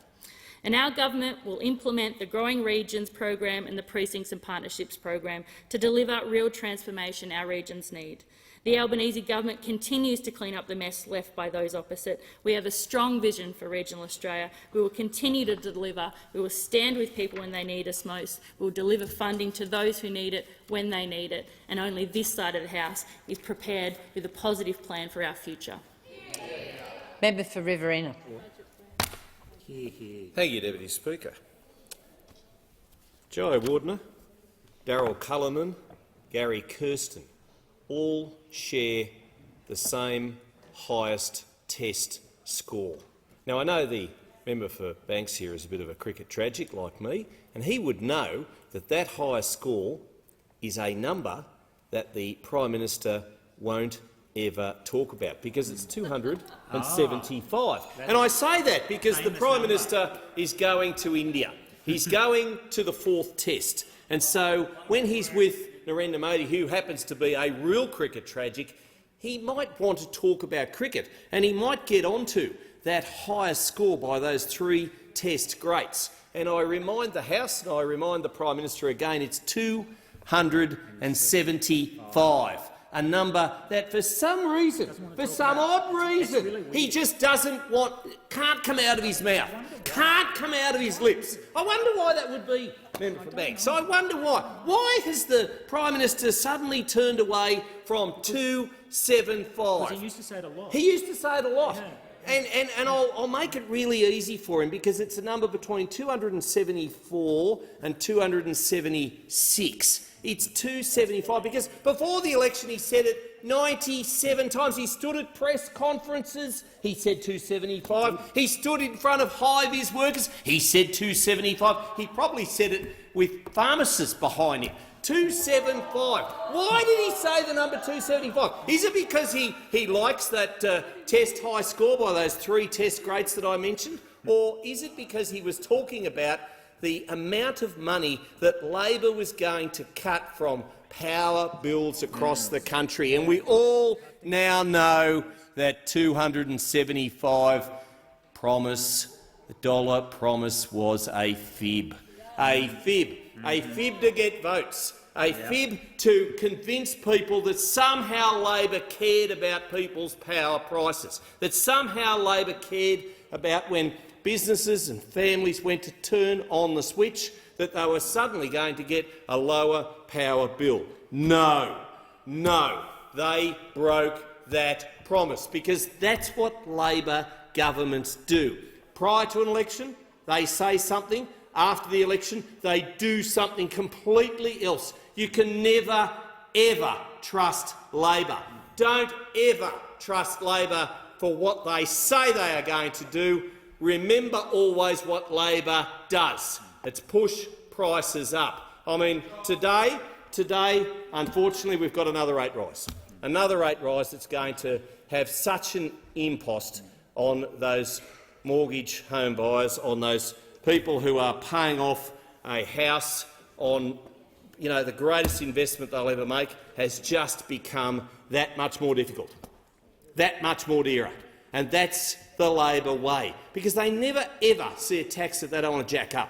They never ever see a policy proposal that they want to put in place if it's going to cost people more, because that's the Labor way. And so when the Prime Minister goes to India, and I wish him well, I do, Deputy Speaker, because I do hope that his trade mission is a success. And I know he's going with some high-powered players. I know he's going with Alan Joyce and Andrew Forrest and others, and I wish him well in his endeavours, because we do need a good trade with India. It's one of our largest trading partners. But when he's talking to Indian Prime Minister, I do need him to remember that indeed those trading relationships are built on trust, and the Prime Minister and the Labor Party have broken that trust with the Australian people. And I also want him to remember that trade is built on jobs and opportunities for businesses that rely on lower power prices. And when the Prime Minister said 97 times prior to the election that he was going to give a $275 power bill cut, he didn't mean it. No. And we all know he didn't mean it. He didn't mean it. We knew it wouldn't happen, because that's the Prime Minister's unfortunate, that's his way. And that's the Labor way. He leads a party where they're weasel words. They say something prior to an election, they do something completely else once they're elected. They've conned the Australian people yet again. But you know what? Australian people are wise. They know what's happening, and they won't hopefully make the same mistake again. They'll remember that $275 broken promise, and they'll make sure that they kick this mob out, because that's where Labor belongs, being kicked out. Member for Robertson. Thank you, Deputy Speaker, and always an entertaining session from the member for Riverina. And what I think it shows is that the opposition are either living in a dream world, or their eyes and their ears are just permanently shut. It's a real shame, because if they opened their eyes, if they were listening to what's happening on this side of the House, on the television, they'd be able to see that the Albanese Labor government is focused. We are absolutely committed to providing Australians with stability, providing them with confidence and providing them with security. And look, apart from that small tidbit of the budget absolutely heaving with $1 trillion of Liberal Party debt, which we are working responsibly to repair, we also have the challenge of combating inflation. And our plan, the Albanese Labor government's plan to combat the challenge of inflation, is providing cost of living relief, cheaper childcare, cheaper medicines, repairing our broken supply chains which have exacerbated our inflation challenges, and showing some spending restraint and economic maturity, something that the Liberal Party seem to know nothing about, absolutely nothing about, yet you hear them raving on the television, you hear them raving in this chamber about how they're superior economic managers. It beggars belief, makes me laugh. And look, I'm glad members are here, Deputy Speaker. I'm glad they're all gathered around. So let's just examine a small part of the path that this shameful Liberal National Party has taken, a path where they have turned their back on the Australian people, an opposition who every question time will have a question relating to energy, yet didn't support the energy bill relief for vulnerable Australians, an opposition who believes that our manufacturing should be done offshore. And therefore, let's unpack that for a minute, Deputy Speaker, an opposition who doesn't back Australian industry, an opposition who doesn't back research, doesn't back Australian science, doesn't back Australian innovation, and doesn't back Australian know-how, and even more devastatingly, an opposition who doesn't back Australians. Imagine being the so-called alternative government, the alternative government of this country, and not backing the people that you came here to represent. An opposition who doesn't support housing for our people. For women over the age of 50, the fastest growing group of homeless people in this country. Not backing housing policy for Indigenous people who are homeless or at risk of homelessness.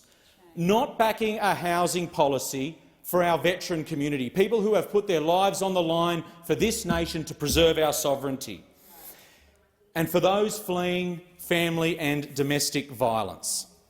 Now look, let's quickly go through what our government, the Albanese Labor government, is doing for the Australian people. An increase in the minimum wage and a pay rise for aged care workers. Early childhood education and cheaper early childhood education for millions of Australians, including thousands in my electorate on the Central Coast, because Labor know the importance of ensuring children get good foundations in their education. We know that this will ensure that people who want to re-enter the workforce can, and most importantly, it is a targeted, responsible cost of living measure. 10 days of paid family and domestic violence leave, because no one should have to choose between going to work and their safety. We convened a Jobs and Skills Summit and established Jobs and Skills Australia. We've finally ended the cashless debit card. We expanded the Commonwealth Seniors Health Card. We established a Royal Commission into robo-debt. And this one I'm particularly proud of. We passed a climate change bill and updated Australia's climate change targets. We are now advancing a voice to Parliament, constitutional recognition for our Aboriginal and Torres Strait Islander brothers and sisters, and a voice. We're not talking about people outside the parliament making decisions for the nation.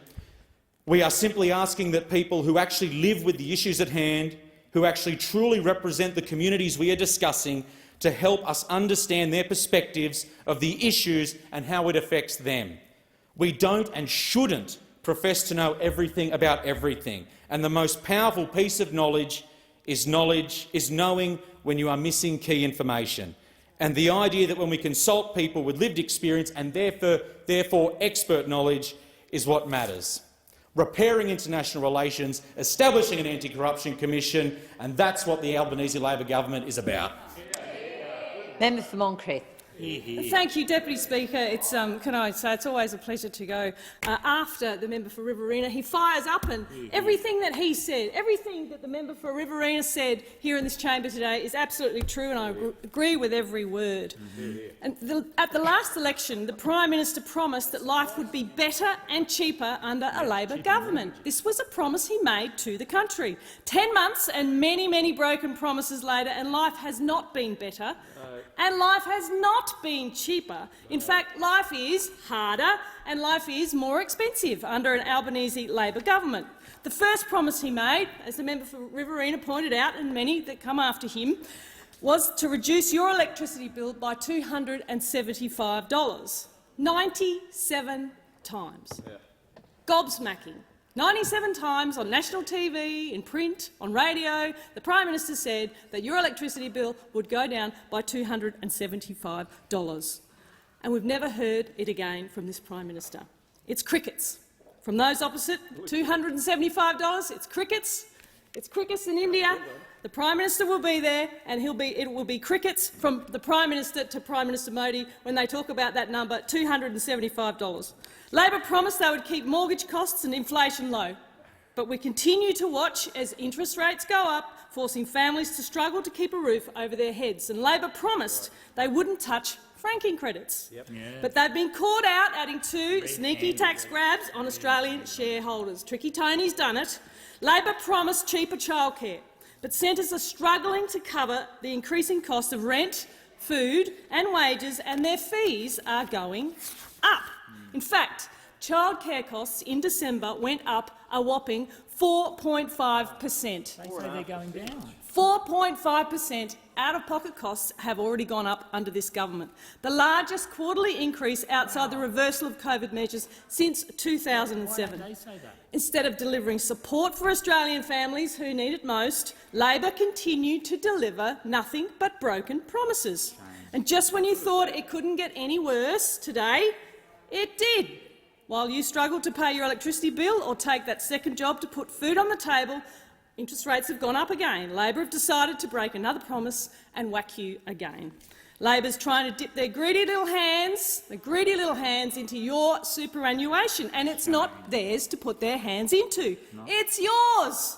And then they lied to Australians about whether it would affect them or not, and exposed by their own finance minister and the other place, who admitted that actually 1 in 10 Aussies will be affected by the changes, not the original 80,000 Australians that the Prime Minister said. Moving the goalposts and broken promises, they just cannot be trusted. This Labor government wants to take more of your hard-earned money during the cost of living crisis and use it for whatever they see fit. And that's the problem with Labor. It's never your money. Even if you worked hard for it, they see it as their money. And it won't stop at superannuation. That will be only the beginning. They haven't ruled out changes to negative gearing or changes to capital gains tax, and even if they promise not to touch them, can you trust Labor? Can you trust Tricky Tony? As the Shadow Minister for Youth, I ask— Member for Moncrieff, I'd hope you'd learnt from your first error. I withdraw, Madam Deputy Speaker. Please refer to members by the correct title. Certainly. Thank you, Madam Deputy Speaker. As the Shadow Minister for Youth, I ask young people who we know historically vote with Labor and the partner, the Greens, what about your super when you retire? You likely need about $3 million by the time you get your retirement, and this Prime Minister and this Treasurer are not indexing their assault on superannuation, and that means that the amount won't go up with inflation. So let's think about how Labor is actually setting up the next generation of young people to pay for their grand social agenda. Think about that. To the youth of Australia, Labor is actually setting you up to pay for their future social agenda. And as a young person, you cannot afford to trust this Labor government. Labor has said we won't touch your house, but this government's basically as untrustworthy as the Roald Dahl character Harry Wormwood, Matilda's dodgy second-hand car-dealing father. I mean, at this point, can we trust anything that Labor tells us? No. We can't. You can't trust Labor to keep promises, and you can't trust Labor to run the economy. Labor said it had a plan. Its budget shows there is no plan. Australian families deserve to know why. Why do Australian families always pay more under Labor? Member for Werriwa. Thank you, Deputy Speaker. The Albanese government was elected by Australians to improve their lives, and since May 2022 the government has been working to move away from the inaction of the previous government and the last 10 years. 10 years of inaction on health, energy, infrastructure, climate change, and the list goes on. In short, we've been in government. In the short time we've been in government, we've already delivered on key promises to improve the lives for Australians. The previous government had 22 energy policies and they failed to land one. In less than a year, we've legislated our 2030 emissions target of 43%, our 2050 net zero target, made EVs an option for more drivers and supported offshore wind farms. And this is only the beginning. Australians expect our government to make up for the wasted decade under the previous government, and that is just what we're doing. Australia must reap the benefits of a clean energy future, and with the introduction of the new Energy Apprenticeships program, we will provide support for Australians seeking apprenticeships in the clean energy sector, the sector of the future. Australians voted for a government that will deliver on climate change, and we've delivered on that promise. It's good for the climate, but it's also good for Australians because we know it's the cheapest form of energy, and it's renewable, and it's good for our standing in the world to be finally seen as someone who wants to make the changes necessary to address climate change, especially in the Pacific. We've promised to implement the recommendations of the Royal Commission into aged care quality and safety to improve the lives of our older Australians. We've directly addressed 37 recommendations of the Royal Commission, putting nurses back into nursing homes, introducing mandatory care minutes, ensuring Australians have access to transparent information on aged care homes. Our older Australians built this nation and they deserve to have access to adequate health care and aged care when they need it. We promised to deliver cheaper medicines so Australians could continue to have access to affordable medications and not choose which ones to make up. From the 1st of January 2023, our government reduced the PBS co-payment by $12.50, the first time in 75 years. In January and February alone, 3.2 million prescriptions were cheaper, with 4 out of 5 receiving the full $12.50 discount. Australians are 36 million better off in just 2 months of this year, and if replicated across the entire year, that will save Australians a total of $280 million. But more importantly, they will get the medications and the health care they deserve. The Albanese promised to implement our cheaper childcare policy, and on the 1st of July we deliver. 96% of families in Australia will be better off under this policy. That's 1.26 million families. A family with a combined income of $90,000 with one child in early education and care will be $1,100 better off a year. We've delivered on increasing the income threshold for Commonwealth seniors' health cards. Just recently, 10,000 additional older Australians and veterans gained access to the Commonwealth Seniors Health Card. That's 10,000 Australians with access to cheaper medicines and additional benefits. The Albanese government is also delivering on its promise to build more social and affordable housing for the most vulnerable Australians. We passed the Housing Australia Future Fund in the House in the last sitting. This will be the largest investment by a federal government in social and affordable housing in a decade. But the bill was opposed by the Coalition, who found an ally in the Greens who abstained on a plan to build 30,000 new social and affordable homes. We promised to implement the Uluru Statement from the Heart in full, and this year Australians will have the opportunity to vote on an Indigenous and Torres Strait or Islander voice to Parliament. There isn't enough time in the debate today to discuss everything our government has accomplished since it was elected. But I am also thinking about the National Anti-Corruption Commission, getting wages moving, the Energy Relief Price Plan. All on this side of the House are committed every day to making Australia a better, kinder place that delivers our positive agenda to improve the lives of all Australians. Unfortunately, those opposite seem to continue to say no. We know what the Australians voted for, and we will continue to do our plan. Thank you. Member for Casey. Speaker, and before I spend some time talking about the broken promises of this Albanese government, particularly in my electorate of Casey, I would remind those opposite, especially my friend, member for Robertson, who I do like and respect. I noticed that he went with the $1 trillion debt claim, and look, I expect that from the Prime Minister and the Treasurer. But as I know I've spoken to him about before, the budget papers are very clear, $514 billion in net debt. It's in the papers. It would be nice if we could stick to facts in these discussions. But on to the broken promises from this government. The residents of Casey know that the Albanese government have broken promises. The Roads for Communities program was slated to seal over 150 kilometres of roads in my electorate. We have over 734 kilometres of unsealed roads in the seat of Casey. This project was needed to improve lives, improve safety, get people home quicker, allow emergency services access to our most remote areas, and it had bipartisan support. Prime Minister Albanese, when he was in opposition, committed to this program, and I quote, "to build the safe roads our communities needs." Now, in the October budget, he ripped that money out of our community and he broke his promise. And I was at the Callista Floodwatch event last Thursday night, and I want to thank Mark and Karen from Callista Floodwatch for organising that event and so many residents that turned up and shared their stories. And there's many stories that were really impactful, and I would love to share them all today, but I can't. But I think the one that impacted us the most was Mel, who was the last speaker of the night, and she shared her story of how on a dirt road her four-wheel drive was rolling backwards, and it was a matter of seconds and just good luck, as she said, that her car with her daughter in it didn't roll backwards onto a main road and get hit by a truck that had just gone past the intersection. And that's what we're talking about.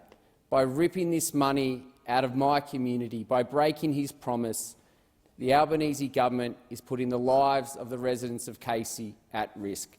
He said it at the time. The department under questioning in December admitted that this project improves safety, and they've broken their promise and ripped this money out of our community. I'm calling on the Albanese government to put this money back into the May budget, admit that they made a mistake, admit that they broke a promise. Over 20,000 residents in Casey are impacted. They live on these roads every day, whether it's a safety risk, whether it's the health risk by breathing in the dust, and there's many others that travel these roads on a daily basis. So I call on the government to return that funding to our community. But it's not just dirt roads in Casey that this government have broken their promise. There's $110 million Wellington Road duplication that again they committed to when in opposition and now refusing to fund, impacting the residents of Casey, of Latrobe, of the seat of Aston, a road that would get emergency services onto our mountains in a time of emergency and allow residents to get off. This government needs to also pressure the state Labor government in Victoria to spend the $20 million to upgrade Kalara Road. That money was funded in 2019. It was given to the state government $20 million to deliver that project in 2019. That project has not started. The state Labor government in Victoria is now talking about pulling that funding into other projects, which we in the Outer East know is code for suburban rail link. So the Albanese government needs to pressure the Victorian government to deliver on their promise to fix the Kalara Road intersection. It's a dangerous intersection. Sean Bethel, the CFA captain, has advocated and spoken repeatedly about how important this funding is. It's getting worse because a pump bike park has been installed about 500 metres down the road from that intersection. We've now got young children crossing Melba Highway, crossing a major road with no lights, leaving the estate to go and get some exercise. Lives are at risk. The Victorian state government need to deliver on this promise. The Albanese government needs to make sure they honour their commitment when they received that $20 million from the federal government. These are just two examples of this Albanese Labor government continuing to break their promises, leaving the residents of Casey worse off. Member for Tangney. Thank you, Madam Speaker. In my electorate of Tangney, we have so many people crying out loud about the cost of living. I recently went door knocking in the leafy suburb of Shirley, overlooking the Swan River. I spoke to many householders, and this was the first concern on people's mind. Once upon a time, $100 could get you pretty far, but now you pay the same amount of money, you get a fraction of the value. Tangney is an electorate which is filled with hard workers. Having migrated to Tangney as an electorate when I first came to Australia from Malaysia, my family chose to live in this area because it is full of aspirational people who want to do well and have a comfortable life. As a result, Tangney is seen as being very affluent and privileged in comparison to other areas. But that does not mean that the everyday concern of things being more expensive does not affect them. Tangney also has a lot of self-funded retirees. They do not benefit from the Commonwealth in accessing the pension because their access are too high. But that doesn't mean that they have infinite cash flow. One key benefit which many of my electorates were excited for was the passing of changes to access the Commonwealth Senior Health Card. Since November last year, single self-funded retirees who have reached the government age pension age of 66.5 years can now qualify for a concession senior health card where their annual income is $90,000. Couple can get cards where their joint annual income is $144,000. And if a couple is separated by illness, this was increased to $180,000. This was so significant because the previous level under the last government were only $57,000 for single, but now it's $90,000. And $92,000 for couple, but now it's $144,000. And $115,000 for couples separated by illness, but now under Labour government is $180,000. I was contacted by so many constituents thanking this Labour government for the expansion of this benefit. Also, for the first time in this 75 years history, the maximum cost of general scrip under the Pharmaceutical Benefit Scheme, otherwise known as the PBS, have fallen. Since the 1st January 2023, millions of Australians pay almost 30% less for their PBS scripts, with the maximum general co-payment dropping from $42.50 to $30. This amount will then be indexed on the first day of every new year from 1st of January 2024. This means that someone taking one medication a month could save as much as $150 every year, or for 2 or 3 medications as much as $300 to $450 a year. Many of my constituents were also extremely happy about these changes. I door knocked almost 20,000 houses in every suburb, which the previous member did not do at all. So when I talk about what our government has delivered for the people to help them with the everyday, I can say with confidence, based on my conversation speaking with everyday Australian within my electorates, a lot. Our government is serious about delivering our election commitments and easing the cost of living pressure left by the former Liberal government. I'm so proud to say we have done it, we will continue to do it, and we as a team will deliver a better future for all Australians. Thank you. Thank you. Member for Dawson. I rise today to express mine and my electorate's disappointment on the Albanese Labor government's ongoing list of broken election promises.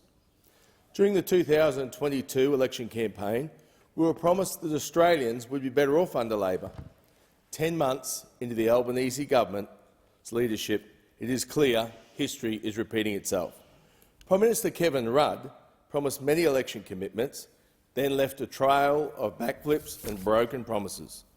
Following in Kevin Rudd's footsteps, Prime Minister Albanese is on record prior to the election stating that he would not meddle with retirement savings if Labor were elected. He said, "We have no intention of making any super changes." Yet the Prime Minister and his Treasurer announced only a couple of weeks ago that they are in fact coming after our super. Prime Minister Albanese claims that these changes will only affect a small number of Australians, yet they have failed to consult industry, peak bodies and are forgetting about our farmers. For many farmers, their land and their farms are their superannuation, and it is common practice to hold land assets in superannuation. Labor's announcement throws up significant uncertainty for family farms, with scant detail on things like grandfathering, treatment of revaluations and the impact on lending in a climate of rising interest rates. Labor promised no one will be held back and no one left behind, but 30% of Australians who live in regional areas have been left behind. Under Labor, the regions had cut over $6 billion in dam funding, opportunities that have just been taken away. We have seen mobile black spot funding slashed and road infrastructure funding slashed. Multi-billion-dollar regional programs have been scrapped under Labor, including the Energy Security and Regional Development Plan, the Regional Accelerator Program, Community Development Grants and Building Better Regions funds, all gone. Groceries are 8% higher since being under Labor, and the Albanese Labor government have done nothing to combat workforce shortages, which is driving prices up. Instead, they decide to scrap the coalition ag visa, leaving farmers with uncertainty and consumers with food shortages. The Albanese government promised that power prices would be reduced by $275. Now, this was just not a slip of the tongue. This promise was repeated over 97 times. Another broken promise. Treasurer Mr Jim Chalmers has forecast electricity prices to rise by 23% in 2023 and provided no new relief measures in his October budget for households and provided no future plan.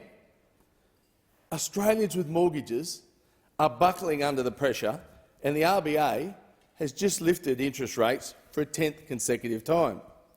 The Albanese government's only solution to this is to break promises and to increase taxes. The Albanese Labor government has also turned its back on vulnerable Australians by slashing mental health support. This is a tragic repeat of history, as the current health minister cut the same program back in 2011. The Albanese government has once again disregarded experts, peak bodies and medical professionals who have all called for these psychology sessions to be reinstated. And let's not forget, leading up to the 2022 federal election, Prime Minister Albanese and his party promised there would be no carbon tax. Labor promised that not a single Australian coal mine would be impacted by their policy to reduce carbon emissions. But after the election, the Albanese government said that any new gas or coal project would automatically come under the remit of the Safeguard Mechanism, which is essentially the carbon tax 2.0. As we can all see, history shows us that the Labor Party are very good at making promises, just not very good at keeping them. Australians are struggling under the Albanese government. Australians are not better off under the Albanese government. Why do we always pay more under Labor? Member for Holt. Thank you, Deputy Speaker. During the federal election last year, the Australian Labor Party, led by the current Prime Minister Anthony Albanese, promised to deliver a better future for every Australian. We are dealing with circumstances that occur once in a generation. The substantial slowdown of economies around the world, an environment of high inflation, the RBA recommendation to raise interest rates, a succession of natural disasters. The Albanese Labor government is facing unique situations that no one could foresee. Yet, we have gotten on with tackling these challenges by introducing a range of policies that do not only benefit this country for months to come, but even for the coming decades. Indeed, this government can be aptly described by Joe Kennedy's saying, "When the going gets tough, the tough gets going." For the first time in the 75-year history, the maximum cost of general scripts under the Pharmaceutical Benefit Scheme, known as the PBS, has fallen. Australians began paying 30% less for PBS scripts from the 1st of July this year, meaning someone taking one medication a month could save as much as $150 annually. This change brings significant relief to millions of Australians like me who depend on the PBS medication. The maximum cost for PBS medications has doubled since 2000, and I am proud the Albanese Labor government is delivering on its commitment to reduce medication costs. Similarly, childcare costs ballooned over the last few years due to the continued apathy of the Liberal National Coalition government. I am glad the Albanese government has locked in more affordable early education for families in Holt after laws. The passage of cheaper childcare means that from July this year, around 96% of families with a child in early childhood education and care will benefit. It will also mean the childcare subsidy for families earning $80,000 or less will increase to 90%. A family with a combined income of $120,000 with one child in care will be $1,780 better off in the first year under the reforms. This policy delivers real cost of living relief while boosting productivity. It is a significant reform that is good for children, good for families and good for the economy. As a TAFE student who completed a Certificate 4 in Patisserie and a Diploma in Hospitality Management, I was thrilled to speak about this government's fee-free TAFE policy at William Angliss Alumni International Women's Day breakfast last week. School leavers and people in Holt wanting to retain, upskill and re-enter the workforce are encouraged to enrol in one of more than 55,000 fee-free TAFE and vet places on offer in Victoria in 2023. Along with tackling skill shortages, these places will benefit the people of Holt by providing opportunities for school leavers and people wanting to retain or upskill to get back into the workforce.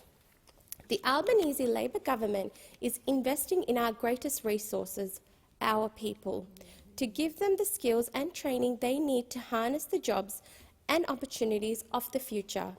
Whether it's need to build our care sector, construction, hospitality and tourism, or technology and digital sectors, we must deliver these skills during the acute skills shortages.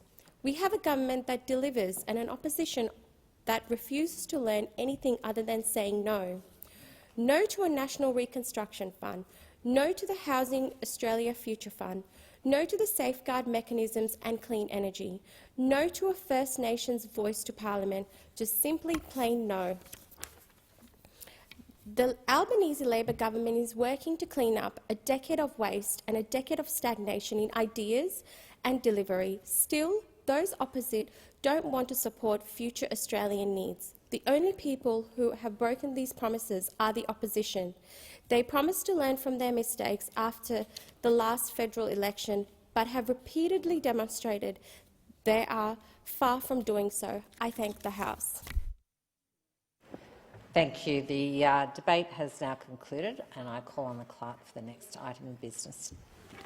Government business, order of the day number 7, Referendum Machinery Provisions Amendment Bill 2022 to third division on the second reading.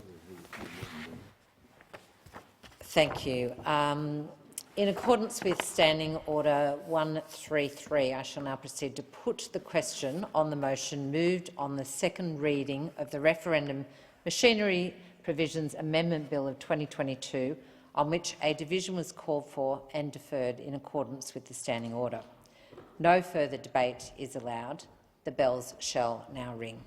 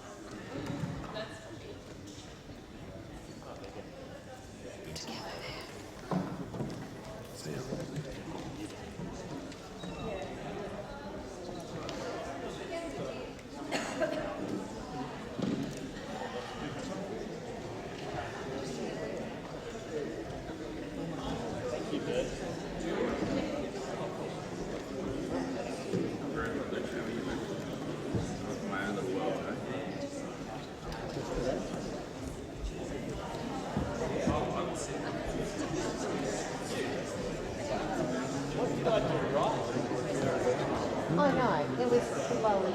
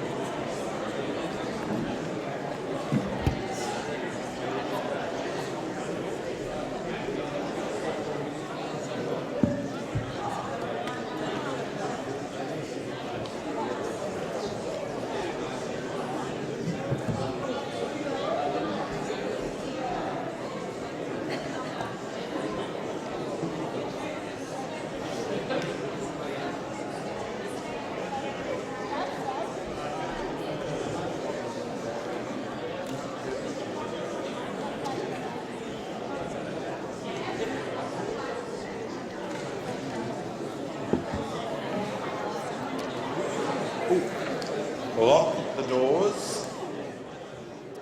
The matter before the House is the Referendum Machinery Provisions Amendment Bill 2022. I'll state the question that this bill be read a second time. The ayes will pass to the right of the chair and the noes to the left. Appoint the honourable members for Werriwa and Bean as tellers for the ayes, and the honourable members for Parkes and Gray as tellers for the noes.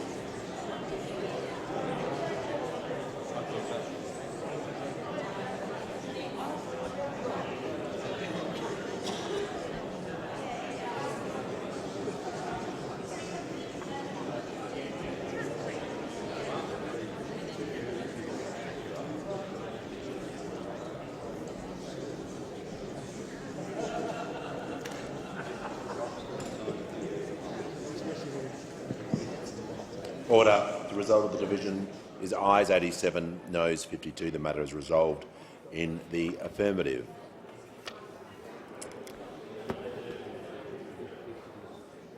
The House will now consider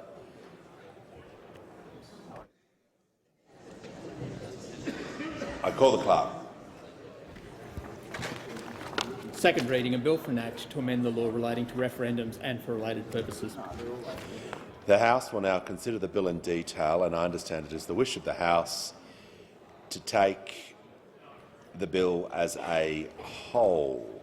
And the question is that the bill be now agreed to, and I give the call to the honourable member for Griffith. Can we go? In just a moment, we'll just reset so the microphones can be turned on. Give the call to the member for Griffith. Thanks, Mr Speaker. I ask leave of the House to move amendments 1 to 3 as circulated in my name together. Is leave granted? Attorney General. Leave is granted. I call the member for Griffith.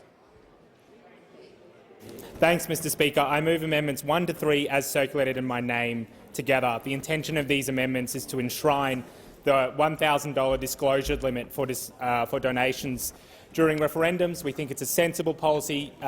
It's one that was actually announced by the Labor Party, and so only see the Labor Party fulfilling their promise on donation disclosures, we ask the government to support the amendments. The question is the amendments be disagreed to, and I give the call to the Attorney General. Thank you, Mr Speaker. The government opposes these amendments. It was the great Labor Prime Minister Bob Hawke who first introduced a funding and disclosure scheme into federal elections in Australia in the 1980s with a $1,000 threshold. Regrettably, under former Prime Minister John Howard, the Liberal government increased the threshold to $10,000 and indexed that figure, causing it to blow out to the current— think about this, every member of the House should think about this— the current disclosure threshold is $15,200. The Labor Party has been pursuing donation reform for years, including from opposition when we have introduced legislation to reduce the donation threshold to a fixed $1,000. The Special Minister of State, Senator Farrell, has already asked the Joint Standing Committee on Electoral Matters to consider and report back on the proposal of a fixed $1,000 threshold for elections. Any such change would then be replicated in the context of a future referendum under the Referendum Machinery Provisions Act. However, pursuing such a proposal now would not be practical or sensible. We do not wish to add any additional or unanticipated administrative challenges or confusion in the months immediately preceding a referendum, and that's why we're opposing this amendment, although the government looks forward to working with the Greens Party and others on its electoral reform agenda. The question is the amendments be disagreed to. I'll put the question. All of those opinions say aye. Against no. I think the ayes have it. I give the call to the all those the amendments are disagreed to. I give the call to the member for Warringah. Thank you, Mr. Speaker. I ask leave of the House to move amendments 1 to 3 as circulated in my name together. Is leave granted, the Attorney-General? Leave is granted. Give the call to the honourable member for Warringah. I move amendments 1 to 3 as circulated in my name together. These amendments seek to prevent misleading and deceptive advertising in the upcoming referendum campaign. These amendments, which will prohibit misleading or deceptive political advertising and referenda advertising, are a practical, popular and proven way to clean up our politics. It approaches the regulation of political advertising with caution and respect for our constitutional freedom of political communication. They are also urgent. We live in a world where our democracy is under attack from disinformation. A vote based on lies and misleading information lacks social licence and divides our communities. It lacks legitimacy and erodes trust in election results. As Brexit demonstrated, referenda are particularly vulnerable to misinformation and disinformation. In his review of every Australian referendum, Scott Bennett concluded that a great deal of exaggeration and distortion is standard fare. Already, baseless claims that the Voice would constitute a third chamber of parliament have polluted the public debate. For this reason, Professor Gabrielle Appleby and Lisa Hill last year recommended enacting truth in political advertising laws to protect the legitimacy of the referendum. Social media companies such as Facebook have removed misleading and deceptive advertisements about the referendum voluntarily from their platform based on advice from the RMIT fact-check team. Almost 3/4 of Australians come across false political advertising during the 2022 federal election campaign. Australians were relentlessly targeted with SMS advertising making all sorts of wild claims. We should have protections against this type of attack in advance of the referendum. 9 out of 10 Australians want truth in political advertising legislated in advance of the next election, and really in this context, the next election will be this referendum. We should have these protections in place to have a debate grounded on facts that the public can rely on. The question is the amendments be disagreed to, and I give the call to the Attorney-General. Thanks very much, Mr Speaker. The government will be opposing this amendment. It's an amendment which seeks to introduce a truth in political advertising regime into the referendum machinery legislation. The framework proposed by the amendment that's moved by the member for Warringah appears to create an offence of printing, publishing, distributing or authorising for referendum matter that purports to be a statement of fact that is misleading or deceptive to a material extent, or if the statement of fact is likely to mislead or deceive to a material extent. As has been clear from the debate on this bill, the intention of this bill is to bring the referendum machinery legislation into line with the Commonwealth Electoral Act.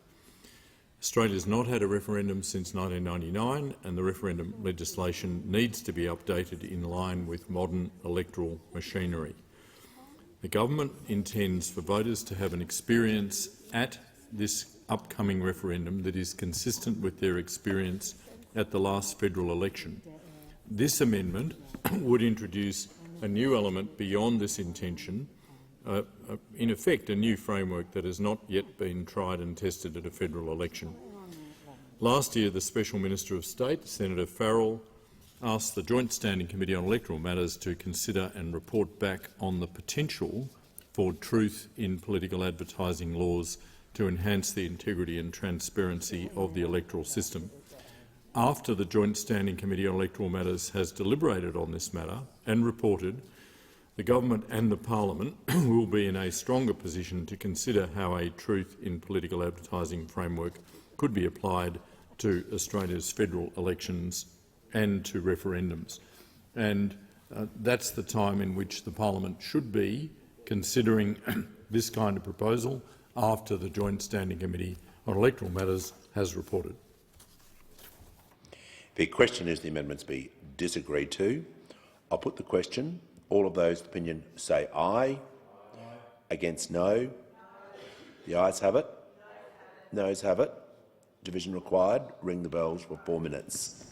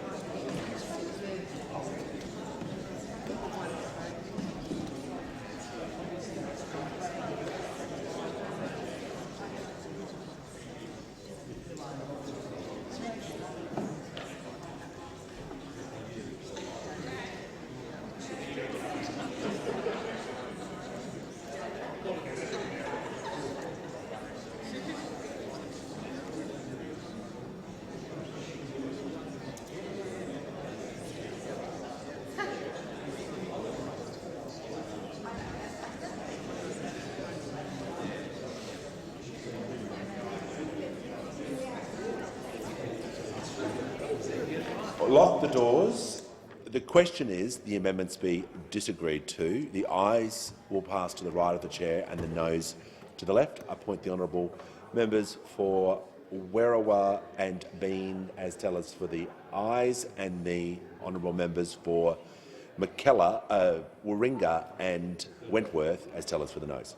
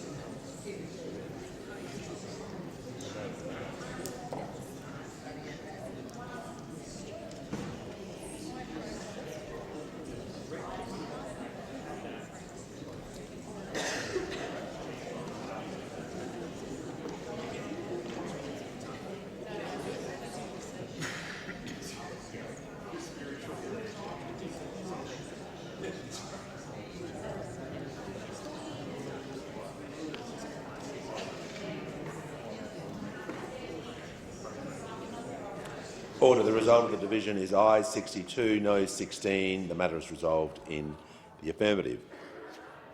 The question now is that this bill be agreed to. I'll put the question. All of those of opinion say aye. Against no. I think the ayes have it. This bill has been agreed to. I call the Attorney-General. Thank you, Mr Speaker. I ask leave of the House to move the third reading immediately. Is leave granted? I call the member for Petrie. Yes, leave granted. I call the Attorney-General. I move that this bill be now read a third time. It's disappointing, Mr Speaker, that the opposition has refused to support this bill, a bill that it claims to largely support. In fact, now that the government has agreed, in a show of good faith, to reinstating the yes-no pamphlet, the opposition no longer appears to object to any provision in the bill. The opposition has not moved a single amendment. The opposition's only remaining objection is that the government is not proposing to spend millions of dollars of taxpayers' money on official yes and no campaigns. That is a position that the Liberal Party can continue to prosecute without opposing this bill. Later this year, there will be a referendum to amend the Constitution. The Constitution is the rule book that governs our nation, and yet for 122 years our Constitution has failed to recognise the country's first peoples and their more than 60,000 years of continuous connection to this land. The Constitution is the people's document. Politicians can't change it.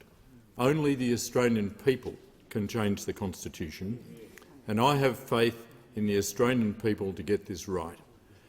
Australians understand that constitutional recognition will move Australia forward for everyone. So I say to the Liberal Party, there is still time to support constitutional recognition, still time to support the voice, and I urge members of the opposition to keep an open mind and an open heart when it comes to this referendum. The question is that this bill now read a third time. I'll put the question. All of those opinions say aye. Against no. I think the ayes have it, and I call the clerk. Third reading, a bill for an act to amend the law relating to referendums and for related purposes.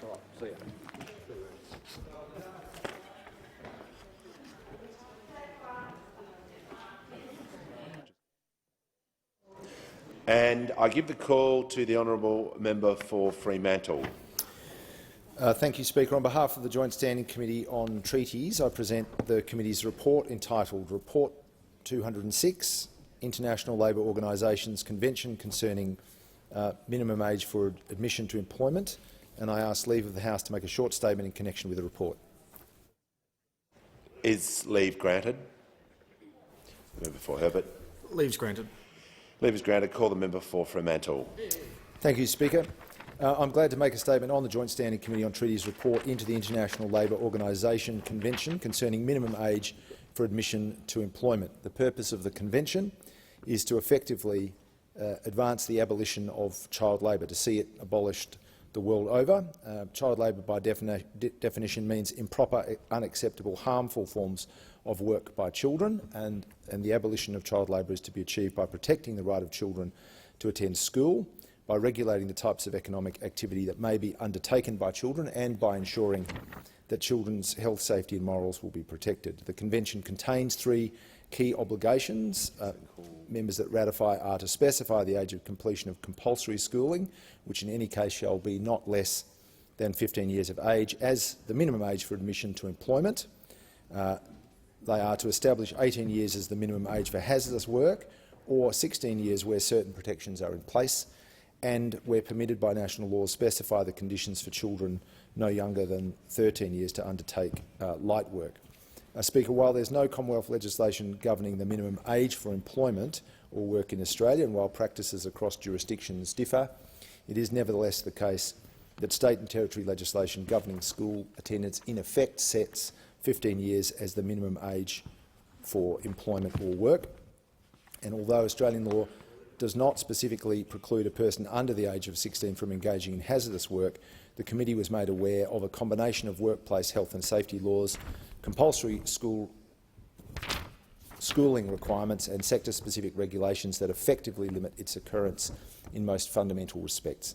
Like other international labour organisation conventions, this agreement provides flexibility mechanisms to accommodate the differing legal systems of members.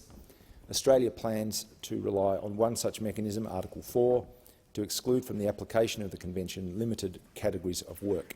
These would be categories that allow children under 13 years to undertake light work like delivering newspapers or pamphlets, or work in a family enterprise like a farm or a market stall, either because it's permitted by existing state and territory legislation, Deputy Speaker, or because the type of work occurs in practice and the available evidence suggests to us that such work is undertaken in beneficial circumstances without impact on the health and well-being of children.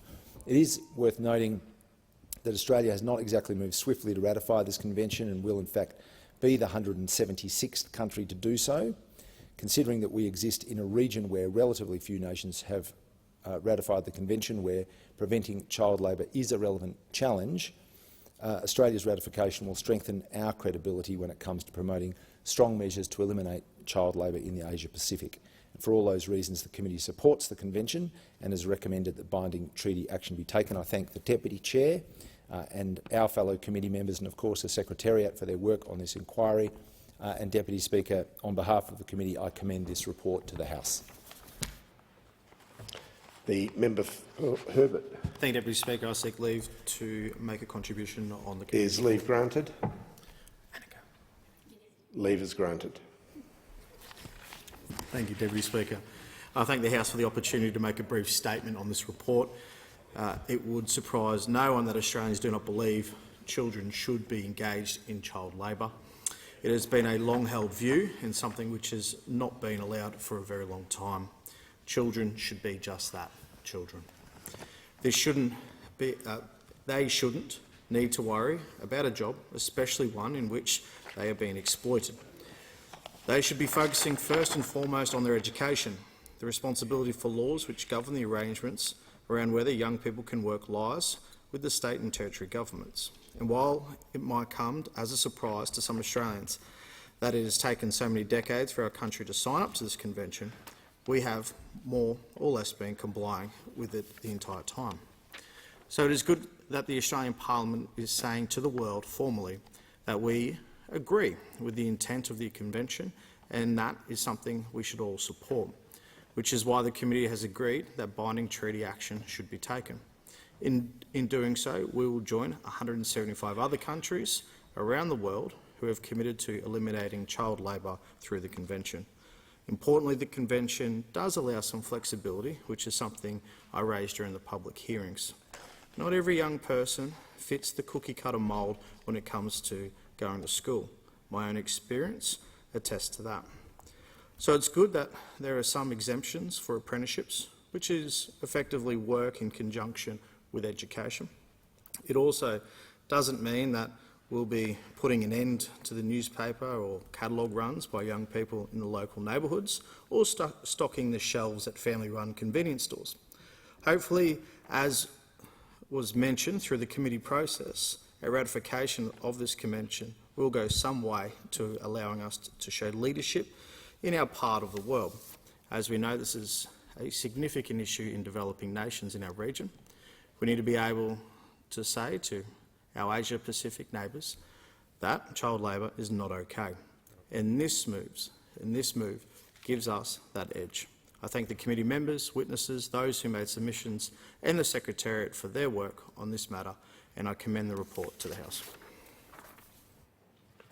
Thank you. The Clerk. Government Business, Order of the Day number 8, National Reconstruction Fund Corporation Bill 2022, resumption of debate on the second reading. The question is that this bill be now read a second time. The member for Riverina in continuation. Thank you, Deputy Speaker. I'm glad the member for Moreton is in the House to listen to my contribution, because there's the bloke, there's the member who on November 1, 2021 said, "My grandfather was a grader driver during the Great Depression. If a road hasn't had a grader on it since the 30s, why on earth would a responsible federal government make it a priority now while the population in the bush is decreasing?" Now, I very much respect your granddad. He no doubt was a very good man, as you are, member for Moreton. I've been on trips with you, I've been on committee trips with you, and I know you're a man of good heart, of good intention. But when you made that tweet, when you wrote that, you were wrong. Because, and I know the member for Forrest will certainly back me up, and the member for Herbert, and anyone who's represented a regional electorate or a peri-urban regional electorate, is that when you put bitumen on gravel, what you do is you add hope and prosperity to those regions, because it's the regions which are providing the food and fibre for all of Australia and many other countries besides. And indeed, it has a lot to do with the National Reconstruction Fund, because, as Labor says, this is going to provide mostly jobs in the bush. And I agree, that's what we want. That's what we need. But indeed, we're not going to get jobs in the bush when Labor come to this place and are jacking the energy prices skyrocketing up through the roof. We're not going to see manufacturers in regional Australia with the policies of those opposite, who have shown reckless abandon when it comes to the regions in the past. And indeed, even this National Reconstruction Fund, which I agree is part of their policy platform prior to the election, and good on Labor for at least honouring one of the things that they said they were going to do. They didn't tell us that there was going to not be a $275 price cut in power bills. They didn't tell us that they were going to readjust people's superannuation or start to tinker with franking credits. Indeed, they did not tell us that, but they did tell us there was going to be a National Reconstruction Fund, and this is the bill which indeed puts that into the mechanics of the parliament. But is it good policy? Well, Labor comes to this argument and comes to this debate and comes to this motion, making out as if there's been no construction happening in Australia, let alone regional Australia, which actually showed the way during COVID, at all. And it was regional Australia. I hear here behind me, I think that was the member for Forrest. Regional Australia did. No thanks to those opposite, who opposed everything that we were trying to do and everything that we did do during COVID.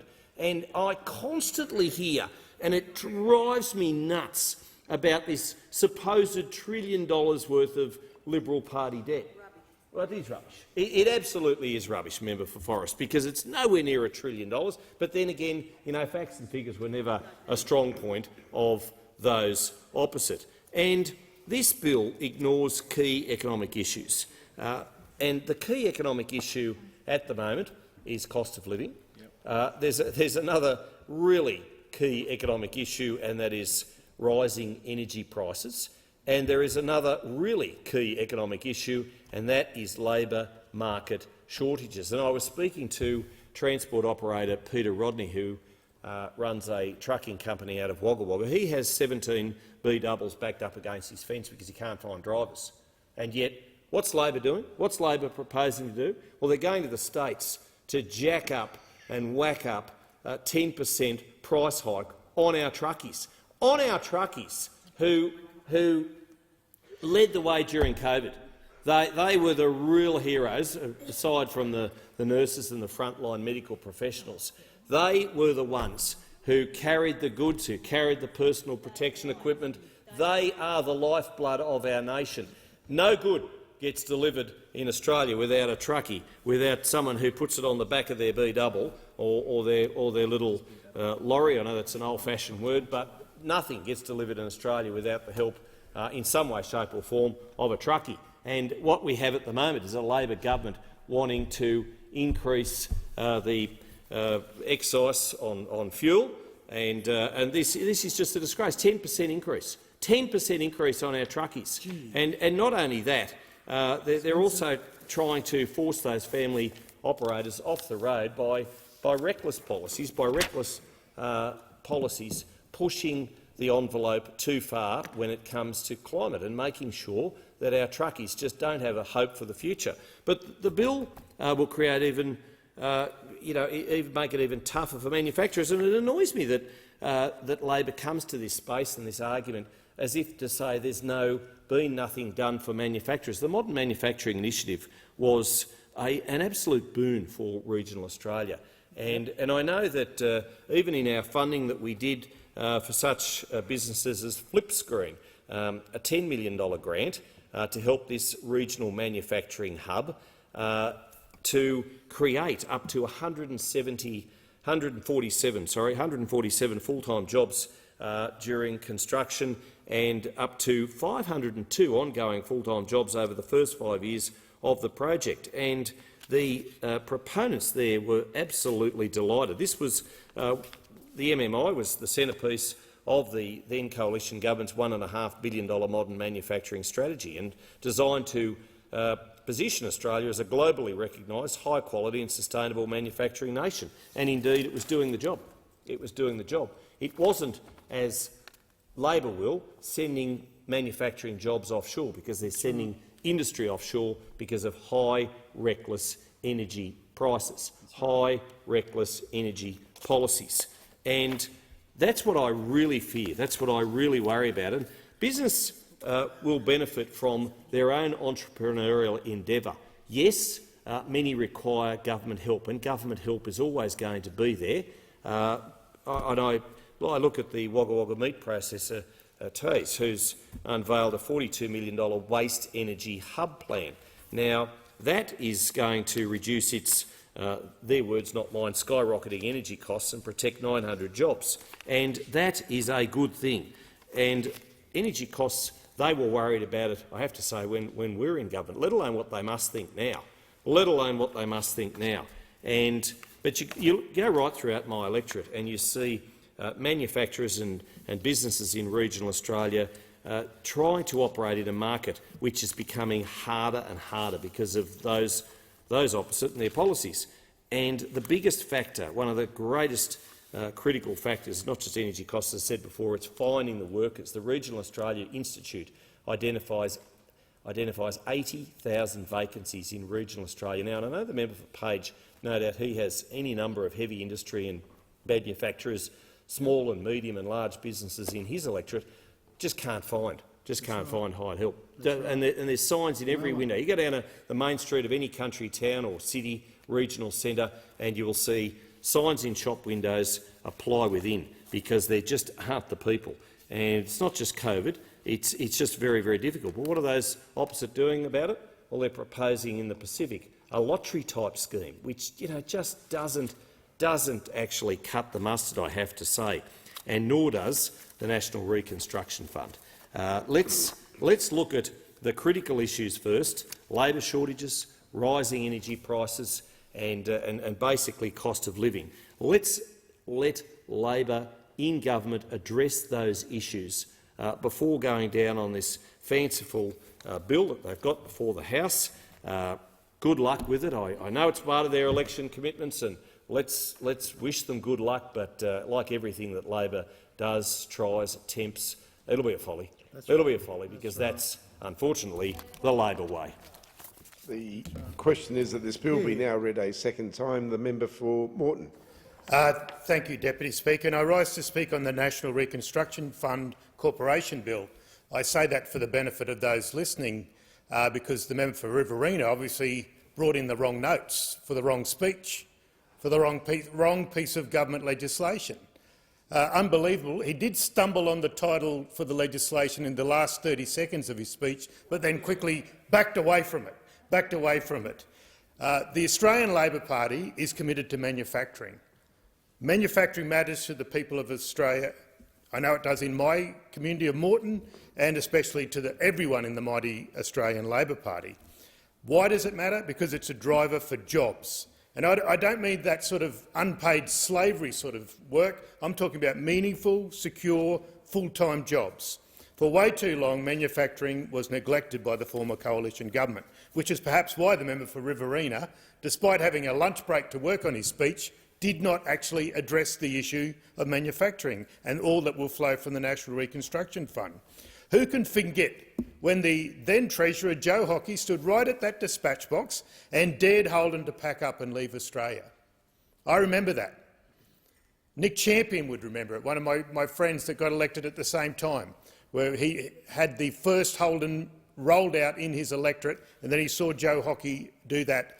And what did Holden do? They packed up and leave Australia. How many jobs were lost, not just from the Holden plant, but all of those associated jobs, export jobs as well? Not only the jobs in the manufacturing the cars, but those associated manufacturers and suppliers who relied on Holden and the like. And I'm sure all of my colleagues from South Australia know firsthand the devastation that closure had on local economies when those doors closed at Holden. In Queensland, we have our own stories of how an LNP government failed to trust and support local manufacturing. I remember the disastrous decision of the Newman Liberal and National Party government to order trains from overseas. No guesses how things turned out when that genius let his ideology dictate policy. when the trains eventually arrived, not only did they not meet basic disability access requirements, but they needed even more modifications, including air conditioning, ventilation, braking and sightlines for drivers. Thankfully, the great train-building community of Maryborough stepped up to the plate to rectify Mr Newman's defective trains. An electorate that is not held by the federal Labor government. But still, we invest in making trains, and I note that the Prime Minister has been to that Maryborough train factory many times. Thankfully, the Queensland State Labor government just a few weeks ago announced that Downer in Maryborough again will build a new fleet of trains. Queensland workers building Queensland trains for Queenslanders. Can you imagine the positive economic impact this is having on the Maryborough community? I'm not sure whether the local member for Wide Bay, Mr O'Brien, or Queensland Senators Matt Canavan or James McGrath have ever visited Downer and Maryborough lately and seen what is happening there. They could be taken on a tour by the Prime Minister. He's visited that often. I have the member for Maryborough, the State Labor member Bruce Saunders mobile. I'm sure I could organise a visit for all of those gentlemen, and they'd be happy to be given be happy to take them on a tour. Because, Deputy Speaker, it's regional communities like Maryborough, like the one represented by the member for Riverina, that will really benefit from this National Reconstruction Fund.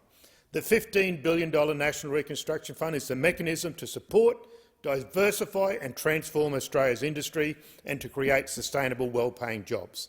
Hopefully some of it will come to inner-city seats like Moreton, but we know that most of them will be in the region, the areas represented by the Nationals. The NRF will provide finance, including loans, guarantees and equity, to drive investments in 7 priority areas of the Australian economy. It will leverage our natural and competitive strengths and support the development of strategically important industries and shore up supply chains. The 7 priority areas are value-add in resources, which means expanding Australia's mining, science, technology and ensure a greater share of raw materials that have been extracted from the ground are then processed domestically. For example, the high-purity alumina from red mud in bauxite processing or lithium processing for batteries. So add as much value as possible here in Australia before we send those resources overseas. Value add in the agriculture, forestry and fisheries sectors, where we'll unlock the potential and value add to raw materials in things like food processing, textiles, clothing and footwear manufacturing. We know that we grow enough food and fibre for 75 million people in the world when we've only got 25 million here. So let's value add all the way along, get those good jobs. Transport will develop capabilities in transport manufacturing and supply chains, including for things the electric cars of the future, trains and shipbuilding. In medical science, we'll leverage Australia's world-leading research to provide essential supplies such as medical devices, personal protective equipment, medicines and vaccines. Medical devices, I know one of the advanced manufacturing plants in my electorate, Cook Medical, where they actually make the specific aorta for someone, tailor-made. I've seen rooms full of mainly women sewing up the aorta that's going to be shipped off to Germany or California or wherever. Unbelievable. Renewables and low-emission technologies, the way of the future. We'll pursue commercial opportunities, including from components for wind turbines, production of batteries and solar panels, new livestock feed to reduce methane emissions, modernising steel and aluminium, hydrogen electrolysers, innovative package solutions to reduce waste. Defence capability will maximise the sourcing of requirements from Australian suppliers, employing Australian workers, whether they be technology, infrastructure or skills. And lastly, Deputy Speaker, enabling technologies where we'll support those key enabling capabilities across engineering, data science, software development, including in those emerging areas like artificial intelligence, robotics and quantum. So, Deputy Speaker, this is why the Albanese government's National Reconstruction Fund is so important to manufacturing in our nation. And I'm disappointed that those opposite have taken this as an opportunity to sledge rather than explore the future. They're happy to dredge up the past rather than look to the future. They're so scared of the future. We all saw during the pandemic how international supply chains could so easily result in major disruptions. It shone a light on how important manufacturing was to Australia. It demonstrated how vulnerable we are down under and how crucial it is to establish resilient and robust domestic production capacity, that little bit of economic nationalism. The pandemic also reminded us of how innovative our local manufacturing can be, the skills and production that is there, sadly, that the previous government failed to support and invest in. Before the pandemic, just 5% of personal protective equipment, PPE, used in Australia was made in Australia. Put simply, we didn't have the manufacturing capacity to meet demand.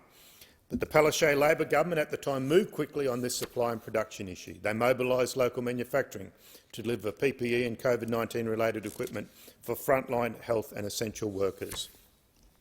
Our local manufacturing businesses quickly pivoted, stepped up to the challenging. I'll mention a few of my local businesses that did this. Belgotex at Acacia Ridge, one of Queensland's only textile manufacturers, purchased special looms, upskilled their workforce and commenced making special grade fabrics for local PPE production. The lightweight type weave fabric can be used to make medical scrubs, uniforms, hospital linen, sheeting and privacy screens, reusable face masks and gowns for frontline health workers. Imagine how many lives that Belgotex at Acacia Ridge has saved in Queensland. Antiotech at 8 Mile Plains launched its 15-minute COVID-19 antigen rapid test platform, Eugenie. This project created 5 new highly skilled jobs and protected 20 existing jobs. EGR, a business that I drive past every day that I go to work, a 46-year-old car accessories manufacturer at Salisbury, pivoted early in 2020 to produce protective face shields for frontline workers.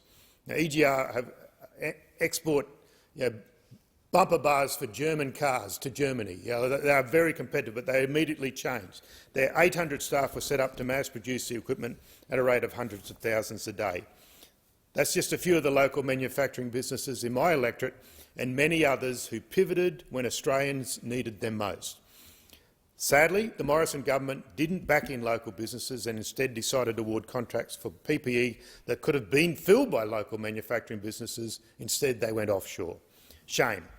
That, as I said, a little bit of economic nationalism goes a long way in a crisis.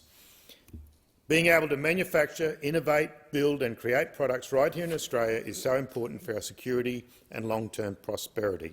Australia is rich with valuable critical resources that the world wants and needs.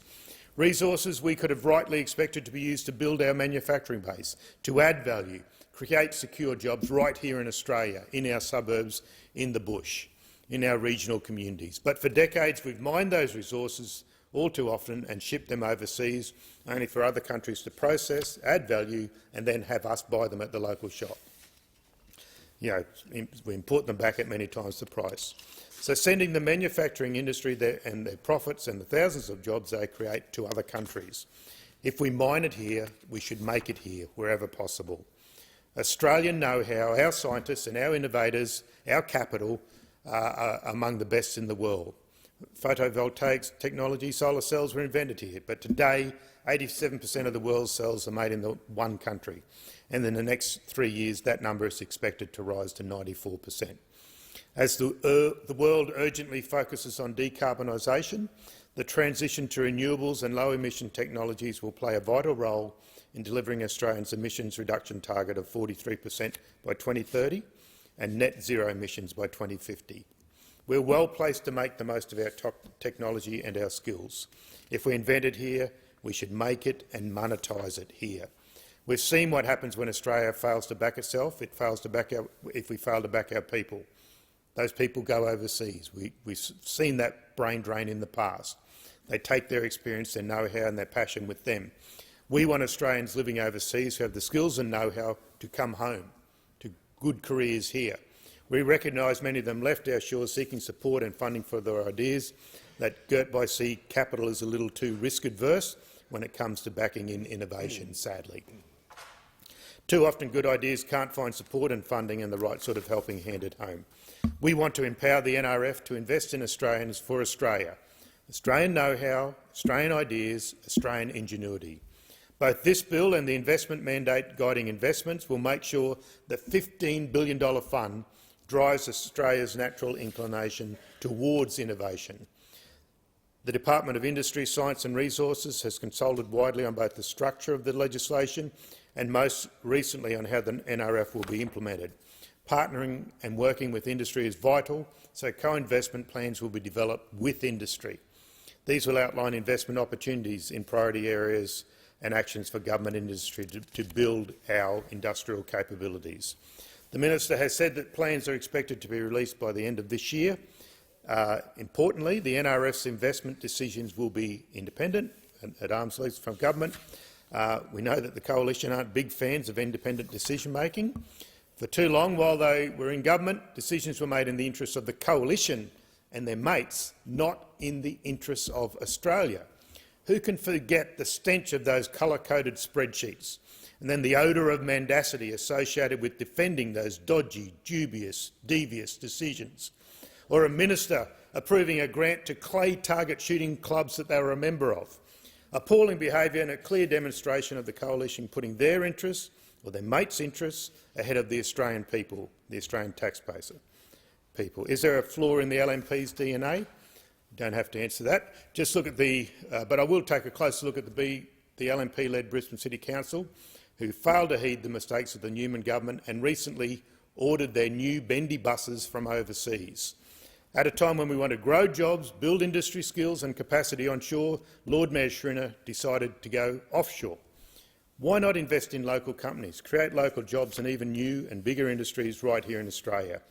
Just 2 weeks ago, I stopped to visit a local business, Bus Stop, which is located in Rocklea, a local family-operated business with more than 50 years' experience in servicing and manufacturing buses. About 3 years ago, they transitioned away from diesel to manufacturing and assembling electric coaches and buses for schools. Just imagine if the Coalition had invested in support of this wonderful local business by insisting in creating a vibrant and robust local bus manufacturing industry. Jobs of the future. The way the Labor Palaszczuk government is doing and the way the NRF will do. What do the Liberals and Nationals have against workers in manufacturing? I shook my head in disbelief when I was listening to the opposition leader saying that the Liberals were the party of the Australian working class. I mean, that is such a joke. I'm not sure if politicians are eligible for the Logies, but the member for Dixon is surely a front-runner already. Remember, this is the party that had the economic strategy of deliberately ensuring wages were kept low. We believe in investing in manufacturing. The question is that this bill be now read a second time. The member for Moreton. Apologies, the member for Forrest. Thank you. Thank you, Deputy Speaker. Mr. Speaker, Deputy Speaker, I was a member of this parliament during the Rudd-Gillard Labor years, and I learned very quickly how to recognise when the government became desperate when it was trying to force a bill through both houses of parliament. Extraordinary and extreme claims were made, and the desperation was palpable. Disappointingly, that's what we saw recently from the Minister for Industry, Science and Technology, when, in desperation to get Labor's rushed National Reconstruction Fund legislation through the parliament, the minister actually resorted to using our key defence pact, AUKUS, as a political pawn, a bargaining chip. In my view, national security and the role of AUKUS in our national security should be above politics. But clearly for this Labor government it is not. And it was absolutely shameful. Even with what I've seen in previous Labor governments, this actually really surprised and profoundly disappointed me, particularly when the minister himself never mentioned the word AUKUS once during the introduction of the bill. Obviously, it wasn't a priority at that stage, and if it was, the minister would have certainly made much of that in his introduction of the bill. But the minister didn't mention national security once, not once. So I'm wondering how much of the initial $5 billion and overall $15 billion of the National Reconstruction Fund will actually be quarantined for defence on the back of the minister's comments. It's a very good question to ask. The minister has not provided any of this detail. Now, there are those of us who actually take national security very seriously and know that AUKUS was the work of the former coalition government. And I am actually someone in this place, Mr Deputy Speaker, who is possibly the only daughter of a World War II war widow in this place, who understands how important national security is and what the cost is to Australian families, and why we take it seriously and what was fought for. So AUKUS builds very strongly on our existing relationships with the United Kingdom and the United States, and the reasons for this are clear, given how significantly the security challenges in the Indo-Pacific region have grown. AUKUS builds even further on the three nations' long-standing and ongoing bilateral ties. For Australia, the first initiative under AUKUS was the 8 nuclear-powered submarines. And there will be a concentration on cooperation around a range of existing and emerging security and defence capabilities, designed to enhance joint capability and, the most important thing, interoperability. Now, speaking of interoperability, it is critical. I've seen firsthand through the Australian Defence Force parliamentary program just how much emphasis is placed on interoperability in any given theatre of operation. In RIPAC, for instance, the world's largest international maritime exercise in 2022 saw approximately 1,600 Australian Defence Force personnel join 26 international partners in RIMPAC exercises, held across training areas in and around the Hawaiian Islands and Southern California from 29 June to the 4th of August. Now, Exercise RIM of the Pacific is a biennial international military exercise hosted by Commander US Pacific Fleet. The ADF was really committed, and it was a substantial commitment, with the ships Canberra, Supply and Warramunga, the RAAF P-8A Poseidon aircraft of submarine mine warfare and clearance diving capabilities, and a joint landing force led by the 2nd Battalion Royal Australian Regiment, accompanied by personnel and capabilities from across Australian Army units. And RIMPAC, as we know, aims to be the premier joint combined maritime exercise and enables Australia to strengthen international partnerships and enhance that interoperability piece and improve readiness for a wide range of potential operations, something that is becoming more and more critical in our regions. So, the interoperability piece is critical, and the original plans for AUKUS was to focus on cyber capabilities, artificial intelligence, quantum technologies and additional undersea capabilities. I was recently briefed on the cyber capabilities and issues both here in Canberra by our defence members here and in Edinburgh. Now, given that AUKUS is such an historic opportunity for the three nations, working with like-minded allies and partners aimed at sharing our shared values and promoting security, it is very important. But this is a Labor government during the Rudd-Gillard-Rudd years never built one ship. And if the government was really serious about AUKUS in relation to this bill and anything else, it should be focused on energy security. After all, energy security is national security, Mr Deputy Speaker. And given those challenges in the Indo-Pacific, surely energy security should be at the top of the government's priority list, even with this bill, given AEMO's recent 2022 electricity statement, which said that there is an urgent need for additional dispatchable power and projects. As we know, gas continues to play a critical role, but there are questions around whether there will be shortages of gas and shortages of energy.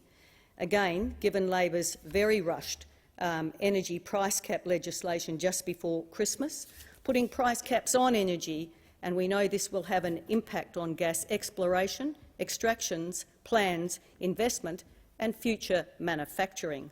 We know that the Victorian Labor government has demonised gas, and genuinely Labor does not see gas as a critical and transitional energy, which it is. Now, Labor's much-hyped plans for renewable generation, transmission and storage are not delivering. And I remember the Minister for Energy at the AFR Energy and Climate Summit saying we will need to install 40 7-megawatt wind turbines every month till 2030, and at the same time more than 22,000 500 megawatt solar panels installed every day, 60 million by 2030, and 10,000 odd kilometres of transmission lines and corridors.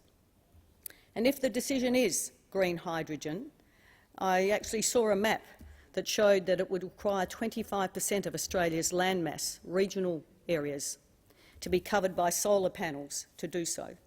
And then there's the wind turbine issue as well. And AEMO's latest report on the state of Australia's energy grid is a clear warning that the Labor government's energy policies are failing. The report shows Labor's rush to bring on the early closure of power stations and delays to the Kurri Kurri gas plant as key drivers of the deterioration in the grid stability since the coalition was in government. Under Labor, Australian households and businesses are not only being hit with higher energy prices, but now they're being told to brace for potential blackouts as well. And as I've said, energy security is national security. How on earth, as a nation, can we deal with national security challenges when we're facing, in our own region, when we're facing a lack of reliable, affordable and dispatchable power? Even in Western Australia, which sits outside the national energy market, we're facing power shortages. The state government has plans to shut down all coal-fired power by 2029. Even the privately owned Blue Waters power station may close as well. Combined, this will take out 1,440 megawatts of baseload power out of the system. And Dr Steve Thomas, the Shadow Minister for Energy, recently belled the cat when he said the current plan cannot be delivered by 2029 and it cannot supply the state's power needs. He went on to say that the WA State Labor government has no plans for storage of renewables at night and that building battery storage to last overnight will cost at least $7 billion, twice the cost of the state government's entire transition plan budget. Steve Thomas also highlighted that in the transition process, the WA state government will also have to change its ageing gas generation fleet, from peaking stations to baseload, just to try to keep the lights on. But the Labor state government actually doesn't have sufficient gas stations to deliver both baseload and peaking power. In recent months, we've seen 100,000 tonne of coal imported from Newcastle in New South Wales to Collie, and an unprecedented, and this is an up-to-date figure only, of $19.5 million in a WA taxpayer-funded grant given to Collie coal miner Griffin Coal. Well, Griffin supplies Blue Waters Power Station and South 32's Worsley Alumina Refinery, and this is manufacturing, of course, of alumina from bauxite. And of course, the viability of Premier and Griffin are in the firing line through the state Labor government's decision to shut down all of those coal-fired power stations by 2030, but without other sources of reliable, dispatchable and affordable power. I recently read where a former director of WA state-owned energy retailer Synergy said that blackouts are inevitable in WA and the state's key energy grid is headed for disaster under the McGowan government's plans. But we also know under the NRF that the unions have plans to install union officials on the board, a bit like union-controlled superannuation fund boards, and they plan to steer, that's what they said, they plan to steer the NRF investments in a similar way to the union-controlled super fund boards. And we know that the unions are totally opposed to independent, experienced directors on the NRF boards. And we know that Labor has backflipped on superannuation, on lower mortgages. The Prime Minister said life will be cheaper under me, on the $275 promise of reduced power prices, and there's every chance that the Labor government here will roll over on union demands over time. And of course, we don't want to see this just become the next honeypot hive for Labor and its union bosses. Australian people know they can't trust Labor when it comes to union control of the Labor government, whether it's the ABCC through the CFMMEU, the extreme changes to the industrial relations laws affecting small and medium businesses. For the first time, we have unions in small businesses, right, in our doors. through enterprise and pattern bargaining, through union demands to charge bargaining fees for non-union members. And of course, it's been reported that total union contribution, we can't be surprised, to Labor at a state and federal levels rose from 13 million to about 16.7 million ahead of the 2022 election. I think the CFMEU delivered about 25% of all contributions to Labor, so it is no wonder that those decisions are made in— Pardon? Exactly. And now we know ahead. We had a very good meeting last night with the parliamentary friends of trucks, trailers and logistics, and we certainly heard from that industry about the issues they're facing and are concerned for many reasons about the proposed increase in fuel tax excise and what that will do to their businesses. And there was one business that indicated that they had had their actual price of electricity cost, given that they are in that space, has gone from over 400,000 to over $1 million, and they are in the refrigerated space. We know that Labor is certainly looking at reviving the Road Safety Remuneration Tribunal, which, as we know, will affect 35,000 small operators, small owner-operators in the trucking industry. And what we are facing as well is one of the world's highest carbon taxes, and we're waiting for Labor to backflip on legislated tax cuts ahead. I think that's something that none of us would be surprised to hear. So, Mr Deputy Speaker, there are many reasons that I have concerned about this particular bill, but I must admit I was surprised and disappointed to hear the minister's reference to AUKUS in promoting this bill. I thank the honourable member for Forrest. The question is that this bill be now read a second time, and I call the honourable member for Kingsford Smith. Thank you, Speaker. I'm speaking obviously in support of this very good bill and major reform for Australia. The previous Speaker's presentation and speech had all the hallmarks of a classic Liberal speech, climate denialism and a bit of union bashing on the side as well. All of the hallmarks of a classic Liberal speech under the Dutton leadership. Of course, the opposition failed to recognise that this particular bill and this policy was one of the features of the Albanese government's suite of policies that we took to the last election. Yes, so we actually put this before the Australian people, and guess what? They voted for it. They voted for it in a big way because they do want to see a resurgence of manufacturing in Australia. And the Albanese Labor government was elected to deliver this $15 billion National Reconstruction Fund, and that is what we intend to do to keep faith with the electorate. This is a key election commitment that will diversify and transform Australia's manufacturing industry. And we saw during COVID the vulnerability of many sectors of our economy and indeed many communities because of supply chain shocks associated with COVID and a lack of access to shipping, to air freight and to other important markets that Australians had relied upon in the past. And we know that Australia has the capacity. We've had the capacity in the past, and we can reinstall that capacity to be a leading powerful nation when it comes to manufacturing. Manufacturing creates good full-time jobs that are high-skilled and provide secure conditions of employment for workers. And as the Assistant Minister for Defence, I've been struck and tremendously respectful of the capacities that are being delivered by Australian industry when it comes to Defence Force capability, both large and small companies throughout the country with their very skilled workforces playing a crucial role in ensuring Australia's future economic prosperity and our national security is strong, and that our sovereign capability and cutting-edge defence industry are underpinning our Defence Force.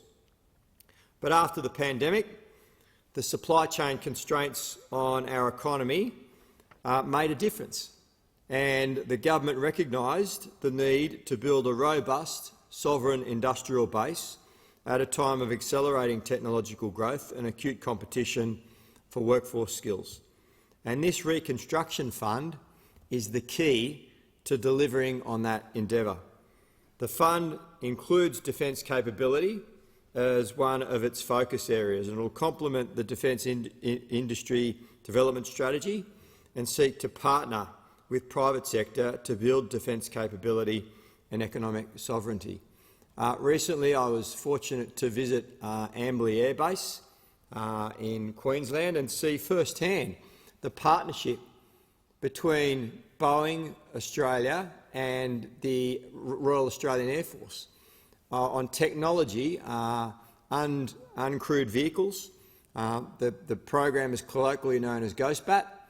Uncrewed vehicles, high-tech uncrewed vehicles, manufactured here in Australia, in Melbourne, providing high-tech jobs for Australians, improving the capability of the Australian Defence Force, but more importantly, providing export potential for Australia. And there are a number of our allies that are keenly interested in this technology and don't have similar technology in their industrial base. And that is a great example of government being able to work with the private sector to leverage improved capability for our nation's defences, but at the same time invest in high-tech industry and support high-skilled jobs of the future. We have to build on that capability if we're going to embark on a deeper level of cooperation and integration between the Australian Defence Force, our allies and defence industry ecosystems. And the government is committed to growing Australia's industrial base to provide that game-changing capability that we're going to need into the future. And that is what the Defence Strategic Review is all about. And it's also why the new government commissioned the Defence Industry Development Strategy, informed by that review, the DSR, to articulate the strategic rationale and the national security imperative for strong, resilient and integrated defence industrial base. The National Reconstruction Fund will help to drive regional development and invest in our national sovereign capability, which will broaden and diversify Australia's economy in support of our national interest. And that diversification and that focus of broadening our national interest is focused on 7 priority areas: value-adding in resources, value-adding in agriculture, forestry and fisheries, transport, medical science, renewables and low-emissions technologies, of course defence capability and enabling capabilities as well. And these investments are about ensuring Australia's security into the future. We need to revitalise manufacturing after years of neglect under the former coalition government. I've had the opportunity to make a couple of trips down to South Australia to see the burgeoning SME defence industry that is growing in Elizabeth and former industrial manufacturing bases that were the powerhouses of manufacturing in Australia, particularly in the automobile, the car components and the car manufacturing industry. And it's such a shame, really, when you visit those massive car manufacturing plants that dotted the main road that goes into Elizabeth, to see many of them now empty shells of what they previously were in the past, because the previous government didn't support automobile manufacturing in this country. They let it wither on the vine.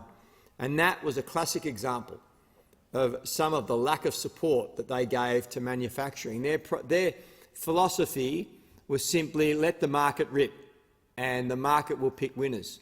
Well, the market didn't work in that case. And that is why governments of all persuasions throughout the world tend to ensure that they can support their manufacturing industries and boost the resilience of those industries, particularly in the wake of COVID, with the supply chain disruptions that we've had. And the ironic thing is that the previous government was then throwing buckets of money at industry to try and install some of that manufacturing capacity that we had in the past that had been lost because it was left to the market. Well, the new government takes a different approach. We have a strategic interest and a definitive aim of ensuring that we support manufacturing through a fund such as this. And the fund will, of course, provide $15 billion, will ensure that there's a pool of $15 billion worth of investment funds that will be invested, and the returns will provide the basis for investments in industry. And that will revitalise manufacturing in Australia after years of neglect under the former coalition government. The NRF will provide finance, including loans, guarantees and equity, to drive those investments in those 7 priority areas of the Australian economy. It represents the Labor government having a plan to revitalise manufacturing in Australia, but a plan to ensure that we're investing in strategic industries that provide the best opportunity for growth, for technological advancement and for high-skilled jobs into the future. And it's coupled with important policies such as our fee-free TAFE policy, our policy of boosting the number of university places that are accessible, particularly to students from low socioeconomic backgrounds. Because if you invest in manufacturing, you're going to need the skills base to ensure that that manufacturing capacity can grow into the future. So we've got a suite of policies that are all aimed at ensuring that we're looking to the future, to technological advancement, to investment in high-tech manufacturing and to growth of high-skilled jobs that will improve the productivity of our nation and provide higher incomes for Australians.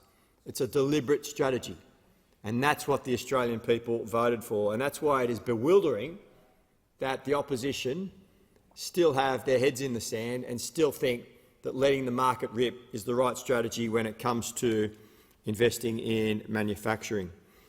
These leveraged Australian natural and competitive strengths will support the development of strategically important industries and, in the due course, shore up supply chains as well. This includes NRF finance to grow advanced manufacturing and support businesses to innovate and move up the technological ladder. We all know, Speaker, that Australia is rich with valuable critical resources, resources that many Australians rightfully expect would be utilised on home soil to build our industrial base, to add value and to create jobs here in Australia. But for decades, we've mined those resources and shipped them overseas, only for other nations and industries to process and to add value to them. And then we import them back at many times the original price. Sending the manufacturing industry, their profits and thousands of jobs overseas makes no sense. But that's what was occurring under the previous government. Australia's know-how, our scientists and our innovators are some of the best in the world. And we know that we can process those resources that we mine here, that belong to the Australian people, to add value, to create new industries and to create jobs in the process. And I think a classic example of that, where Australia has led the world in technological advancement, in creating new industries, is in the solar and photovoltaic industry. And I'm very, very proud to have the University of New South Wales in my electorate, where scientists such as Professor Martin Green were leading technologists in the development of solar cell panels and solar cell technology throughout the world. Basically, most of the solar cells that are produced throughout the world now have technology that was invented and commercialised at the University of New South Wales, and that is something that we should be enormously proud of. I certainly am, as the representative of that.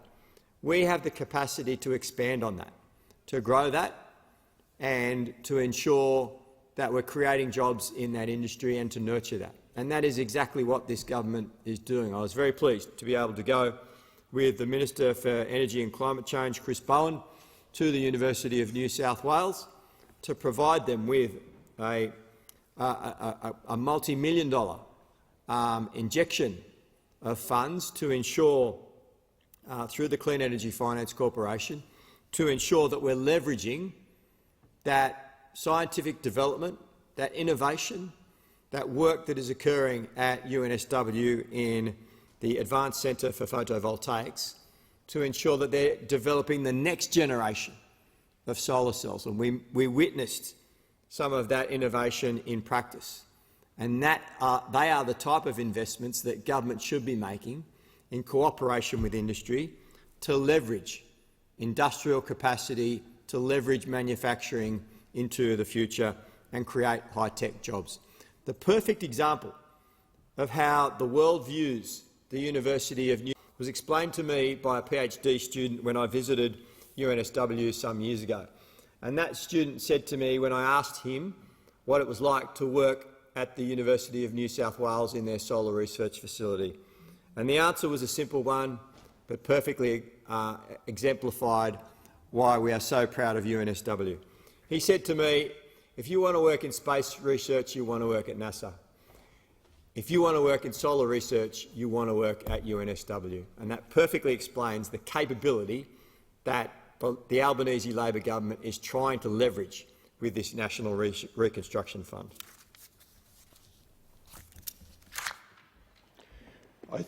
I thank the honourable member for Kingsford Smith. The question is that this bill be now read a second time, and I call the honourable member for Nichols. Thank you, Mr Deputy Speaker. Now, from the outset, let me state that I believe in manufacturing, innovation, secure jobs and appropriate government policy to support businesses. But the National Reconstruction Fund Corporation may be well intended, but it is the wrong model, poorly executed and even more poorly targeted. It falls well short of what is needed to support agriculture, manufacturing and transport and logistics businesses in my electorate. So why does this matter so much in Nichols? Well, my electorate of Nichols, Mr Deputy Speaker, has a long and proud history of growing, manufacturing and moving products nationally and internationally. And in competitive global markets, they have had to be nimble, innovative and cost-conscious. And at times, many of these businesses have had cause to seek government support for innovation, sometimes transformation, to support them to take risks they otherwise might not take.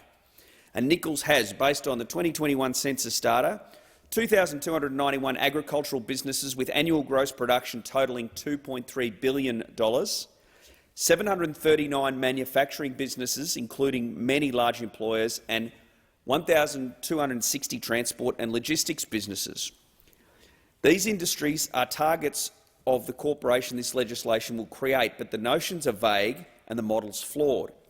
It is perhaps best described, Mr Deputy Speaker, and for those who remember this great moment in Australian history, as the Leyland P76 of industry and innovation policy.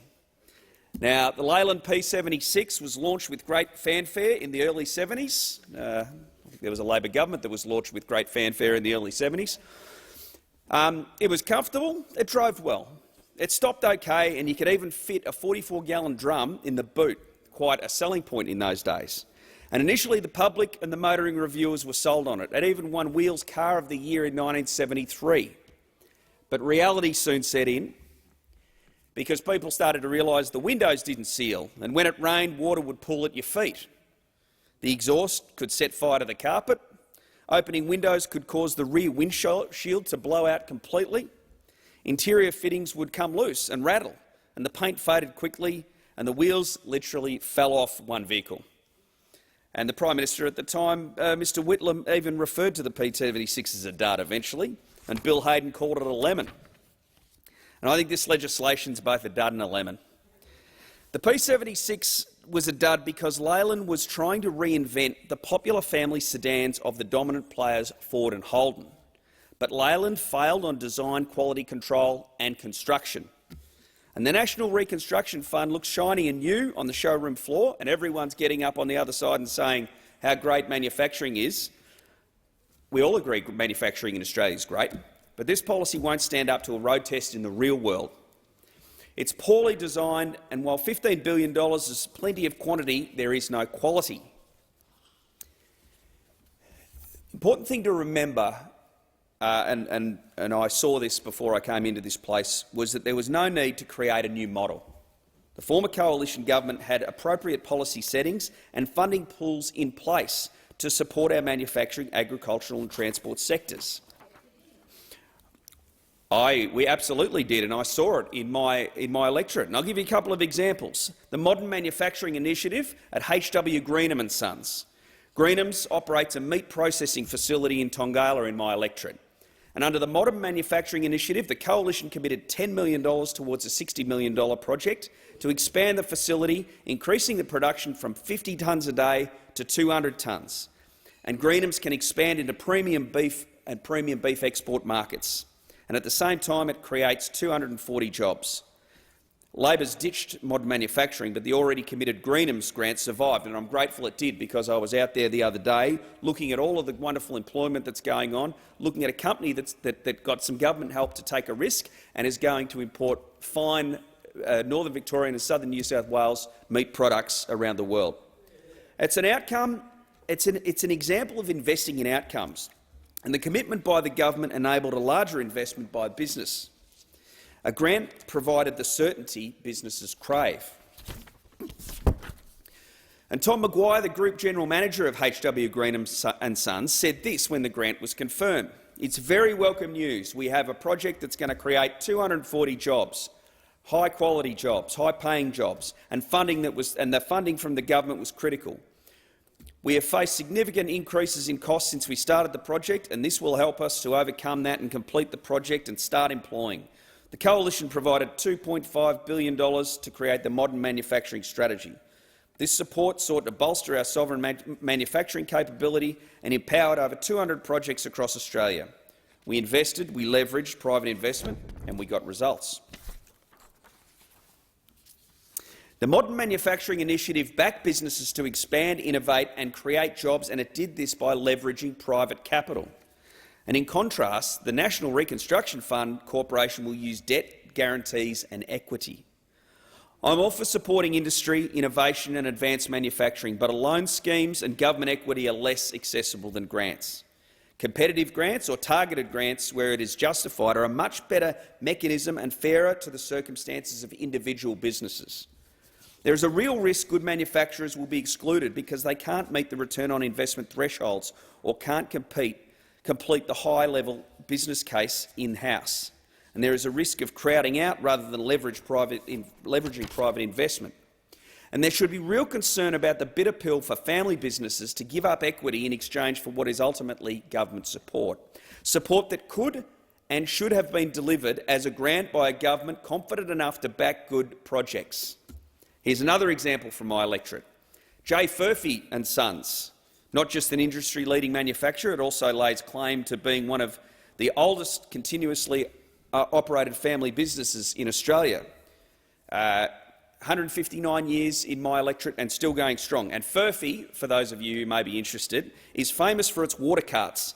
And the description of something as a Furphy, and I've heard a few Furphys since I've been here, Mr Speaker, in this place, meaning a rumour or a falsity, which used unwisely in this place could be ruled out unparliamentary, but Furphy came from the gossip and the rumours that were happening around the water tank in World War I amongst our soldiers. So that's where the name Furphy comes from that fine Shepparton business.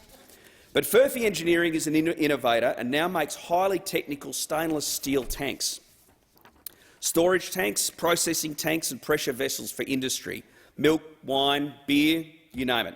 Furphy's has been supported in its modernisation by the former Coalition government, whether it was solar panels on the roof or the $675,000 grant for a laser welding machine under the Goulburn Valley Business Innovation Fund, part of the Coalition's Regional Jobs and Infrastructure program. A grant, not a loan. And Furphy's are going right ahead with state-of-the-art laser welding as a result of the bit of kit they've been able to buy with some government support.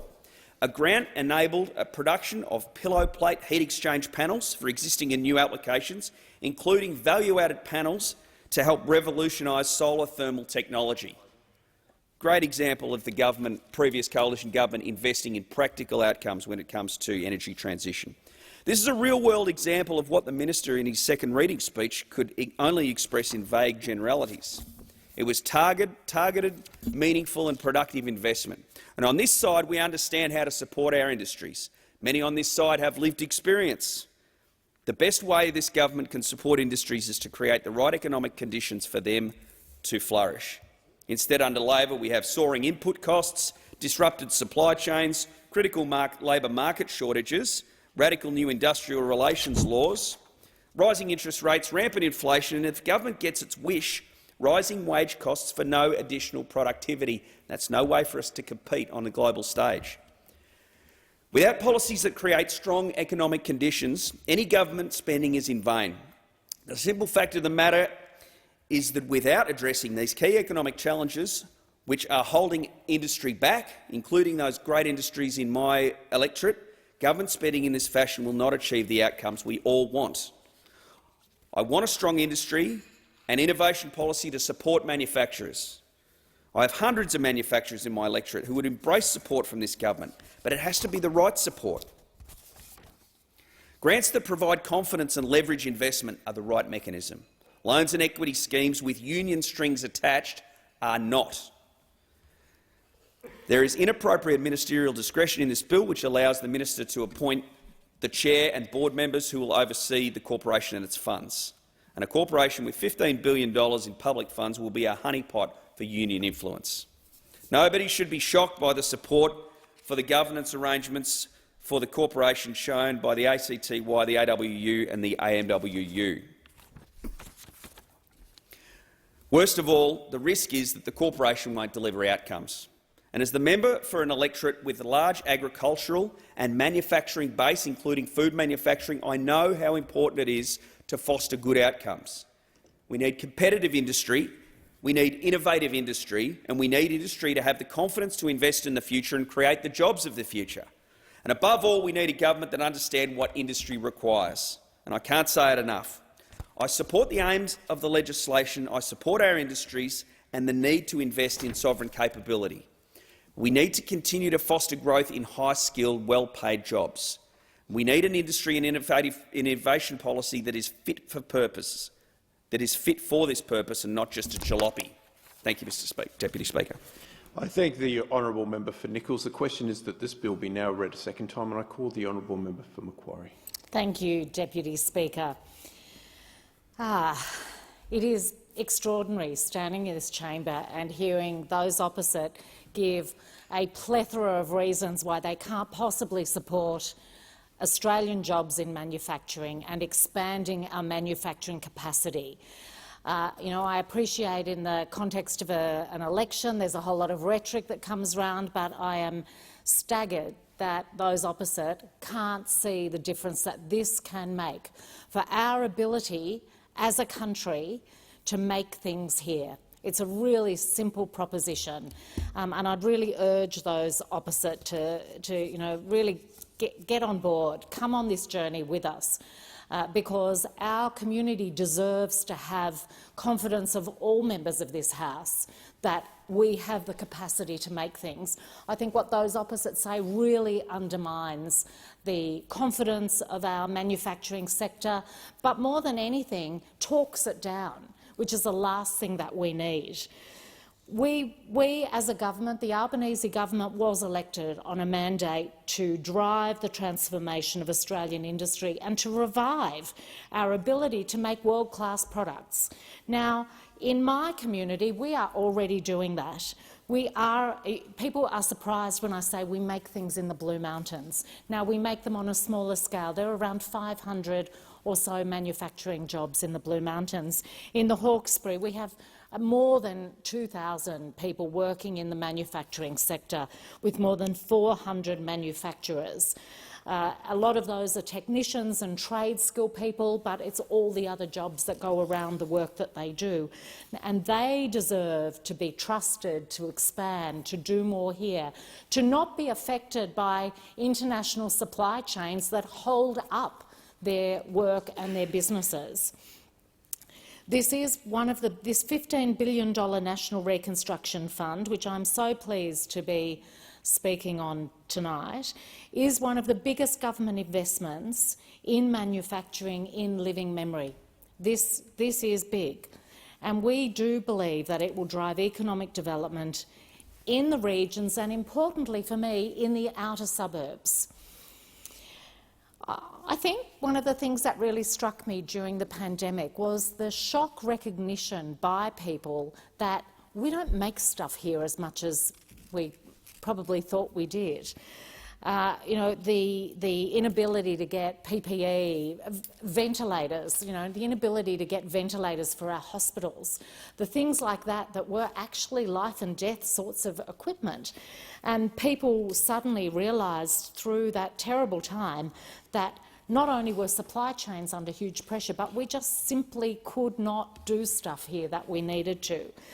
And I have to say that across my community, I've heard people opposite talk about it, but across my community, this was a constant source of conversation during the pandemic, and I know that this is a very widely supported initiative of our government.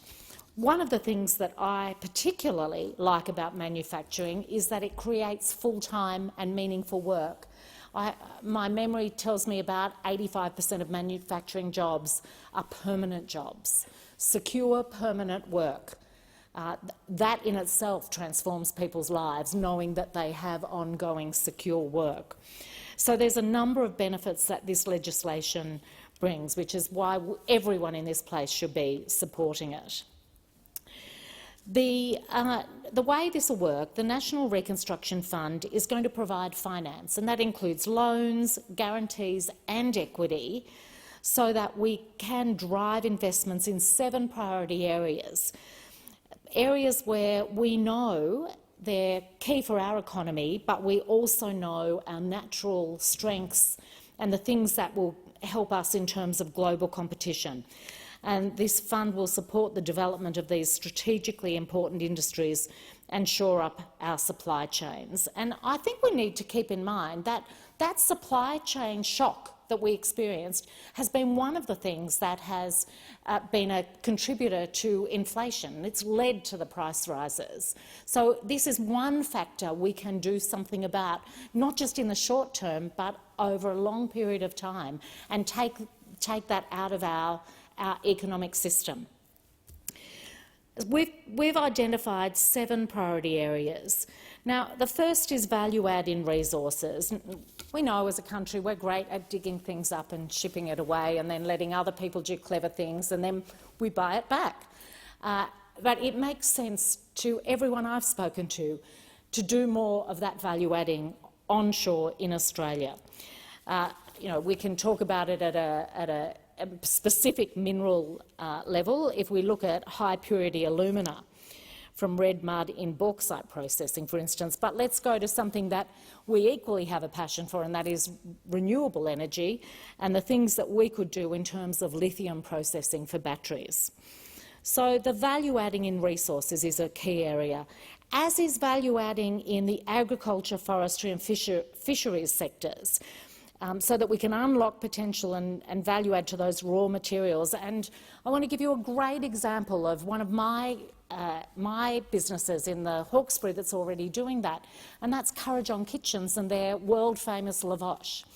Now, they looked at it and went, we do not want to have Australians buying lavash from offshore when we can make it here.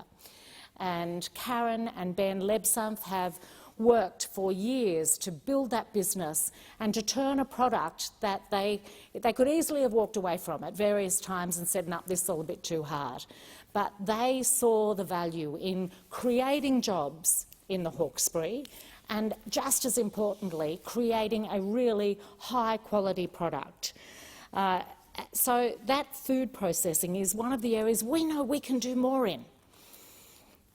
Textiles, clothing and footwear manufacturing. And this feels for me a little bit like full circle, because I was a young journalist in the 1980s when a previous Labor government was looking to make us more efficient, and that was an area where changes had to happen. The consequence, of course, was that we really have lost a lot of that capacity. But when you look at the ability to manufacture some of those PPE things that we needed, the textiles industry is really key, and the footwear manufacturing sector. So we want to encourage people to look at that sector and see what they can do. And we're prepared to do loans or guarantees or equity where people have a really viable idea around that. Transport's another area. This one is also very close to my heart. Remember, the Blue Mountains is the place where the New South Wales government has bought trains from South Korea that do not fit the tracks. Instead of making it here, they bought trains from another country that literally don't fit the tracks of the Blue Mountains. Now, it's not like they couldn't have worked out the measurements of the platforms, but as it is, the platforms have to be shaved, they have to be reshaped, tunnels have to be widened because of the New South Wales government going, oh, we don't make things here. And of course, it should never have been the case. You know, when I looked at the platforms that needed to be changed and thought about the history that they have, in order to make these trains fit our railway track now, you know, you've got to make adaptations to platforms that have been there for more than 100 years. So the Leura railway station was built in 1890. Katoomba was built in 1874, yet no one thought to take the measurements and make sure that the trains fitted those tracks. That would not be happening. That $2.3 billion that went offshore could have stayed onshore, provided long-term secure jobs, high-quality jobs, plus they wouldn't have messed with our railway lines and our platforms. So there's a classic example of how some sort of misplaced idea that getting it offshore would be cheaper has led to all sorts of consequences. We can stop that from happening anywhere else. So the transport, not just trains and shipbuilding, but also cars. You know, I stood here in this parliament, or I sat in this parliament, when I heard the then government essentially dare the car manufacturing sector to go offshore. The loss of that sector has had implications across innovation for a whole lot of parts of our manufacturing sector. So transport's the third area we've identified. The fourth one is medical science, where we know Australia's world-leading research to provide essential supplies such as medical devices and medicines and vaccines can be much better leveraged than it is. In my community, we had one of the few manufacturers of rapid antigen tests, Innovation Scientific, who saw the opportunity there because everyone so desperately needed COVID tests, and they have now been able to expand what they do on the back of that. They were willing to take a risk. They were willing to pitch everything in and support the Australian community, and out of it they have now evolved. And I look forward to seeing how they continue, and I hope they go from strength to strength. And that's an example in the medical science area of the things that our National Reconstruction Fund will be able to support. And the final area, oh actually no, that's the fifth area, yeah, I'm not there yet, there's 7 areas. The fifth area is renewables and low emission technologies. It does seem completely crazy really that we created the photovoltaic technology, that's part of it that's used in virtually every solar cell that sits on people's roofs, yet you can't buy one that's made in Australia with that, or they're all made overseas. 87% of the world's cells are made in one country. And in the next 3 years, the expectation is that's going to rise to 94%. So we need to reverse these trends that see Australian great ideas, great innovation, that it simply gets shipped offshore. The sixth area is defence capability, and that matters to the electorate of Macquarie because we are home to the Richmond RAF base and a large defence industry sector there. It provides long-term good jobs, and it could be providing more, particularly as the needs of the RAF change. That base may well, at some stage in the future, have more capacity for defence industries. It's a really key part of the local Hawkesbury economy, and we'll be looking to ensure that we completely secure defence industries there. And of course, we know that across Western Sydney there are huge opportunities for that on the outskirts of Western Sydney. So under the National Reconstruction Fund, we'll be able to maximise the sourcing of requirements from Australian suppliers. We've got them employing Australian workers, whether it's technology, infrastructure or skills. Huge opportunity.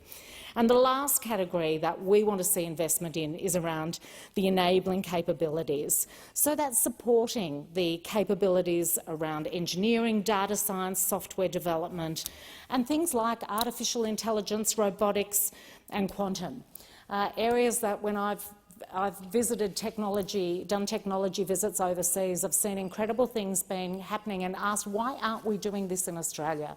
Well, it's because there has not been support required to turn great ideas into great businesses. So this, as a co-investment fund, the NRF is going to draw in investment support with superannuation, venture capital and private equity sources. It's not just going to be government funds, it's partnering with all those sources of money to grow the taxpayer-funded component of it. I think what's key too is that we've got a model that we know works, modelling it on the successful Clean Energy Finance Corporation. This means it's administered at arm's length to government by an independent board appointed jointly by the Minister for Industry and Science and the Minister for Finance. I've heard those opposite, some members talking about how wonderful competitive grants are. For things like this, you want it to be above politics. You actually want it to be done as part of an overarching strategy, rather than who happens to write the best grant application or who can have a word with a minister, which is not the way we are going to be approaching this. The government will provide guidance on expectations and policy priorities through a legislative instrument and an investment mandate, but the NRF will be administered at arm's length to the government. That is really key to its effectiveness. The board will independently make investment decisions and manage its investment portfolio to achieve both the Reconstruction Fund's objectives and the positive portfolio rate of return. So free from political interference, there will not be a colour-coded spreadsheet in sight. And that's what our community expects, good decisions made by the right people for the best interests of this nation. I thank the honourable member for Macquarie. The question is that this bill be now read a second time, and I call the honourable member for Fisher. Thanks, Mr Deputy Speaker. I rise to speak on this bill, the National Reconstruction Fund Bill, and I have to say I am somewhat bewildered. I've been really looking forward to speak on this bill. This is one of those bills that I really had a good look at, and I've been really excited about talking about it because it's very much close to my heart. But I've been utterly bewildered because families and their businesses across the country are contending with the most challenging cost of living crisis in a generation. I'm bewildered that we're discussing this bill while Australians are crying out for the federal government to do something, anything, to help them get through this cost of living crisis. Inflation is at an historic high. Interest rates have climbed 10 times since, well, 9 times since Labor took office, but 10 out of the last 10 months, 9 under this government. The price of doing business is soaring with each piece of red tape this government slaps on small and family business owners. And the price of turning on the aircon, filling up the car with fuel, putting food on the table, just continues to grow and grow and grow. You'd think that instead of another bill throwing money at Labor union paymasters, they might consider introducing legislation to address the cost of living. But the only thing the Australian people care about right now is how this government is going to reduce their costs and how Australians are going to be paying their bills. Rent, school fees, mobile phone and internet. Australians are struggling to make ends meet. It seems that everything is going up in cost, and now for any Australian families there's a lot more month at the end of the money. And that disparity is growing. It's getting worse under this Labor government's policies, and Labor just don't seem to care. What should the bill do? This bill is Labor's signature manufacturing policy. It is what they are going out to the electorate and saying, this is the bee's knees. It's modelled on the Clean Energy Finance Corporation. The fund is designed to allow government to invest in initiatives which support their manufacturing priorities. These investments are not in grants. They are through government equity and loan schemes. This model means manufacturers may struggle to meet return on investment thresholds based on the government's arbitrary milestones. The federal government announced that the fund would be up and running by next financial year, but they refuse to commit to a launch date. Given their track record, not committing to a date is probably the safest option for them. However, last time they set up a fund like this, the Clean Energy Finance Corporation, it took 10 months before any money was invested. Across industry, there is widespread concern that the delay in investment, increased red tape and time taken to get the model running effectively will mean lost years in manufacturing. It means that private and personal investments might dry up.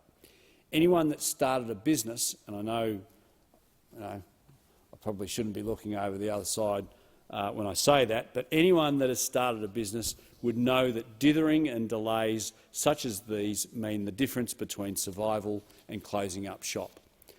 And what we are seeing across this country, more and more as the cost of living really bites on small and medium-sized businesses, is unfortunately more and more businesses closing, particularly in the building industry where I come from. What does this bill actually do? Well, it opens the door to unions yet again. I am gravely concerned about the potential for union interference in this fund. We already know what the unions want. They want board positions, they want power, they want money. And those opposite can laugh. They can laugh at that. An enterprise agreement with they want an enterprise agreement with unions as a precondition to any application. And isn't it funny how, as soon as a member of the coalition mentions that word unions, they arc up on the other side. Isn't that funny? They want a requirement that applicants under this scheme, the government wants a requirement that applicants commit to direct employment, or at least direct employment conditions. And yet the Prime Minister still hasn't ruled out mandating union board members and union agreements as a condition of entry into the fund. He could easily do that. He could just rule it out and say, no, that's not what we're after. This is mandated unionism enshrined in law for Australian manufacturers who just want the backing of their government. Compulsory unionism for start-ups and small businesses will rob them of their unique selling points, their ability to innovate, their agility, their capacity to pivot as the market and as technology requires it. Far from the objects and purposes of this Act, it will have a crippling impact on manufacturing. Now, when we were in government, we outlined 6 core manufacturing priorities after significant consultation with industry, academia and across levels of government. These 6 areas were food and beverage, medical products, clean energy, critical minerals and resources, defence manufacturing and space industry. We invested $1.5 billion into the landmark Modern Manufacturing Strategy to cultivate manufacturing sectors in these 6 priority areas. I've taken a personal interest in the defence manufacturing priority area as part of my commitment to back small businesses and local manufacturers on the Sunshine Coast. I think of the $47.4 million that the previous federal government invested to enable AnyQuest manufacturing generators for the ADF's protected mobility vehicles like the Bushmasters, which are now being seen and used in active combat in Ukraine.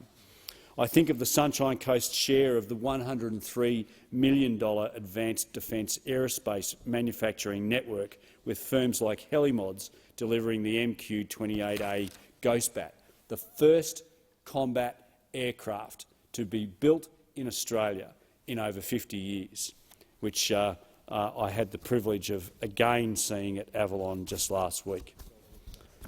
Indeed, good old Will Shrapnel indeed. I was incredibly disappointed to see the Defence Minister recently call into question the AUKUS alliance as if it were under threat if we didn't support his bill. Conflating our opposition to bad policy with a reversal of our long-held support of the AUKUS alliance and defence sector is utterly despicable. AUKUS would not have happened but for the former Prime Minister and the previous Defence Minister, Linda Reynolds, and also the current opposition leader. It is absolutely shameful for this now Labor government to suggest that we are somehow not locked in with AUKUS. It's also very disrespectful considering the work that we did to get it up. Our defence and national security are not bargaining chips for Labor to gamble on its latest whim or novel policy. AUKUS is about our defence, security and our economic strength. It was the coalition government that co-designed the alliance with our UK and US allies. Now, Labor continue to ride on the coattails of our defence achievements, but AUKUS should be above politics. The government should be embarrassed by this appalling and desperate attempt to pass their flawed bill. Despite Labor's reckless politicisation of our defence and national security, our record unequivocally demonstrates the Coalition's commitment to sovereign defence industry manufacturing. The Coalition government's $270 billion decade-long sovereign capability program proves it. The very existence of the AUKUS alliance is proof once again of this commitment. That's also why we put space industry at the core of our modern manufacturing strategy. Australia should be at the forefront of science and advanced manufacturing. That's why we established the Australian Space Agency. Having a cutting-edge space industry is not just a matter of national pride. It's imperative that we operate in space for the defence of our nation. Space and cyber are domains in which we must be ahead of the game. Protecting Australia's interests in space means maintaining the security of our communications, financial, navigation and signals capabilities. Space affects almost every aspect of everyone's life in Australia. Many Australians would not even recognise the importance of this, and apparently neither does this federal Labor government. While our competitors and our allies are investing heavily in the sector, Labor are ripping out incentives. Just think about this, Mr Deputy Speaker. The US Space Force in less than 5 years has amassed 16,000 military and civilian personnel with an operational budget of $24.5 billion. In contrast, the Australian Navy, now in its 122nd year, has 15,200 personnel. The RAF in which our Defence Space Command sits is just 14,500 personnel. That's the entire RAF. We have a very, very long way to go, and we must. The Defence Space Command motto says it well. Space really is the ultimate high ground. When in government, we did just that, investing in research, manufacturing, exports and missions. Labor appears to be dismantling our progress at every turn, and both industry and the community deserve to know why. The 7 key priority areas that Labor are talking about, they have just very silently dropped space off it. Nothing to see here. And it absolutely beggars belief that this government would drop off in an increasingly contested environment, the most contested and geopolitically unstable period since the end of World War II, where space and cyber are going to be critical domains should conflict come our way. And yet, under this fund that the government is putting together, this reconstruction fund, they are not investing in space. It beggars belief. Now, in rushing this bill through, the Albanese government wants to offer $15 billion in taxpayer funds to a board picked by Labor to fund priorities set by Labor. They are leaving the task of determining manufacturing priorities to the minister.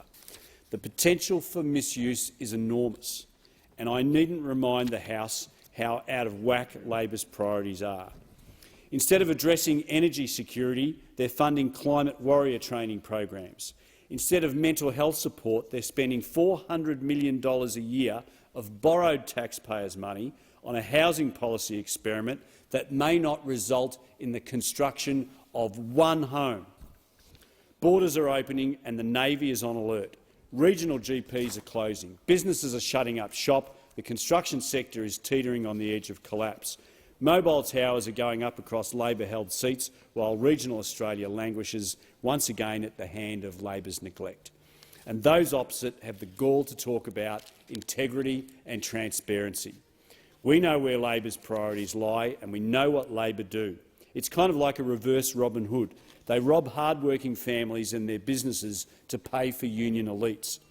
They promise to fix the problem, but they want Australian taxpayers to foot the bill. Labor promises the world, but then they give you an atlas. Why do Australians always pay more under Labor?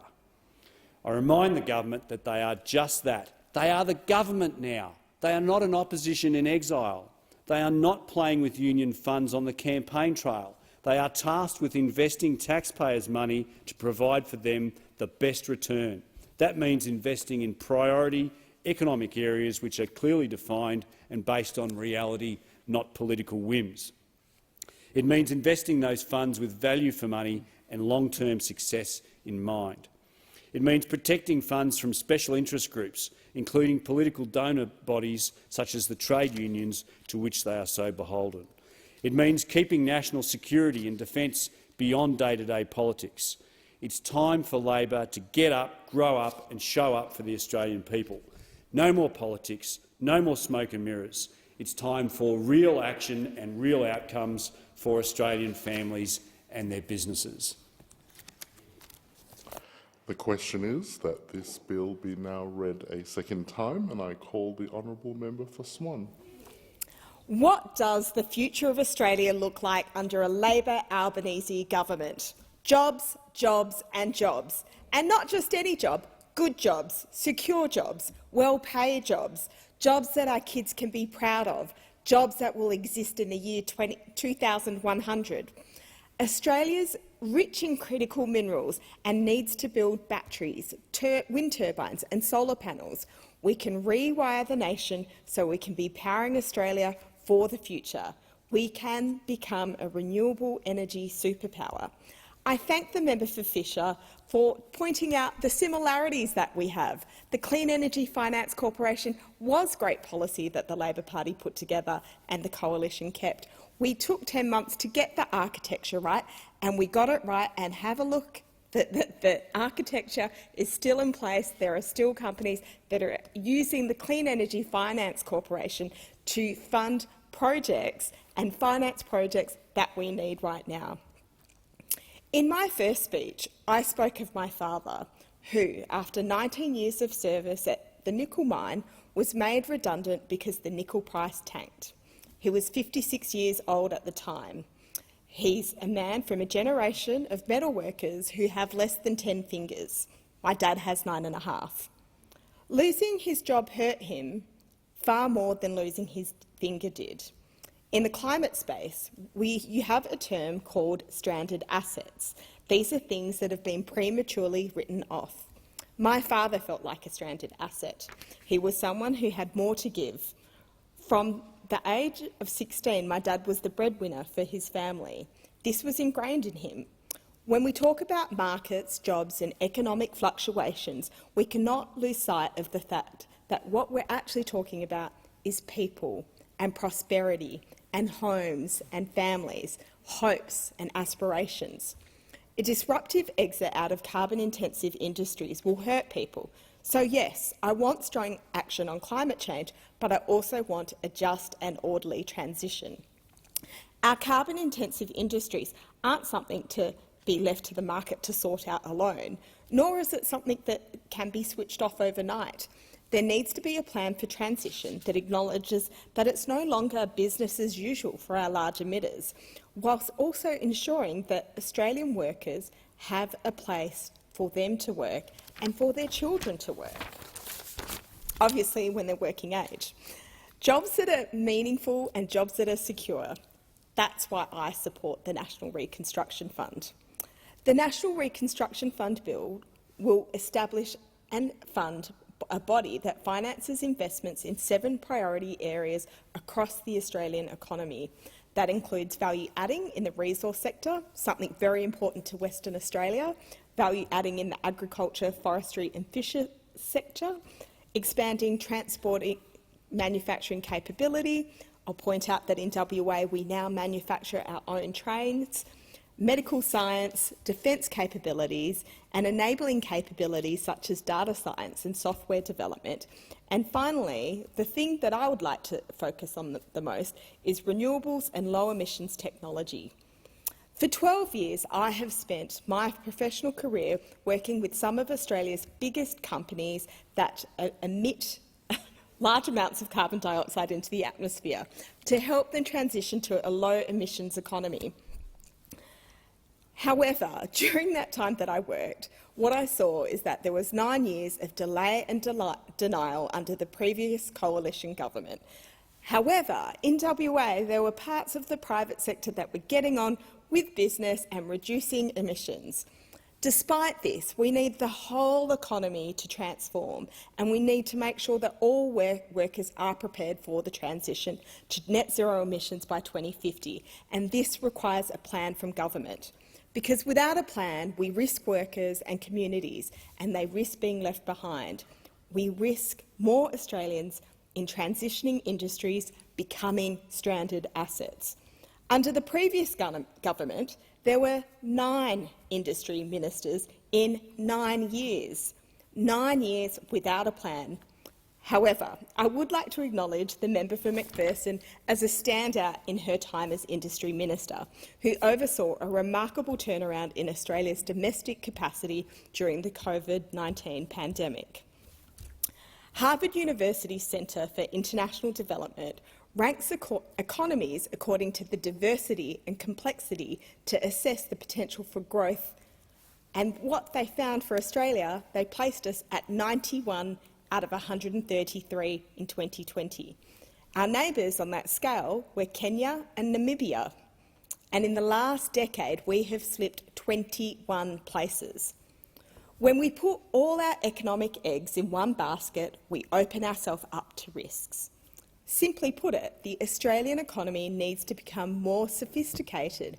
We need to diversify and we need to be able to do advanced manufacturing, and we need to be able to make it here and build it here. As our economy transitions, there needs to be a safe and stable set of hands, inspiring confidence among manufacturers to invest in capital to provide jobs for the future. A diversified industrial sector will insulate our economy against risks. The decade of delay, waste and indecision did not set up Australia well to enter this current chapter of Australia's history. A future economic vision for Australia is needed now more than ever. Capital markets are moving, and they are moving fast. Businesses and investors are turning away from fossil fuels. The market is shifting away to cleaner, renewable and cleaner forms of energy, and the government must play a role to support this shift to ensure that our communities, industries and workers can be there to benefit from this change. There is so much opportunity and we need to realise this. We would be doing our communities a disservice if we didn't act and pretended that it was just business as usual for the next 30 years. We would be setting up workers, towns and regional economies up for failure. We're acting immediately on this challenge because the days of delay and denial on clean energy had been sending a chill through renewable energy manufacturers. This is why we have brought this bill before the House in the first 8 months of our term. The Albanese Labor government has a plan for Australia's economy. We're fixing the safeguard mechanism while rewiring the nation and increasing the amount of renewable energy into the grid. This backdrop to decarbonise the economy creates lower emissions electricity and cheaper electricity, and this will be a fantastic backdrop to build our manufacturing capability. We're going to build our capacity and confidence in the economy and then walk with our workers and communities together in the transition process. When Minister Husic launched our nation's first battery strategy on the 3rd of this month, he chose to do so at Energy Renaissance, an Australian lithium-ion battery technology manufacturing company at Tomago in New South Wales in the Hunter Valley. It's a remarkable region with remarkable representatives such as the wonderful members for Hunter, Shortland, Patterson and Newcastle.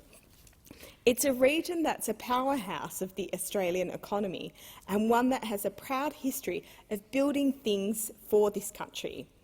Our centres of manufacturing should not only be about making high-quality Australian products, they should be also places where new industries can flourish.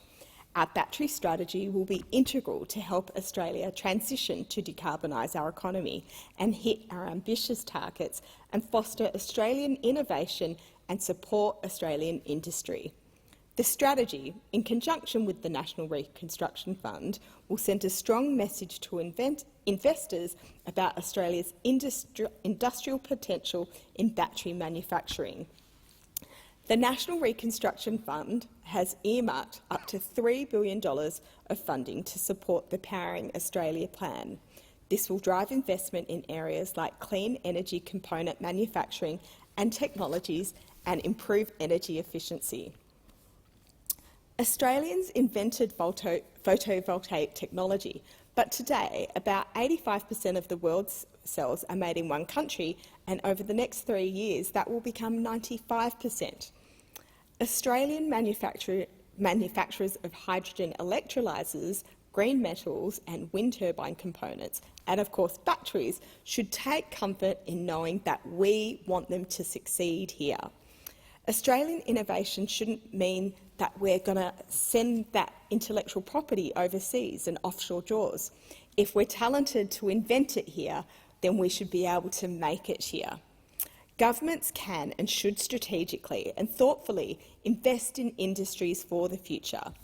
Investing in manufacturing will be critical for Australia's economy to transition to net zero.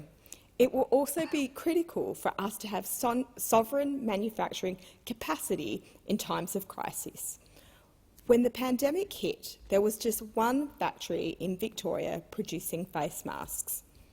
I wanted to echo the remarks of the member for Robertson, who recounted his experience with personal protective equipment availability during the early stages of the COVID pandemic and the risks that it exposed to our frontline workers. Global supply chain shocks such as COVID and the Russian invasion of Ukraine have tested our domestic energy markets, fertiliser stocks and, as mentioned, medicines and medical equipment. Developing our manufacturing capacity will expand our sovereign capacity. In these increasingly uncertain times, this must be a national priority. This bill puts a plan forward for sovereign capacity and money to execute that plan. Dr Jens Goneman from the Advanced Manufacturing Growth Centre has observed that if we understand manufacturing as a capability that permeates every industry, we can transform Australia from a lucky country to a smart country. Australia has demonstrated it has the capacity to produce medical personal protective equipment. Ardash in Western Australia was able to direct its manufacturing capabilities to produce 10,000 face shields for our frontline medical staff during the pandemic within the first 4 months of the pandemic hitting the WA shores. They could do this because they had pre-existing manufacturing capability. There has to be a base level of capacity for us to ramp up. Ensuring strong foundations of our manufacturing sector relies on an interconnected manufacturing ecosystem. 2 examples are large car manufacturers in Adelaide and Melbourne. That created downstream demand for components such as windshields, cast metals and textiles. And then the creation of ventilators in Australia during the COVID-19 pandemic. And that came through researchers working with manufacturers such as Ford and precision tool company Anker to meet the domestic needs and save lives. And the other example I'd like to highlight is in Western Australia. We're building trains on site in WA for WA railway lines. And the thing that was interesting to hear earlier was hearing about trains that were being built in New South Wales. I think it was $2 billion that was being built, and the trains could not fit the track, and they didn't even, and they had to change the platforms where they were being delivered. By developing the capacity of one aspect of a sector, we're creating jobs for future downstream and the ability to adapt when our nation faces times of crises. Conversely, if you shut down an industry, like the Liberals did to the car manufacturing sector, you send shockwaves through to small to medium businesses and suppliers. I support this bill because I believe that the government can and should strategically and thoughtfully invest in industries for the future. This is exactly what this bill does, and this is how we will create jobs. As our economy transitions away from emission-intensive industries, there needs to be a plan. We cannot leave our workers and communities a future to chance. It was heartbreaking to see my father become a so-called stranded asset. I don't want that for anyone, least of all the constituents of Swan. The question is that this bill be now read a second time, and I call the honourable member for Groom. Thank you very much, Speaker. It's always a pleasure to talk on manufacturing in this place. I'm probably one of the few who stood and even worked and maybe sometimes sweated on a shop floor. I'm very happy to say I was the worst welder on that shop floor. I'm probably the best in this house, though, which says something. Times have changed a long way, and I would reflect upon, I think, some of the comments that have been in this conversation. Watching that industry over a long time, most of my association was with the mining industry, but as manufacturing played a huge part, riding that great wave that happened in the early 2000s. The sad truth is that manufacturing in this country has been in a long decline, particularly as we've increased our engagement with Asia, and we've seen a loss of those manufacturing jobs over many governments. I don't think there's any evidence that really stands that it's one side or the other. That's been a long-term trend. So I always welcome a conversation about how we as Australians can return manufacturing back to these shores. I think it's very important, as has been pointed out many, many times. If the pandemic taught us anything, if there's one great thing we can take from it, it's the importance of self-reliance. I think if that's the great lesson that we get out of it, that's fantastic. But, Speaker, to speak on this particular bill, I think, as always, we should view it within the context of its times. As we've just seen today, another interest rate rise. We're in a period of the steepest rate rises since the RBA became an independent institution. We've seen that the last 3 months of last year, a slower economy than we expected. We're seeing confidence, not just consumer confidence, but business confidence at a low. At the same time, we're seeing spending continue. So we're in a time of extreme turmoil, and today's Courier Mail relates the costs, the change in costs, the increase in costs of the average Queensland family over the last 12 months is that they've risen by $1,150.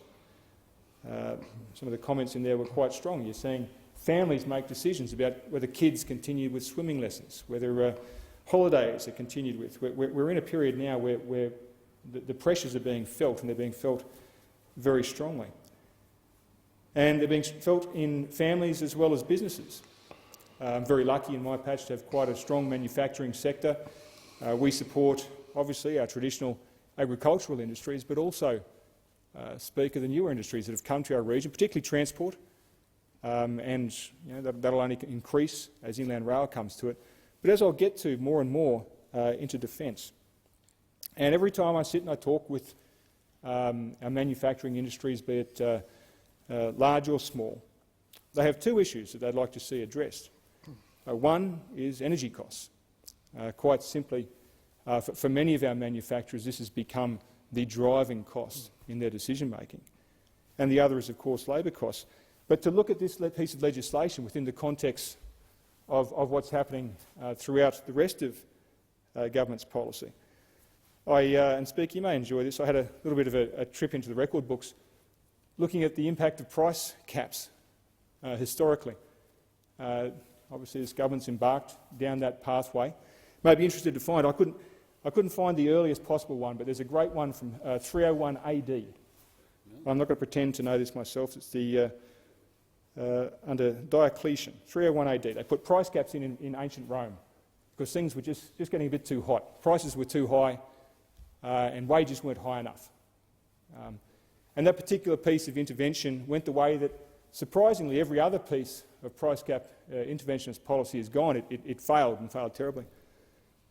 So when I talk to my manufacturing sector and they raise the issue of energy costs, they look at what we know is when you have price caps, you have a restriction of supply that follows, that will only ever drive up costs in the longer term. So we've got that sitting in front of people. And then of course, we have labour costs there to be driven up. And if we look at the IR legislation that went through the House, and we reflect upon the comments from the Productivity Commission report, when you move people from individual agreements onto enterprise-level agreements, you see a reduction in productivity. So when you understand what that means, that loss of productivity to a company that's already on the borderline, it's weighing up energy costs. On the other hand, it's looking at the impact of the IR legislation coming through. These are the things that are weighing on people's mind. So in that context, then, Speaker, if we turn to the solution provided by this piece of legislation, it appears to be more union power. And if you want to assess a piece of legislation, a good way to do so is see who it makes happy. We've seen the long list, and many of the previous speakers have spoken to the list of demands that unions have already made, licking their lips with the prospect of what the NRF opens up to them. When we see this sort of intervention, when we see unions wanting to force enterprise agreements as a precondition for application, that makes small manufacturers very scared. Very scared. When we see that calls for a third of board positions be handpicked by the Council of Trade Unions, you start to get a feel that these decisions aren't always going to be made in the best public interest, which of course public investment should be. But Speaker, I guess I'd speak to the 2 points that the government often have raised the most during this debate. One is that this is great for regional jobs, and as someone who represents a regional area, Groom and the beautiful Darling Downs, I hear that a lot from Labor. And I think it's always important when we talk about jobs to look at the record of the previous government, because our approach to jobs worked. We saw near record low unemployment, and in regions like mine, we saw businesses pick up, thrive, we saw activity grow, and of course those jobs were available, which was fantastic for regions like ours. It meant that our kids, the younger generation, didn't have to go elsewhere, they didn't have to leave the regions to find work. There was jobs, careers, lifestyles to be had right at home. That's the record we delivered on. But Speaker, I would turn also then to, and this will tie in a little here, the other point that's made around defence and how important this is for Australia's national security. Leave alone, of course, the fact that this wasn't raised when the bill was brought forward, that this is something that was sort of found down the track as a very important part of it, but not initially. Speaker, and I guess I have to ask the question, how do you cut space industry out of your priorities when you're having a conversation about national defence? given where the world is now and the threats of hypersonic missiles, just as one, it's almost implausible to think that you could have a serious conversation, Speaker, on defence leaving out space industries. And certainly, Speaker, the previous government did not. Under the modern manufacturing scheme, I was very proud to go out and fight for trailblazer funding for UniSQ, located in Toowoomba in my patch, that made UniSQ a leader Australian universities in space research. It's extraordinary, and I think I tie that back in with the comment around regional jobs. If you were looking for something that did regional jobs, we're the largest inland city in Australia, privately funded, I should say, so apart from Canberra, largest inland city. We had this huge investment. On top of the investment that we got from that trailblazer funding, we've seen Boeing make a significant investment there. We've seen Virgin Galactic make significant investments in our patch. And we're extraordinary. After 20 years ago, you would never have thought this, but Toowoomba has become a hub for space research. And it's not just big companies coming in, it's local companies joining in and finding their way into that. It's great to hear a local company, JRS, a manufacturing firm, moving out to the WorldCamp Aerospace District and investing in new technology there. And of course, Speaker, when we talk about this great investment under the previous government's modern manufacturing initiative, which did identify space industry as being important to defence, which did spur regional jobs. We're not just talking about jobs in the defence industry or in manufacturing. What we're also talking about is everything that goes around with that, be it the business support services, be it the logistics services, but the education stream that goes with it. And I was very, very happy to be out at UniSQ with Vice-Chancellor Geraldine McKenzie just recently. And we were looking at the future that's being laid out for the space engineering program that they are pioneering at their Toowoomba campus. And the opportunities that this offers young people from Toowoomba, from regions, is absolutely a crucial part of our future.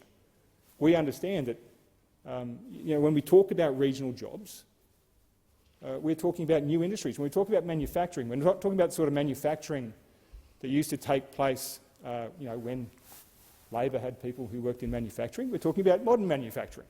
We're talking about technologies just like this space engineering, the incredible work that's been taken place out there. We're focused on that. We understand that's where new investment needs to go. So, Speaker, I point to the record of the previous government. We did understand that this was important. We did invest in space industry, and we did provide local jobs. And I think the next point I'd make, Speaker, is that whilst we talk often about space industry as it relates to defence, in a region like mine, the same research, the same industry drives our other key industries forward. And of course, the great work that's been done in the ag-tech space in recent years, where we've seen farms being run out of the palm of people's hands with technology and information coming through. It's fine. And I think it needs a bit of entertainment at times to brighten up a speech, and I am grateful for the momentary pause. But this is where investments, properly timed, properly focused in manufacturing, with an eye to the future, don't just help out the one industry that they're focused on, but they have a broader impact. Why it was so important for the Modern Manufacturing Fund to focus on space was not just because of defence, but everything else that came out with it, be it logistics, be it agriculture. And certainly, Speaker, my region was very, very happy to play a part in that. But, Speaker, look, I'd reinforce my earlier comments again. This piece of legislation is fighting against other pieces of legislation that are currently in play. a drive to bring manufacturing back to Australia at a time when we're seeing price caps which will have a negative effect and have already had a negative effect, as the case of Cenex proved, on future investment, which are having that negative effect 2, 3, 5, up to 10 and 15 years down the track on prices, because we will see a reduction in supply. This is fighting against that legislation. And at the same time, when we're seeing legislation like Labor's IR bill, which is deliberately designed to move employees onto agreements that deliver lower productivity. Once again, Speaker, we're seeing this legislation fighting against other legislation that is currently in play. And it baffles the mind, Speaker, that when you speak to the industry, when you speak to their concerns are only too clear. And now it's my turn to interrupt. So when we speak to those in the manufacturing industry about their concerns, when we understand their needs for lower energy prices, when we understand their needs for lower labour costs, that the solution provided is a mechanism for more power for unions in this space. And Speaker, I don't speak against unions on the basis that they simply are unions. I speak against any monopoly that tries to exert too much power. And I fear, Speaker, that's exactly what this legislation opens up the opportunity for, that small manufacturers, like HVAC, HPS, where I first learnt to weld, would struggle under the increased union power that legislation like this would enable. The question is that this bill be now read a second time, and I call the honourable member for Pearce. Thank you, Deputy Speaker. I rise to speak in proud support of the National Reconstruction Fund, a significant and important commitment made by the Albanese Labour government, a clear commitment to help the growth of industries in Australia. The National Reconstruction Fund will be independent and will work in the national interests. It will help rebuild our industries and capture strong opportunities for Australia. It is important to the nation's economy that we be a country that manufactures things here again. The National Reconstruction Fund will absolutely help to achieve this. The Albanese Labour government has a plan. Part of that plan involves reviving Australian industry so that our industries can be a global leader in high-value manufacturing rather than sending things overseas, as the opposite has done in the past. The National Reconstruction Fund is about investment. It will be one of the biggest investments in Australian manufacturing capacity, and our manufacturing capacity is crucial to our nation's economy. This bill is about jobs and more jobs, and to keep it local is especially important to my electorate of Pearce, Western Australia, because it will provide opportunities for much-needed local jobs and help manufacturing businesses grow and prosper and become world leaders through innovation. In Pearce, there are 2 industrial areas that help support and boost the state of Western Australia and the nation's economy.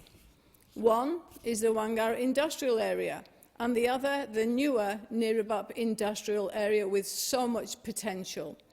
These 2 areas are the foundation of thousands of local jobs in the electorate of Pearce.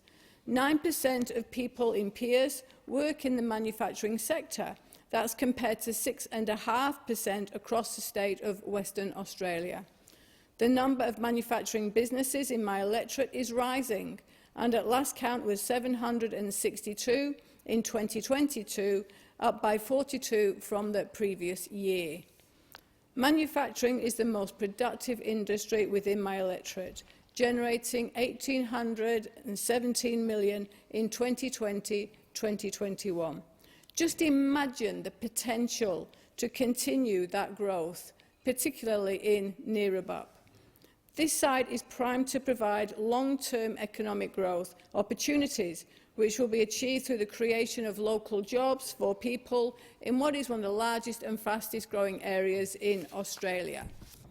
Let me share some detail in relation to Neerabup with you. The area provides manufacturing opportunities, economic growth opportunities and local employment opportunities. It is a parcel of approximately 1,000 hectares of land in the northwest metropolitan area of Perth. In coming years, the Neerabup industrial area is expected to become a large employment node in the electorate of Pearce, with connections to major freight links. The area is in the early stages of industrial growth and is projected to be the home to 20,000 jobs in the not-too-distant future. Development of this area is a strategic priority for the region and the electorate of Pearce.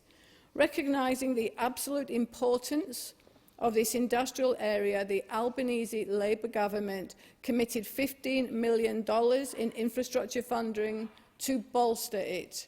This industrial area is just a few kilometres from transport links, which are vital for supporting businesses to deliver their goods when and where they are needed. And it will benefit greatly from the Albanese government's $15 million investment in creating the dual carriageway on the local road, which is on Flynn Drive. This investment will mean significantly better access to and from the Neerabup industrial area by ensuring completion of the dual carriageway for the entire length of Flynn Drive. I have been a strong advocate for funding and government support for projects including this one in the years prior to my election as the member for Pearce, in my previous role as the Mayor of the City of Wanneroo.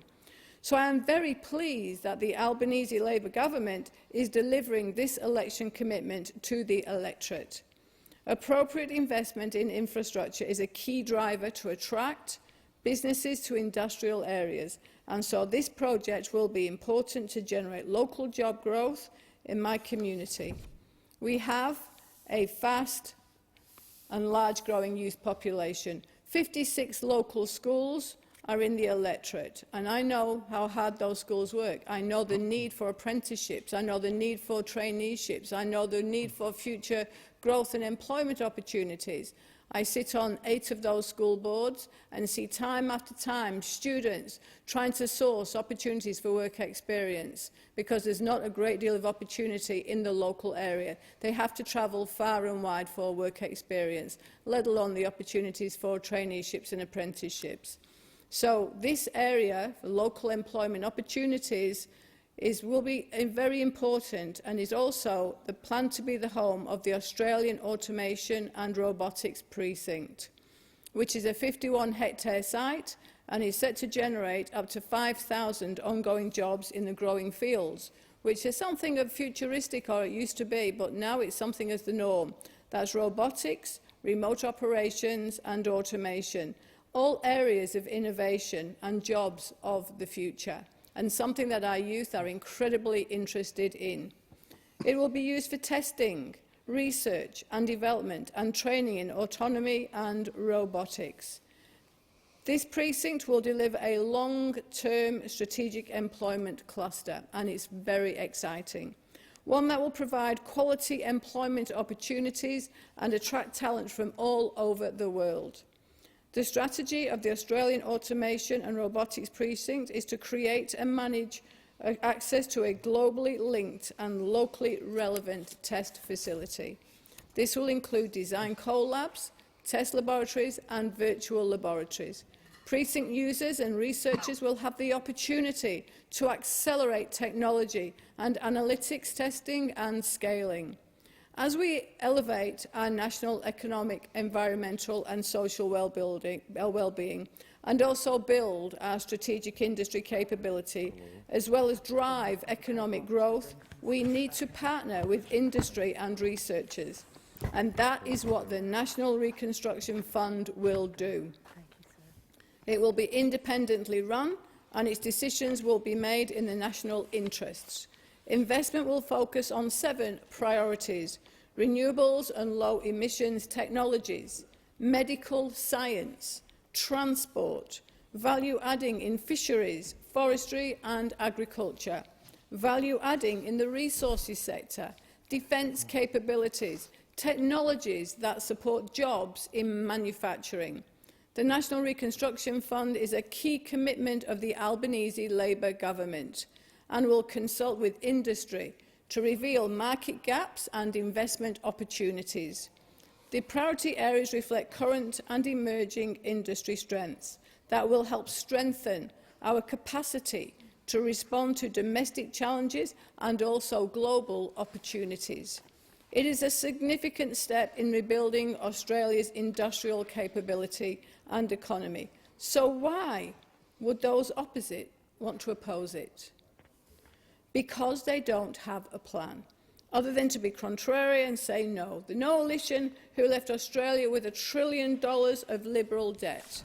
We, on the other hand, and the Albanese Labour government, do have a robust plan, and the National Reconstruction Fund is another step in creating secure, well-paying jobs for Australians. Australia can be a country that manufactures things again, and we should. The pandemic emphasised the importance of having an advanced and agile manufacturing capability in order to be able to pivot, to produce critical products to meet our nation's needs, especially at times when we need them the most. The National Reconstruction Fund will oversee one of the largest investments in our country's history, $15 billion.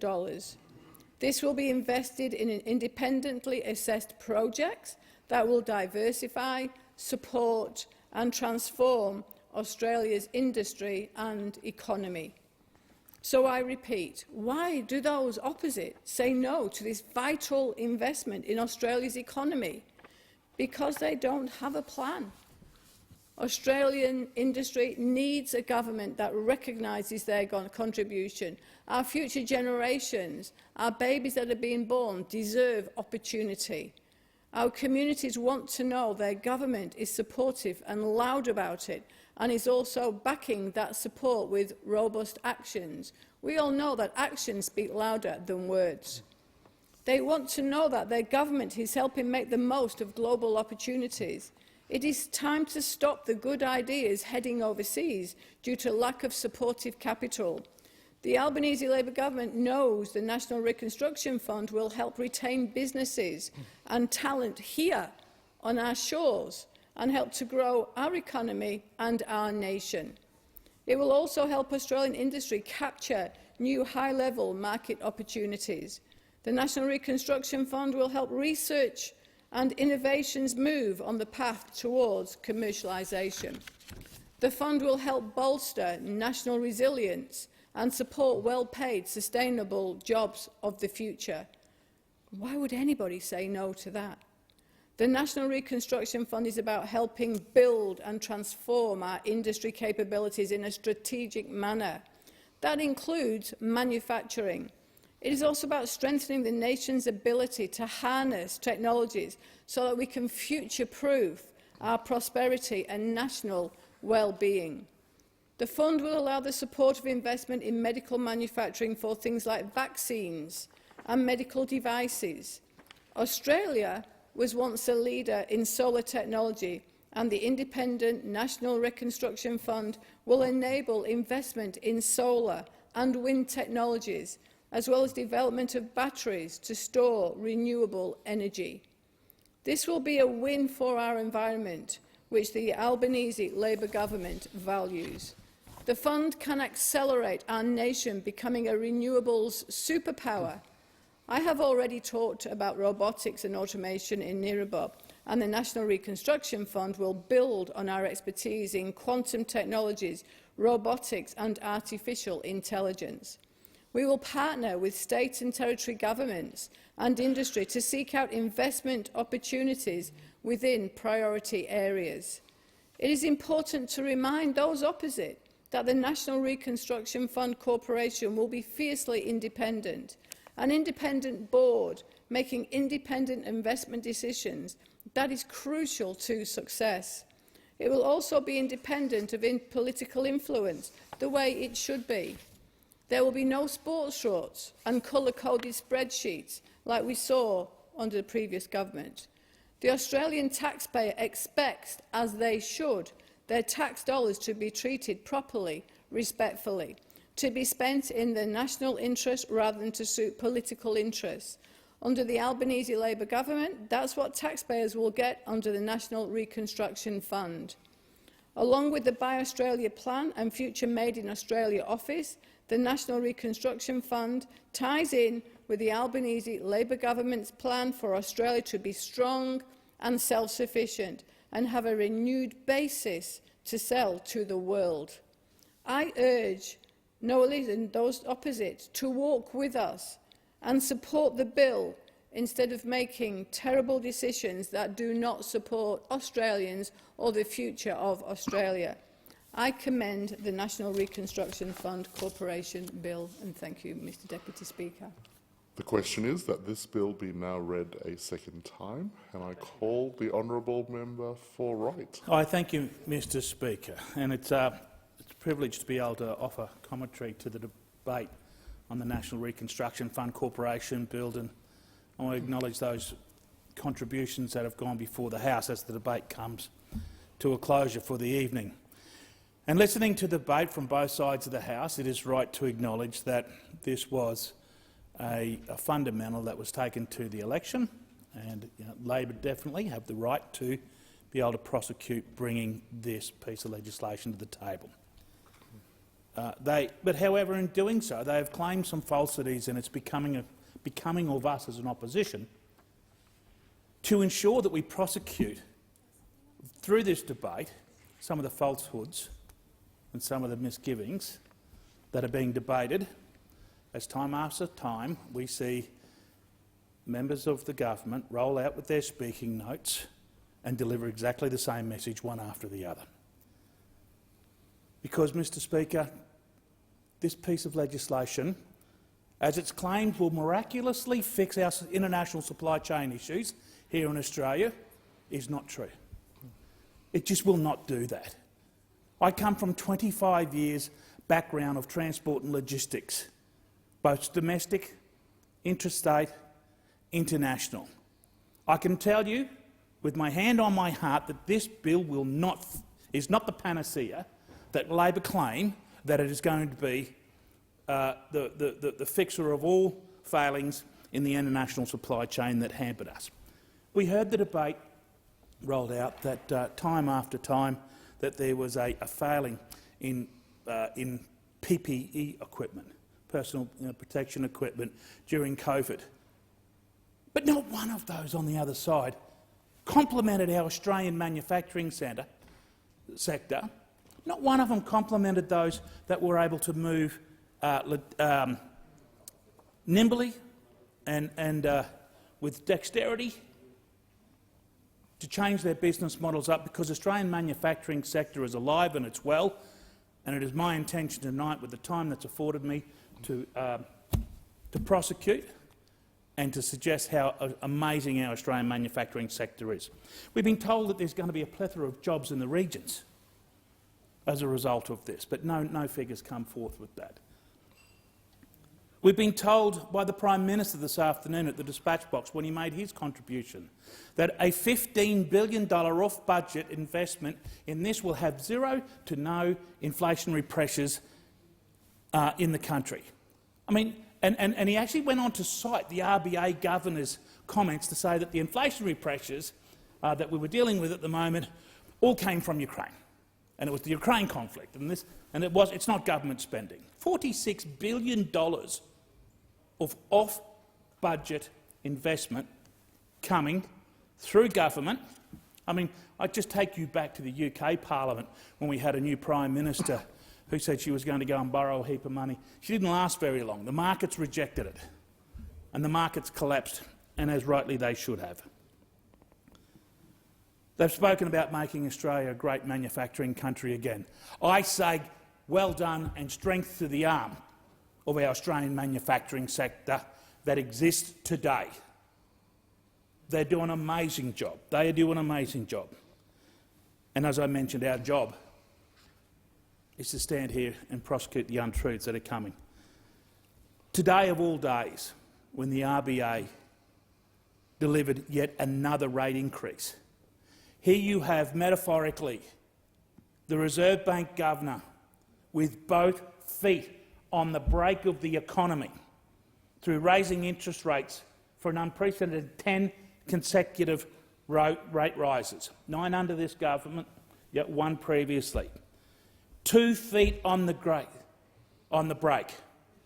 And this is the Labor Party bringing into the parliament another $15 billion worth of accelerated spending, directly in contrast. And the reason I speak against this bill tonight, if not through the prism of manufacturing, through the prism of just pure economics, you've got the RBA governor forced to put up interest rates 10 consecutive times, a blunt instrument as he has.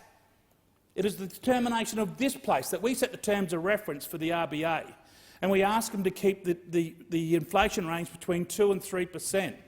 If we really wanted to help them, we would slow that spending down. And the IMF have made some comments about that, which I'll share with you. Please, be mindful. The RBA has one blunt instrument. It is interest rates. He has 2 feet, or the board, because he speaks collectively for the board. He has 2 feet on the brakes trying to slow the economy up. The Australian Labor Party needs to take its feet off the accelerator, because what its unintentional consequences through this bill are is that it puts a noose around every mortgage holder in my electorate, in the great state of Queensland and in the country of Australia as interest rates are forced up. If you've got a $700,000 loan with a bank under this government, since coming to power, even though during the campaign they said that they were going to make mortgages cheaper, your mortgage payments are $1,700 more expensive as a result of leaving these guys in charge. Mr Speaker, don't just take my economic credentials for it. The IMF, the International Monetary Fund, have made comment specifically around this program and their heightened concerns of the spending of this government in light of what the Reserve Bank is trying to do by dampening interest rate. And it comes under section 16 and it says, strong aggregate demand and tighter labour markets warrant continued focus on fiscal consolidation in the near term. Savings of the expected revenue overperformance, and this is the piece I want you to listen into, and judicious implementation of spending programs, notably infrastructure investments, would help contain demand pressures on inflation. So they're saying, be careful with programs like that. Implementation of below-line activity through newly created investment vehicles, such as the National Reconstruction Fund, Rewiring the Nation and Housing Australia, should be avoided. Cost of living support in light of high energy prices should, however, be targeted, aimed at protecting vulnerable households and small valuable firms. Now, these comments aren't being delivered by Liberal Party hacks. This is the International Monetary Fund who was raising concerns about the very issues that I raised earlier in my speech. But time after time you'll have those come into the House and say that we're fear-mongering and carrying on as they preach from their speech notes. Open your eyes. This is a concern. Open your eyes. Mr Speaker, we have an amazing manufacturing sector. And as I was the former Assistant Roads and Freight Minister for this country, can I say, just in that portfolio alone, how proud I am. And most Australians don't know companies by the name of PACCAR, situated in Bayswater in Victoria, who manufacture Kenworth trucks. They've got about 147 engineers on site. They manufacture from chassis rails to the entire production of Kenworth trucks here in Australia. Mack Volvo do exactly the same thing in Queensland at Rocklea. So do not say that manufacturing's dead and that this single piece of legislation is going to reinvigorate the manufacturing sector, because it's just not true. And can I tell you how much government subsidies these two great Australian businesses get from government? And one of the CEOs of the company once said to me, he said, we do not take a cent of government funding. We raise our own capital internationally or through our parent companies, and we're proud of it. And I said to them, you should be proud of it, because there is a long list of skeletons in the manufacturing cemetery of those that have relied on government subsidies as a result of doing deals with the Australian union movement. Volvo, Mack, Kenworth, DAF, manufacturing, assembling right here in Australia, speccing these trucks up for Australian conditions, and then the value chain to that. The mufflers, the exhaust, the brakes, the motors, all prepared here in Australia. Some of the componentry comes from Australia. In fact, one of the choke points when it comes to manufacturing and getting trucks off the assembly line, of which they can probably do collectively around 30 to 40 trucks a day between those two businesses here in Australia, was out of Taiwan. It was the superchip conductors.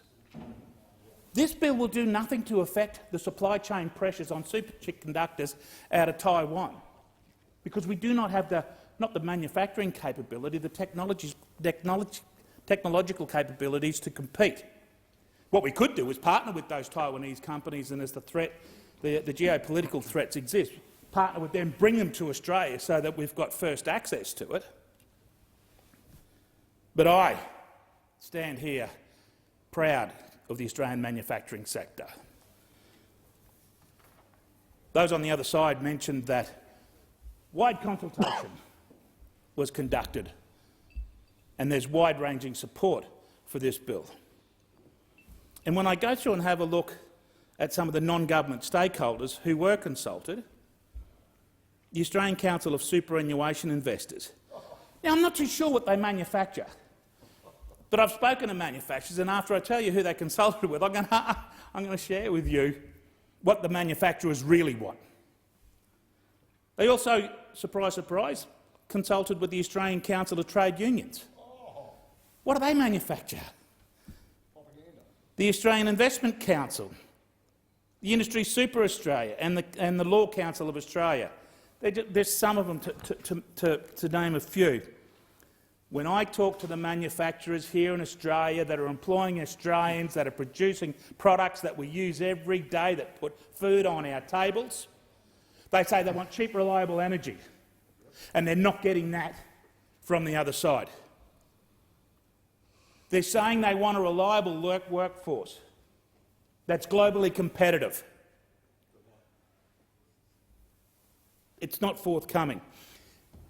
Australia needs bipartisan support on programs like this. We need cheaper power. We need reliable power. We need affordable wages.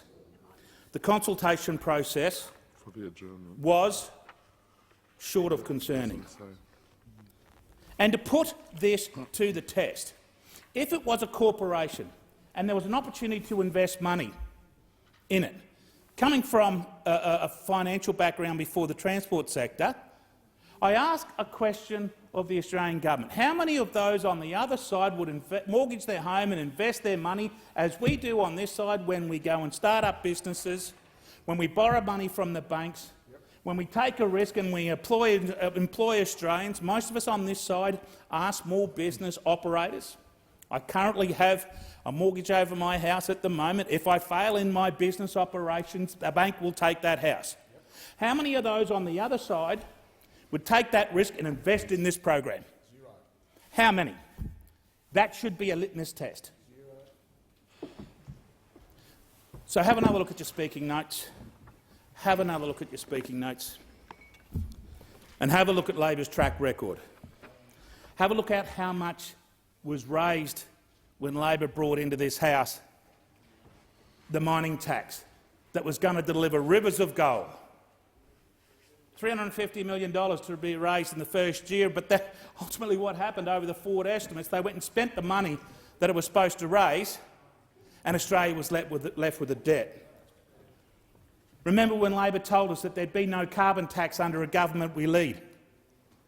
You can't trust Labor. They've said that this bill will address the international supply chain pressures. Believe me, it will not. They may endeavour to achieve that, but I can assure you it will not. Mr Speaker, there are a number of irresponsibilities, and the last one is the bill is fiscally irresponsible, delivering funding well in excess of the coalition's modern manufacturing strategy, which was about $1.3 billion. This is an additional $5 billion for appropriations, plus a $10 billion investment, which the government's not going to tell you when it's going to be invested. We're just going to, and the clanger is, we're going to create a committee that we're not going to tell you who's going to be on it when the time's right. You can't trust Labor. It being 7:30 p.m, I propose the question that the House do now adjourn and give the call to the honourable member for Goldstein.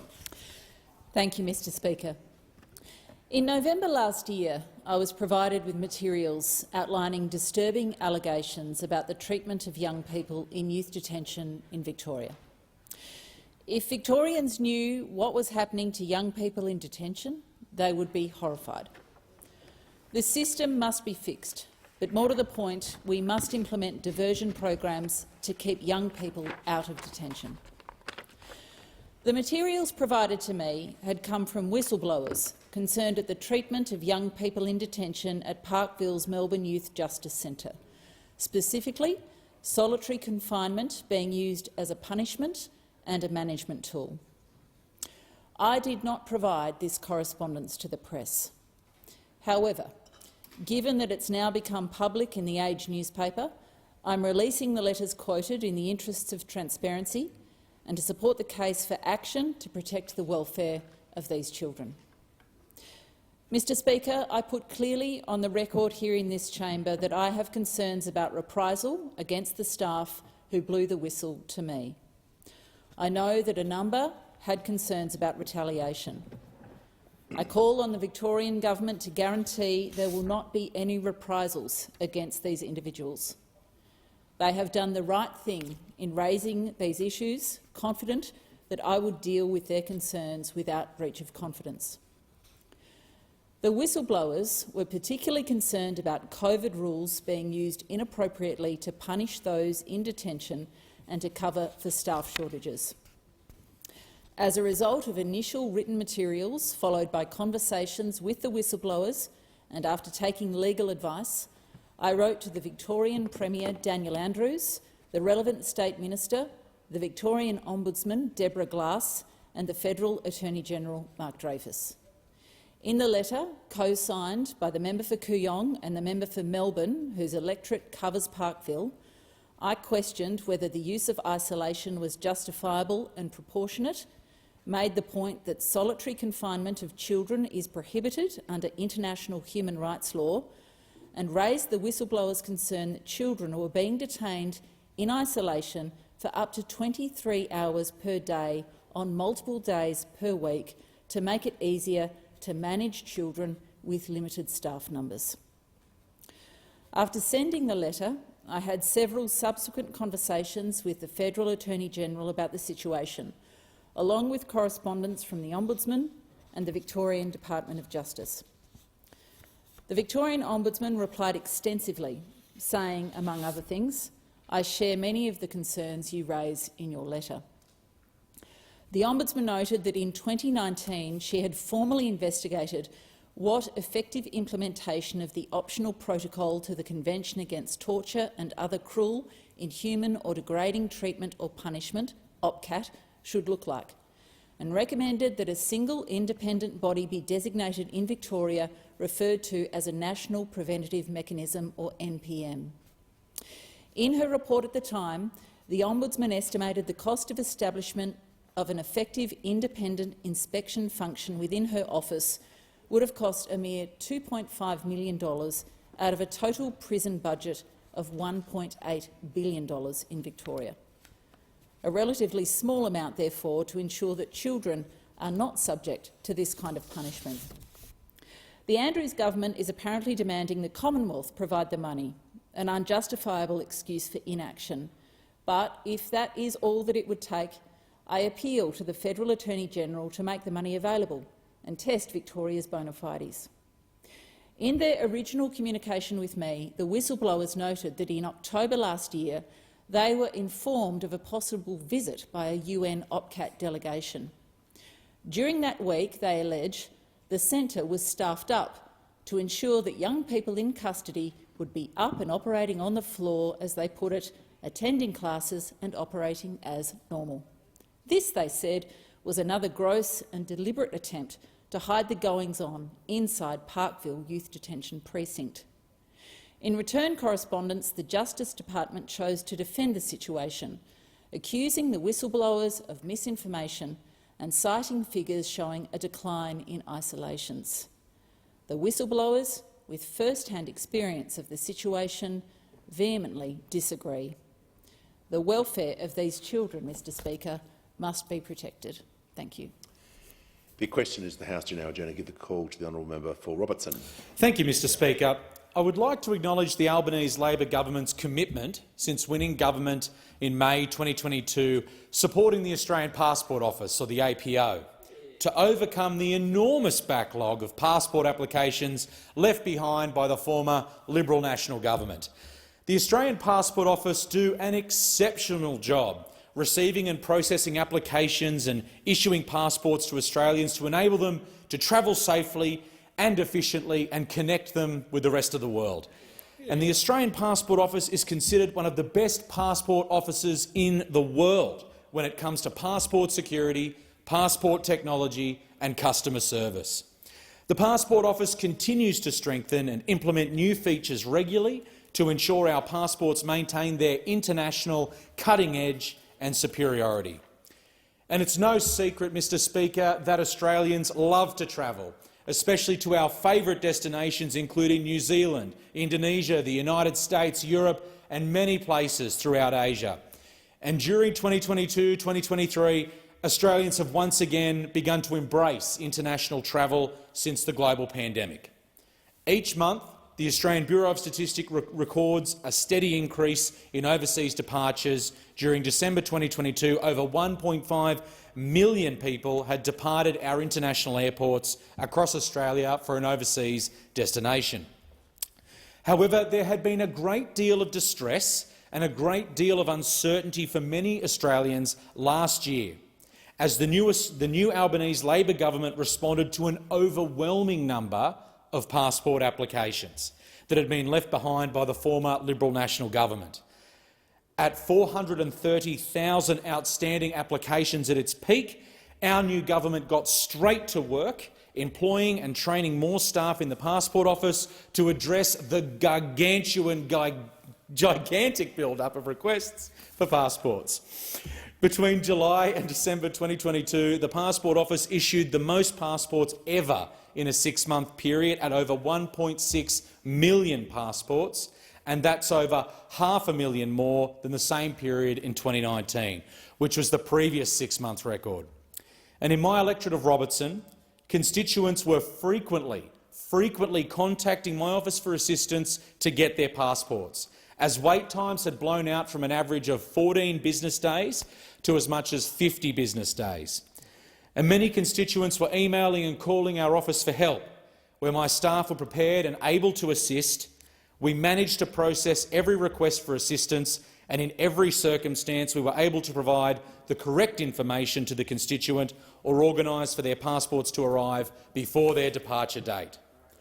Of course, this could not occur if it were not for the outstanding and professional public servants working in the Australian Passport Office, who understand the mammoth task that was ahead of them and did not waver on getting on top of this crisis. I'd also like to thank the Minister for Foreign Affairs, Senator the Honourable Penny Wong, who immediately understood the situation and put into place practical measures to address the passport backlog, as well as Assistant Minister the Honourable Tim Watts, whose office continues to help and provide advice on all aspects of passports and wait times. Thank you, Minister. I am still encouraging constituents in Robertson and indeed all Australians around the nation to reach out to their local federal member if they are experiencing longer than usual wait times for new passports. On the New South Wales Central Coast, Assistant Minister the Honourable Emma McBride and I are welcoming and ready to assist any constituent with their passport inquiry. Further, the greatest advice that I can provide to constituents and Australians is to prepare to travel well in advance of that travel. If you need to renew your passport or you need to acquire a passport, get in and get it done. The online system is efficient and simple to navigate. And lastly, safe travels to any Australian heading overseas. Be a smart traveller. Ensure you have travel insurance. Register your travel at smarttraveller.gov.au. Enjoy your time away and happy holidays. Thank you, Mr Speaker. The question is the House to now adjourn. I give the call to the honourable member for Fairfax. Thank you, Mr Speaker. I rise to put on record my concerns with recent government decisions with respect to Brisbane 2032, the 2032 Olympic and Paralympic Games to be held in south-east Queensland. As the former Prime Minister's representative for the bid that secured the 2032 Games, as former Special Envoy and a Director of the Organising Committee, I remain enormously proud and supportive of Australia hosting the world's greatest sporting event. It was a bipartisan unity ticket that helped secure those Games, and each of us have reason to be proud of it. And on that note, I also congratulate the Organising Committee that, by my assessment, is not only well led, but is doing some really great work in progressing their agenda. However, it is not the responsibility of the Organising Committee to deliver on infrastructure for Brisbane 2032. That is the responsibility of government, and that's where my concerns lie. 3 points of context, Mr Speaker. First, when the LNP's Team Queensland, the senators and MPs in this place, supported, together with the South East Queensland Council of Mayors, the bid for 2032, we made it crystal clear that the primary motivation was improved public transport, in particular rail, and the first step in that rail plan would be a connection through to Maroochydore. Second, in securing the Games, all parties in the Australian bid team promised to honour the International Olympic Committee's new norms. We'd keep the cost of sporting facilities down by mainly leveraging existing facilities and avoiding any new flashy multi-billion-dollar projects. The fiscal constraint was more than just a pitch to the IOC. It was also an agreement with the Australian public, particularly the people of Queensland, that their taxpayer money would not be used in a poor way. Third, what clinched the deal was when the Australian Prime Minister, Prime Minister Morrison, proposed to Queensland Premier Palaszczuk a 50-50 partnership between the federal and state governments, a partnership that was subject to, among other things, a shared governance model, maximising private sector participation with a separate entity to be established to manage the end-to-end procurement process that would put it beyond politics. Now, these 3 points of context, Mr Speaker, also represent 3 compacts, each of which has been subsequently breached. First, on transport infrastructure, specifically the new rail line connecting Brisbane to Maroochydore, the Coalition, as its single largest infrastructure item for transport in last year's budget, allocated $1.6 billion to the $3.2 billion project, a price tag that had been forecast as part of a business case with the Queensland Department of Transport and Main Roads, plus a 10% for additional contingency. Since then, the Queensland Labor government has sought to publicly rubbish the very business case on which their own people had worked. And then the new Labor federal government has decided to postpone any release of funding for that very project. And if there was any suggestion that the Queensland government actually didn't want this project done, that was put to bed when they stood with the local council and decided that Maroochydore would not be used as a place for a sporting event, being the basketball preliminaries, removing one of the key options, one of the key arguments for having the rail line to Maroochydore, and that was only in recent months. And then, of course, we have the idea of there being no new flashy facilities. You know, we raised our eyebrows when the state government thought the Gabba upgrade would cost $1 billion. Now we find out it's going to cost $2.7 billion. And that's not the only multi-billion-dollar venue that's going to be created through this. And as for a shared governance model, well, that's no longer happening. As for maximising participation for the private sector, well, that's not going to happen either. There's not going to be a separate entity. It's all going to be run out of the Queensland government. Now, this we have, Mr Speaker, a series of agreements to which I was personally part, all of which are being changed, breached. And I give a warning to all governments, don't breach the faith with the Australian people on this one. Don't do it. The member's time has expired. The question is the House to now adjourn and give a call to the honourable member for Hunter. Thank you, Mr Speaker. The Minerals Council of Australia has just released the full report for the New South Wales Mining Expenditure Impact Survey for 21-22.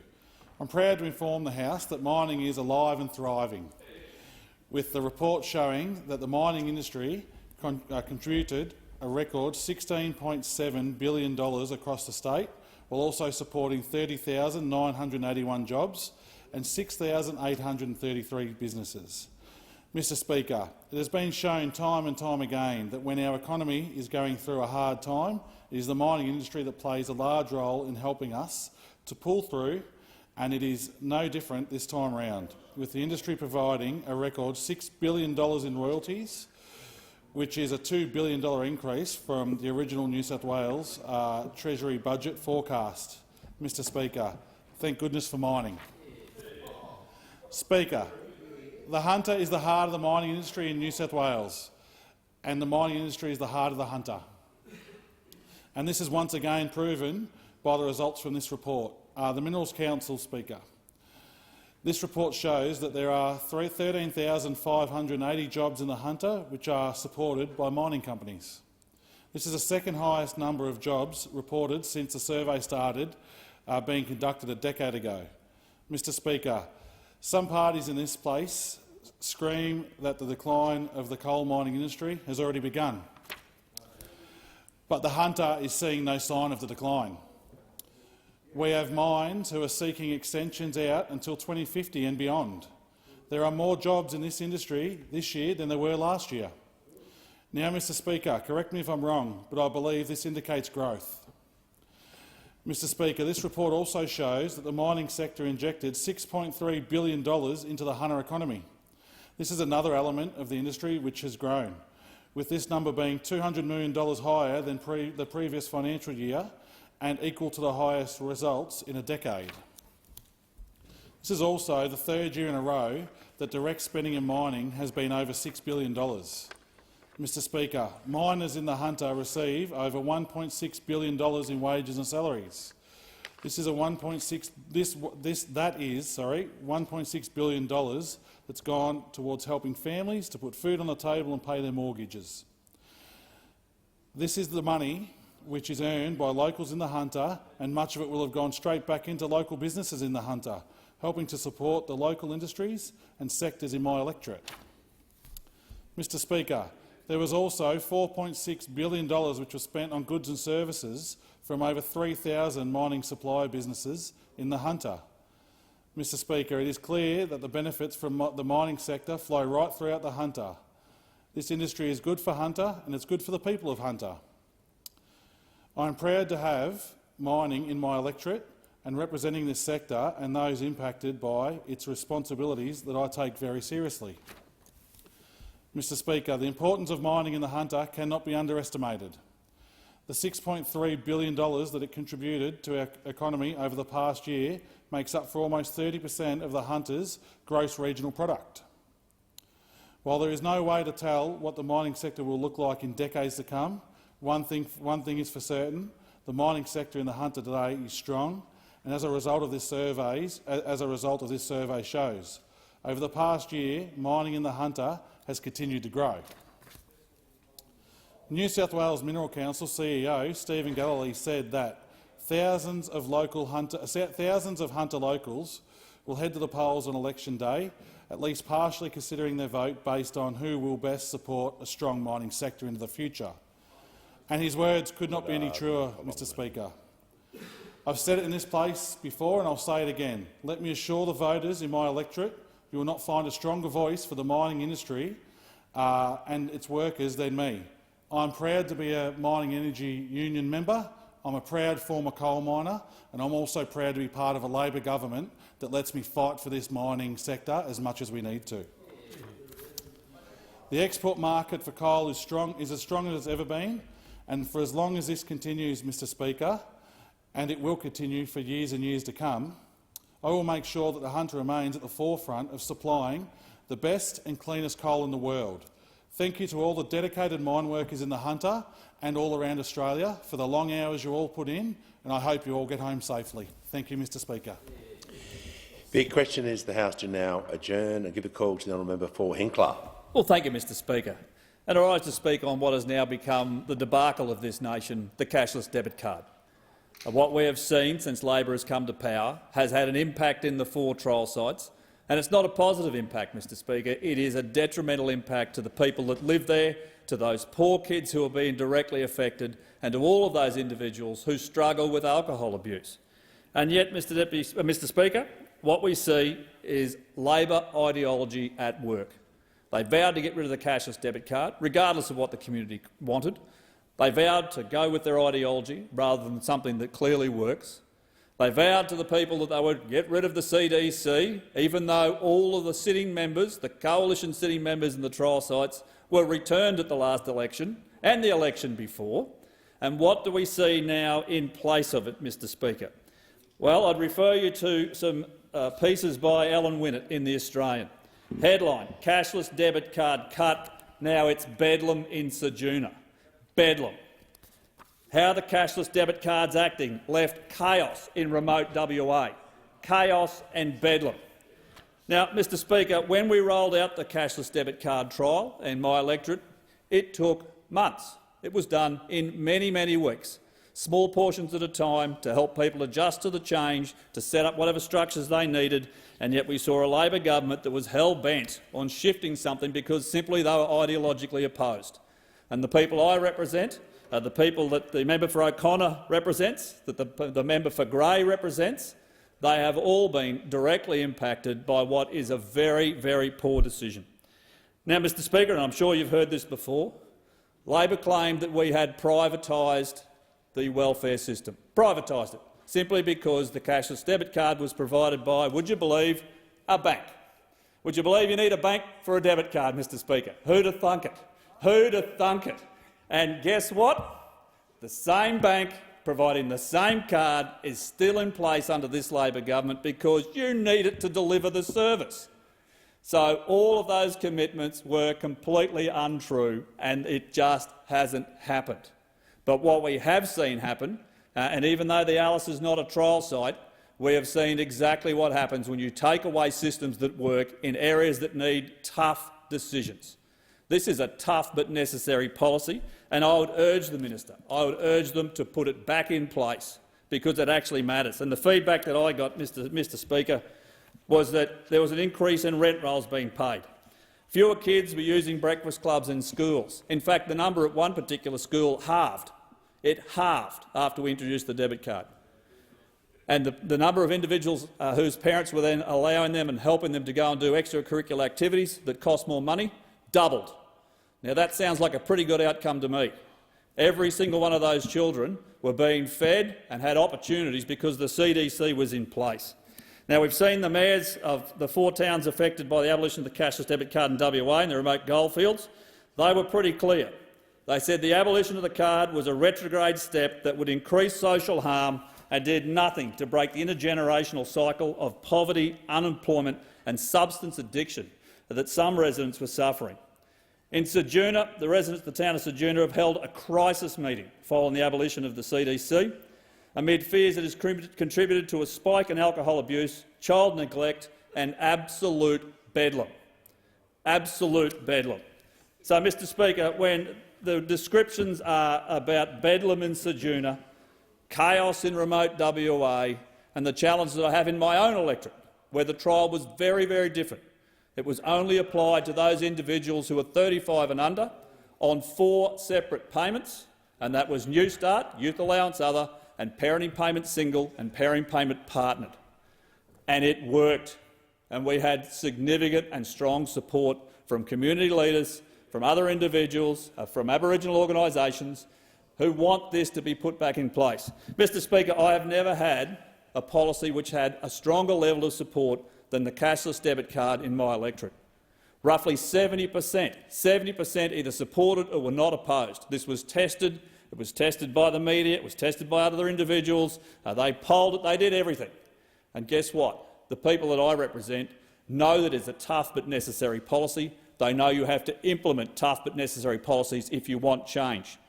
Nothing will ever be a silver bullet, but to simply take it away and replace it with nothing, well, we have all seen what the results of that look like. I say shame on the Labor government. The question is the House to now adjourn. I give a call to the member for Bruce. Thank you, Mr Speaker. When we think or talk about foreign interference, most people's minds would turn to countries like China or Russia. But it's not just larger and powerful countries trying to interfere in Australian politics and our community. Smaller, medium-sized powers are doing the same. The Home Affairs Minister recently called out Iran for this kind of behaviour. And one of the unacceptable things that these countries are doing is interfering with the rights of Australian citizens in diaspora communities, including threats to their families in their home countries as a way of silencing Australians in their criticism or those who speak up for democracy and human rights. Now, these subversive activities are often carried out in the shadows, yet at other times the activities are far more blatant and public. And I want to highlight Cambodia as a case study.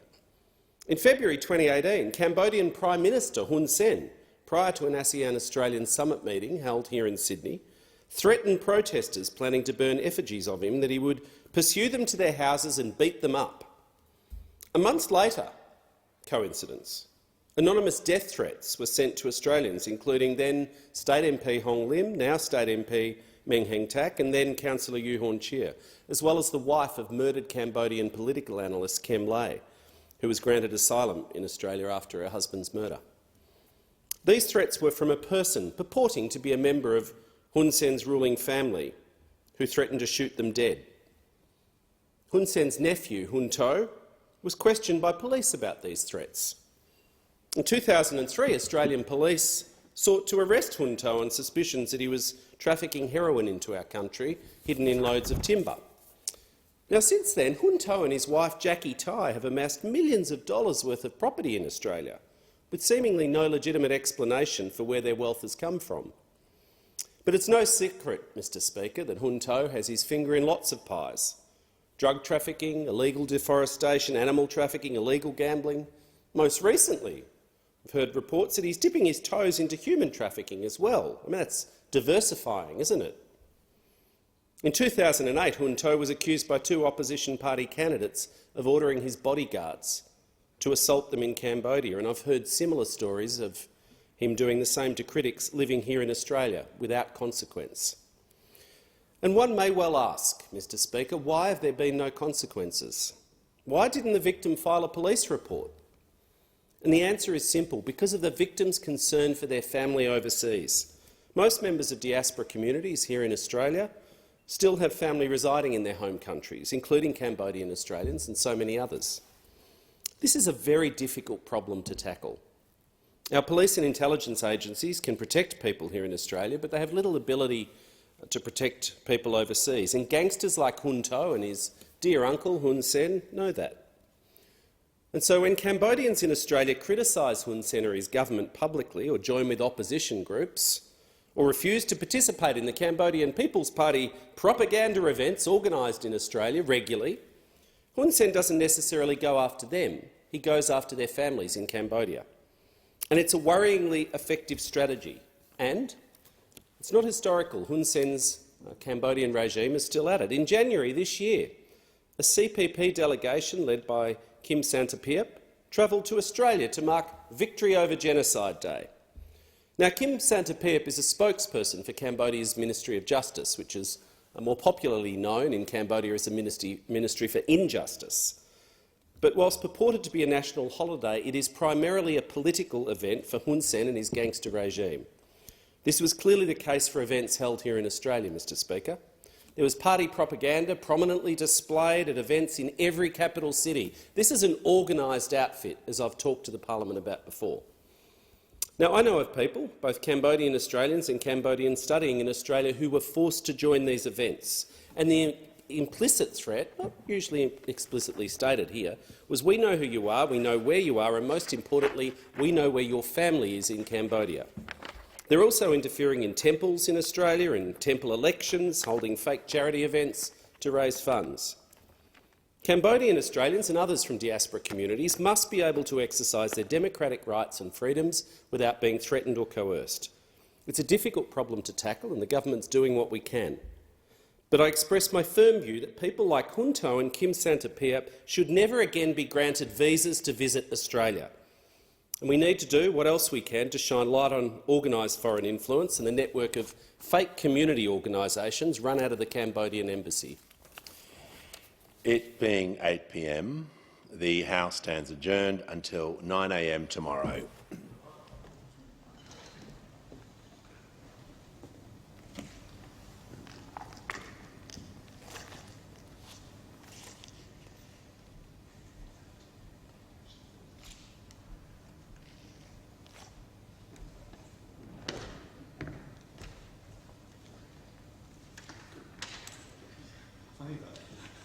Sorry, Barnaby.